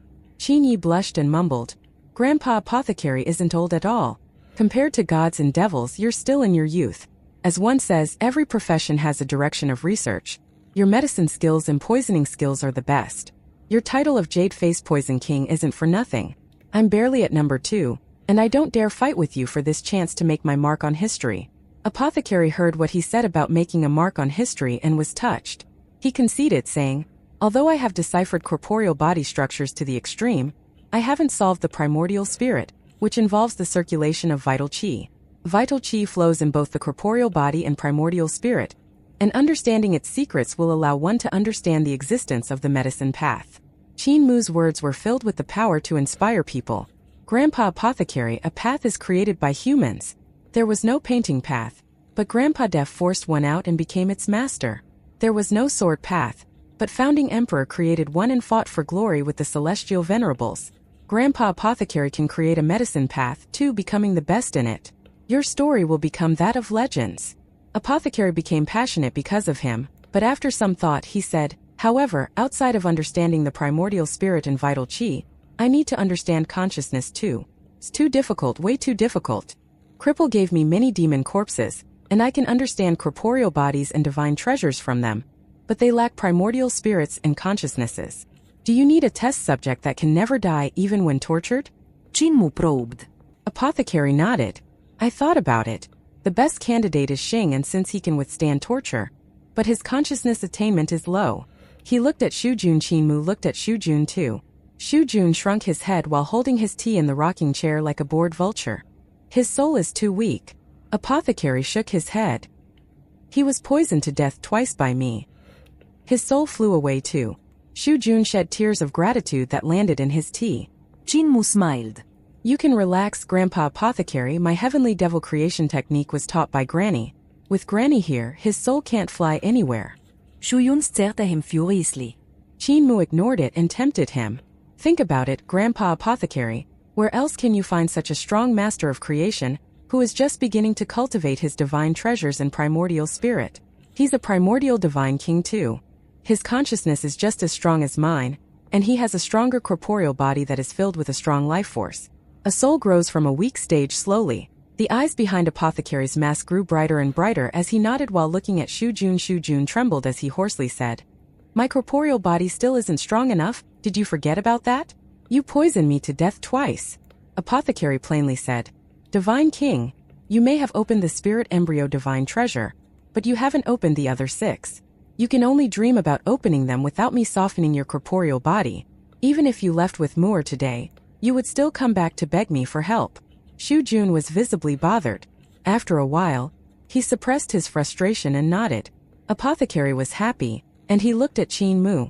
Best in the medicine path. A legend in history? Yes. Jinmu nodded. Apothecary gave a long sigh of relief as he glanced at Shu Jun. It was as if he was looking at livestock. He was satisfied. Qin Mu found Granny C and said, "There's an apt proverb.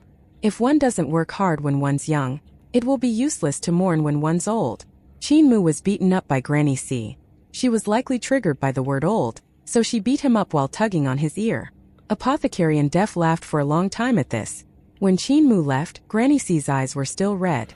She took a long time to return to Heavenly Saint Academy even after the carriage left her line of sight. When the carriage reached River Tomb City, Qin Mu tried to find Emperor Yanfeng and Eternal Peace Imperial Preceptor, Zhang Baigui, but to no avail. Knowing nothing about their whereabouts, he had to head to the capital. At the capital, he went to see Village Chief. Blind and Mute awaited him at the Imperial College. Although Village Chief said he wanted to teach him a lesson, he clearly forgot about it as he sighed continuously after hearing what Qin Mu said about what he saw and heard in the celestial heavens. Founding Emperor passed by here already? Qin Mu was shocked as he asked, "I didn't meet him on the road, where is he now?" "I don't know. He imparted the 20th sword form to me, likely because of how he learned the 15th to 19th sword form here in Eternal Peace," Village Chief excitedly said. "It was my lifelong wish to see him. Now that I finally saw him, I can die. Moore, I will impart the 20th sword form to you. Stay in the capital for a little while." Qin Mu hesitated before nodding. "Fatty Dragon, take Divine King to stay a couple days in my residence. Dutian can go there too." The Dragon Qilin brought them to the side palace in Eternal Peace's capital.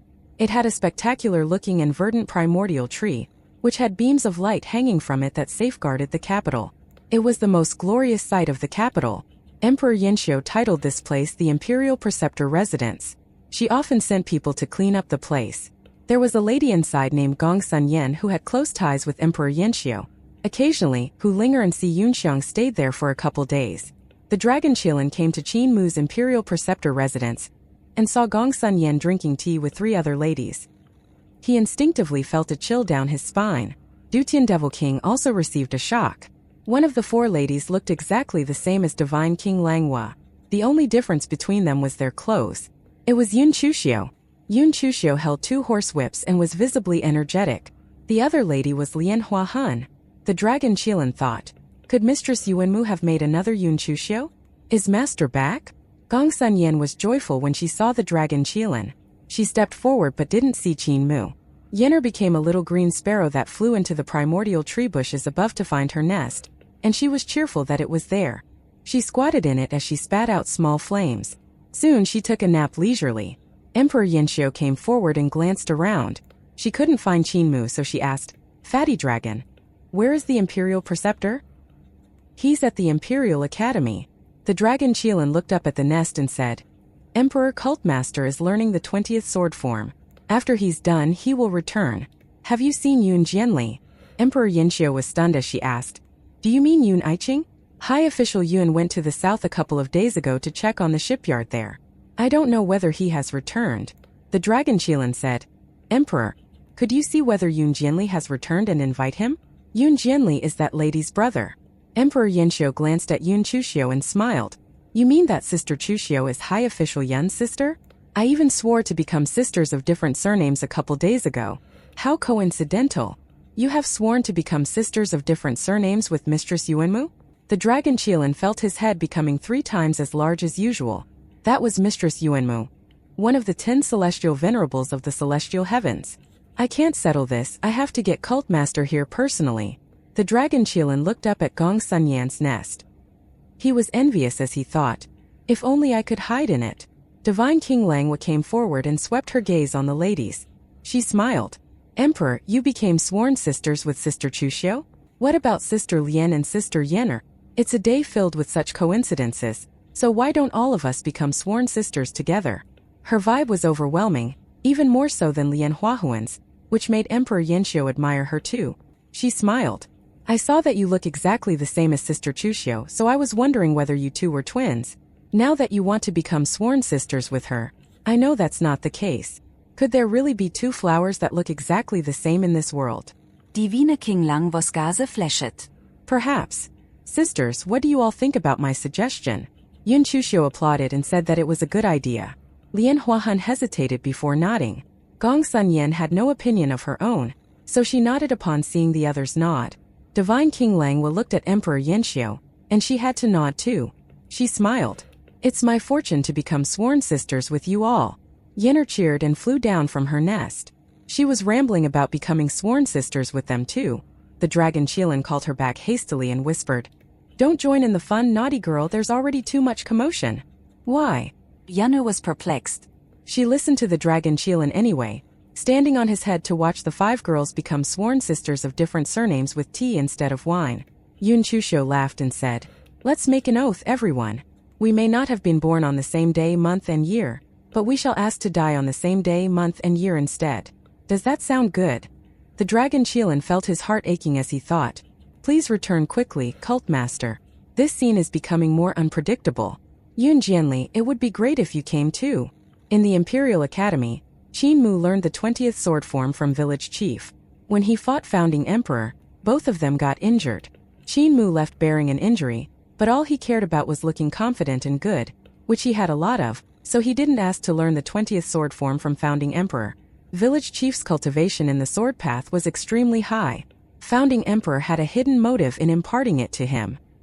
He wanted to use Village Chief to impart it to Qin Mu. After all, Qin Mu was the one who comprehended the 18th and 19th sword form, so in some ways, he relied on Qin Mu to comprehend the 20th sword form. He was serious in his learning and comprehension, so he completely missed out on the incident of the 5 ladies becoming sworn sisters at his residence. They held hidden motives except for Gong Sunyan, who was as pure as a sheet of white paper. It was as if Qin Mu went back to the old days at disabled elderly village as village chief personally gave him tricks and taught him to comprehend the true essence of sword Dao. It was extremely difficult to learn the 20th sword form despite Qin Mu being an expert in sword Dao. And how he had the personal guidance of a master like village chief. This was because he had to comprehend it from the start. He was like a kid who just started learning it from the old village chief. They held long swords and performed every move and skill clearly and simply. Sword skills were the most basic sword forms. It was simple and rudimentary. After you went to the celestial heavens, your sword Dao ground to a halt, and your sword heart decreased as you got distracted. Village chief put all his effort into teaching as he said, The celestial heavens is a world of sensual pleasures. Although it broadened your horizons, it also clouded your sword heart, causing your sword Dao to stagnate. They eased their minds by leading a simple life for the dozens of days that they trained. Outside of studying the blade, Qin Mu and village chief would sit together and practice their breathing techniques to their own divine swords. They didn't utilize any techniques. All they did was feel the spirit inside their sword and resonate with it. On this day, Qin Mu felt his own sword pellet breathing with him. When he breathed in, the sword pellet seemed to breathe in too as it expanded. When he breathed out, the sword pellet seemed to do the same as it contracted. While he breathed, he felt his own essence and blood flowing into the sword pellet. On top of that, his consciousness and sword pellet seemed inseparable. His soul also seemed to treat the sword pellet as a part of his body. Village chief was satisfied. You can now learn the 20th sword form. Qin Mu thus learned the 20th sword form. It was an extremely powerful basic sword form that more resembled a cultivation technique. One had to inject one's essence, blood, consciousness, and soul into the sword to elevate its power so it could be used in any sword skill. In other words, this move could be used in rudimentary sword forms like the 19th sword form. However, even if one learned the 20th sword form, one might not be able to use it, for it was harsh to do so. One had to comprehend the sword realm. Despite learning this move with Village Chief, he never cultivated the sword realm, so he still couldn't deploy it. The sword realm is the realm of the sword Tao. To comprehend it, you must have a deeper understanding of sword Tao. You cannot force it now, Village Chief said. Keep your sword heart pure and you will comprehend it. Currently, I have only reached the gate to the realm. Your foundation in sword Tao is steady, and you know how to research, so your aptitude is better than mine. In the future, your accomplishments will supersede mine. It's just that you are too jumpy now. Over these days, Qin Mu benefited a lot and was extremely grateful. However, after that, he put away Village Chief's teachings and went to the capital to work with Blind and Mute on microscopic forging.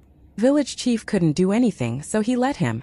Qin Mu, as the holy infant of the masters of creation, was very knowledgeable despite not being a top expert in comprehending consciousnesses.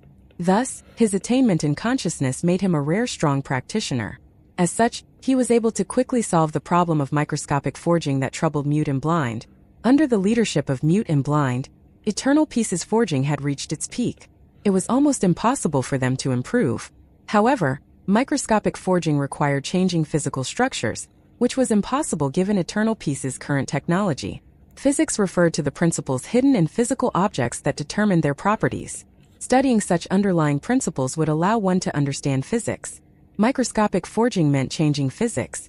This required consciousness to pinpoint the order of every microscopic crystal in black gold. One could use the knowledge of others to make up for their weaknesses. The masters of creation's attainment in consciousness could be used in microscopic forging to make up for Eternal Pieces' weakness in it. Qin Mu, Blind, and Mute put their hearts into research, ignoring everything else. After a dozen days, they were excited when they saw how they personally made divine gold out of black gold. Microscopic forging has greater use than just the superficial use of changing physical structures. Qin Mu excitedly said. One can imprint rune formations on microscopic crystals. A drop of water has trillions of microscopic crystals, and a sword has even more than that. If one could push microscopic forging to the extreme, it could be used on divine weapons. We could sculpt microscopic imprints on divine weapons to push their power beyond gods and devils on the same realm. Mute was excited too, and he rubbed his hands, saying, Founding Emperor mentioned this before. This will be the era of the forging path. The era where powerful treasures will rule the world. Qin Mu egged him on with some alluring words, saying, And Grandpa Mute will be the pioneer of this era. Mute laughed. His voice was bright as the furnace's flames rose into the air behind him. However, Blind was slightly unhappy as he shook his head and said, If we push microscopic forging to the extreme, what do people like us need to do? If treasures become too powerful, it will be a battle of treasures during wars. With weapons flying around, do divine arts practitioners like us still need to cultivate? Qin Mu whispered to Blind, Microscopic forging can be used in cultivation too. This will require your wisdom. You see, if one uses it to sculpt microscopic runes on things such as the structures of vital qi, the order of formations, the strengthening of the corporeal body and divine treasures, and the forging of celestial palaces, then divine arts practitioners, gods and devils can become stronger. One can even use it on the cultivation of primordial spirits. His voice was filled with an alluring power again. Grandpa Mute can pioneer an era of the path of forging, while Grandpa Blind can correct him to make divine arts practitioners equal to divine weapons, or even superior to prevent Mute from being more legendary than you. Blind touched his beard and laughed. Although I feel that you have an ulterior motive in your passion, I think you still make sense. Qin Mu imparted all the consciousness cultivation techniques to them as he excitedly rubbed his hands together, thinking, Another pair of Emperor's Throne techniques done. When Grandpa Blind and Grandpa Mute create their own paths and open techniques on the Emperor's Throne level, I can learn them to perfect my forging and formation celestial palaces. Now, all that's left is Grandpa Cripple's Thief Celestial Palace and Old Ma's Buddhist Celestial Palace. Why don't I see Grandpa Cripple and Old Ma? Qin Mu asked. Cripple brought Lan Yutian all around the primordial realm to raid memorials and tombs. They even lingered around various heavens. Old Ma couldn't take it and went to follow them, as he was concerned with their safety. He didn't want Cripple to be too negligent and leave a trail behind. Blind said. Old Ma was a divine constable and arrested Cripple a couple of times. With him at Cripple's side, nothing will happen to Cripple. When the Divine Thief and Divine Constable work together, they are invincible. Even if they stole Celestial Emperor's treasure vault, Celestial Emperor wouldn't be able to find out that it was them. Qinmu was stunned to silence. This Divine Constable hooked up with the thief? Blind and Mute drove him out, saying, Emperor Yinxiu sent someone for you. She wants you back at the Imperial Preceptor residence. You shall leave now so as not to hinder our pioneering of a new era. Return after a couple of years, and we are sure to be able to perfect our own celestial palaces. Qinmu had to leave towards his own residence thinking, I do have to visit Sister Yuxiu. I promised to visit her after a year to report my safety. Later on, I got Imperial Preceptor and Emperor Yanfeng to tell her that I went to the celestial heavens. As an Imperial Preceptor myself, I'm quite irresponsible. He returned to the Imperial Preceptor residence, and before he entered, he saw a white cat squatting at the corner of the street. Qinmu stopped to look at the cat. The cat's fur was pure white with no other color. It lazily licked its paws before glancing at him and walking into the shadows slowly. Qinmu frowned slightly and entered the Imperial Preceptor residence. The dragon Qilin came forward quickly. He was visibly haggard as he cried, You're finally back, Cult Master. Qinmu smiled. Did Sister Yenner give you spirit pills to eat, fatty dragon? The dragon Qilin shook his head and whispered, I've been eating fine. Cult Master Yun Chuxiu and Lian Huahan are both here. They even became sworn sisters with Emperor Yanxiu, Divine King, and Gong Sun Yen. They begged to die together despite not being born together. Qinmu was shocked. Yun Chuxiu is here again? She brought Lian Huahan with her too. He couldn't help but feel dazed as he stopped to ask, Did these two little witches cause any trouble these couple of days? Not outside a couple of intrigues. The dragon Qilin continued.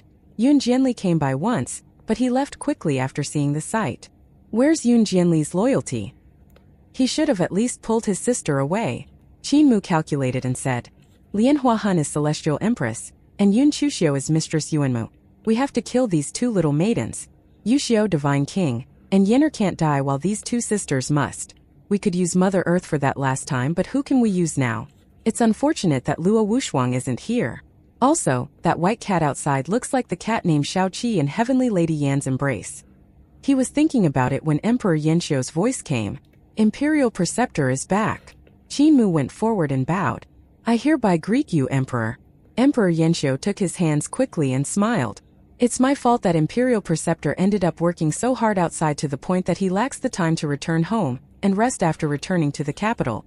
In her words, she was also secretly grumbling about how Qinmu didn't see her after being back for so long. Qinmu was dragged to the garden by her hand as he smiled. Emperor, I just settled things in the celestial heavens, and it was quite tough for me. Therefore, I grew more timid as I got closer to home, not wanting to implicate people close to me. Thus, I'm late. Emperor Yanxiu looked at him. Her eyes were red as she replied, I know. In the Imperial Preceptor residence, Gong Sun Yen walked forward with a water kettle. Emperor Yanxiu immediately let go of him.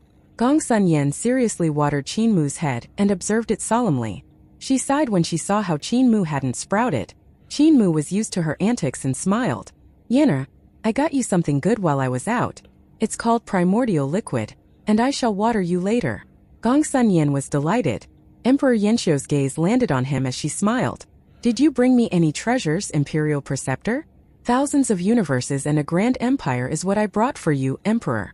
Emperor Yanxiu was stunned. She shook her head and said, You are asking for a death sentence, saying that in front of Sister Yun Chuxiu.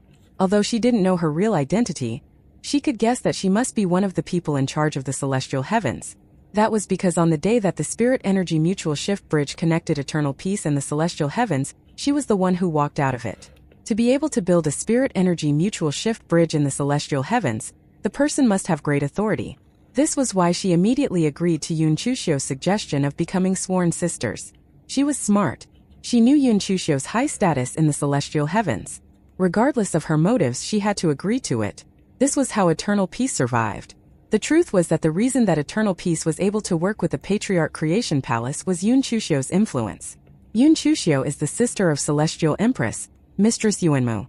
Qinmu looked at Lian Huahan, Yun Chuxiu, and the others that were approaching and used his consciousness to transmit his voice. Lian Huahan is Celestial Empress. Emperor Yanxiu was shocked, but she didn't show it. She asked, Imperial Preceptor, Could we use the rift between them to maintain Eternal Peace's safety? We can, but we must be careful. They are sworn enemies that will never let up until death.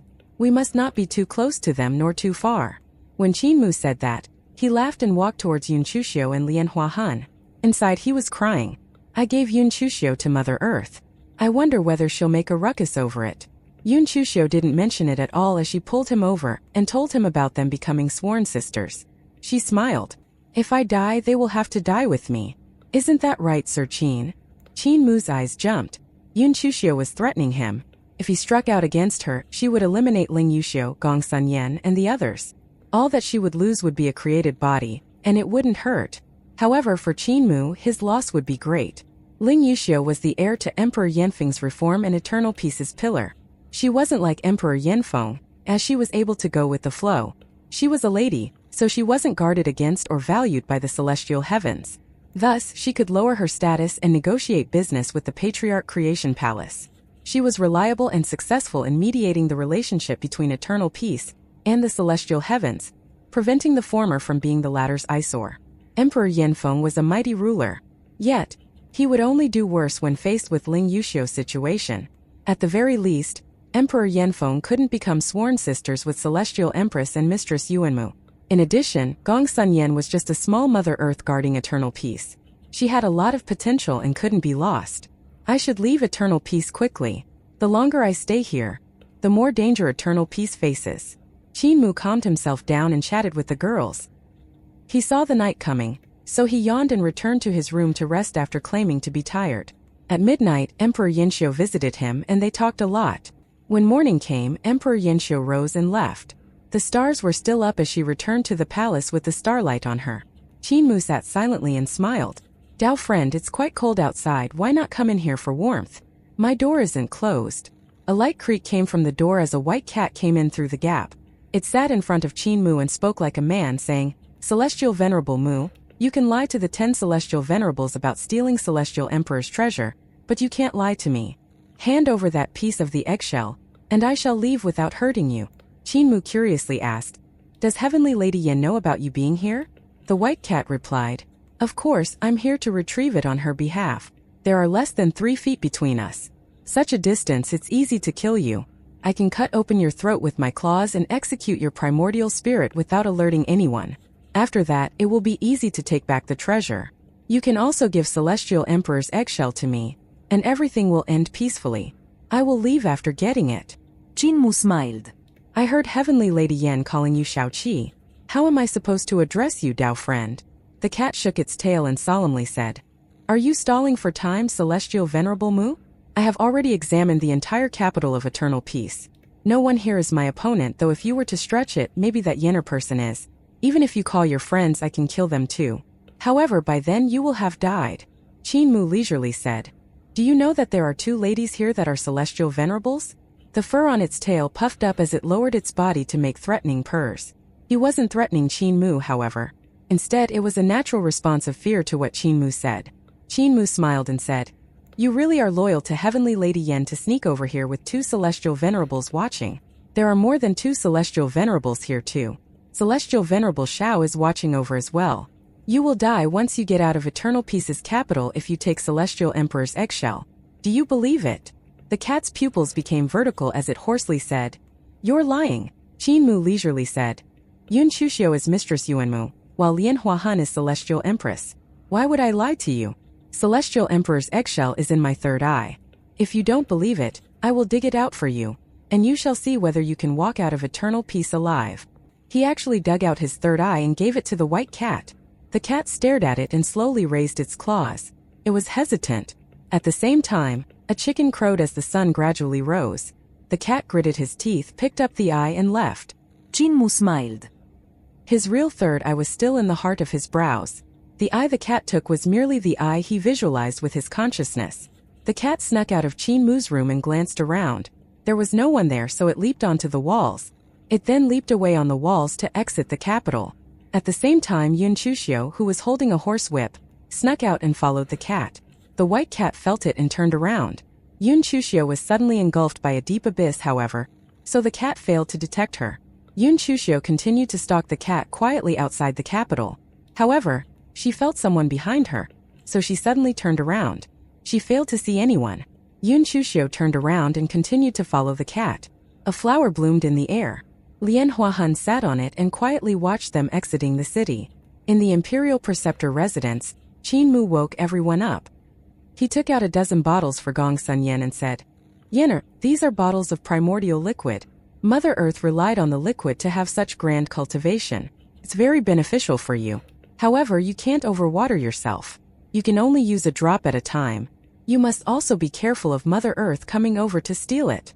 Gong Sun Yen took it and said, "I will be careful." Qin Mu called Dutian Devil King over and gave him a letter saying, "Dutian, I hereby give you 3 heavenly dragons. You shall take my letter and go to see Yu Zhaoqing at Li River Academy. Give her the letter and say that I sent you to help her take back the heavenly feather world." He picked 3 heavenly dragons and took them from the carriage. He instructed them, "Follow Dutian and keep him alive." They rolled on the ground and became 3 gods of the Jade Capital Realm. They held their fist to their chest and bowed. "Yes, Celestial Venerable." Dutian Devil King's expression changed as he hurriedly asked, "Cult Master, can I change the heavenly dragons?" He was unnerved because these 3 dragon gods withstood his whip. One of them was whipped by him the most. "There's no time for that." Qin Mu jumped on the carriage and shouted, "Fatty Dragon, you will drive. Yenna, be on guard, we will leave now. If we don't leave now, those 2 little demons will return." Divine King Langwa had already boarded the carriage. She lowered the drapes and sat down. Gong Sun Yen didn't know why they were leaving so hurriedly, so she was slightly disappointed. Qin Mu said, "After some time, I will find some phoenixes to build nests for you." Gong Sun Yen happily watched the treasure carriage exit the Imperial Preceptor residence. The capital wasn't very lively in the morning, but some shops in the streets had already begun preparing breakfast. Some were making baked sesame seed-coated cakes, while some were making noodles. Steaming air came from the bun basket drawers, and fragrance from porridges followed it. The carriage hastily went by all these shops on the street, which attracted their attention. Suddenly, Qin Mu's voice came from the carriage. "Stop!" The dragon Qilin hurriedly stopped. Qin Mu said, "Sister Yenner, buy some soy milk. It has been a long time since I had any." He gave Yenner some great abundance coins. Yenner flew, morphing into a girl upon landing, then walked to the shop on the street to buy some soy milk. She turned around and asked, "There are some steaming buns here too, do you want some, master?" Qin Mu nodded and smiled. "We will have some too. Have you tried the food here, Divine King Sister? It's a good day to do so." Divine King Langvo was perplexed.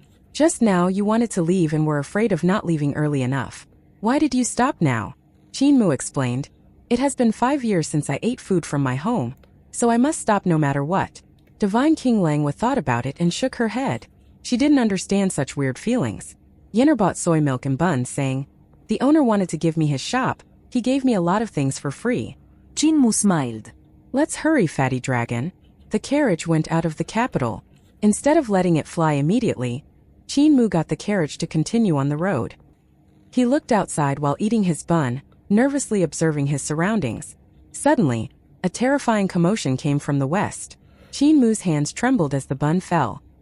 He was happy as he smiled and said, "Shao Qi of Celestial Venerable Yan's residence is probably going to die." In the west, near the Spirit Energy Mutual Shift Bridge, the white cat sped towards the bridge. Suddenly, a large hand came from that bridge to catch it. The cat felt a chill down its spine. It was unable to dodge, so it rolled forward, morphing into a divine general in a white robe with pretty features. He took out a spear and stabbed at the large hand that came out of the bridge. With a slight shake, countless spear tips shot out of it. Access readnovelful.live if you like watching manga comics. In the next moment it exploded. At the same time he was grabbed from the back by the hand. The general cried out and his body shook. He went back to his original form, a white cat whose head was being clutched from the back. His limbs drooped from his body and he couldn't move. Where is Celestial Emperor's eggshell? The hand's owner seemed to be in a faraway land. Its voice coming from the other side of the Spirit Energy Mutual Shift Bridge. In the next moment, the divine weapon Celestial Venerable You that was far away, in the center of the primordial realm, stretched its arm to flick the bridge. The Spirit Energy Mutual Shift Bridge exploded, and the palm that was clutching the white cat instantly lost balance. At the same time, a giant whirlpool appeared in the primordial realm's sky. An imposing god came from the heavens to take the white cat away before the divine weapon Celestial Venerable You could. Another whirlpool appeared. and another imposing god cleaved towards the head of the god who took the cat. Give me back my cat. At the same time, the divine weapon Celestial Venerable, you took the primordial tree and swung it towards the two gods. The cat changed ownership multiple times, which caused it to be filled with fear and terror. Now there were 4 celestial venerables fighting over him, and he could die at any time in that terrifying commotion. In the carriage, Yenner lifted the bowl to Qin Mu's mouth. Qin Mu drank some soy milk while watching the battle in the sky. He kept on sighing, feeling demoralized. Why are you frowning, master? Yenner curiously asked. Qin Mu drank the soy milk and sighed. I used all my tricks and ideas to get the 10 celestial venerables to fight amongst themselves, yet they didn't fight. I didn't think that in the end, all I needed to do was use a white cat to start the fight.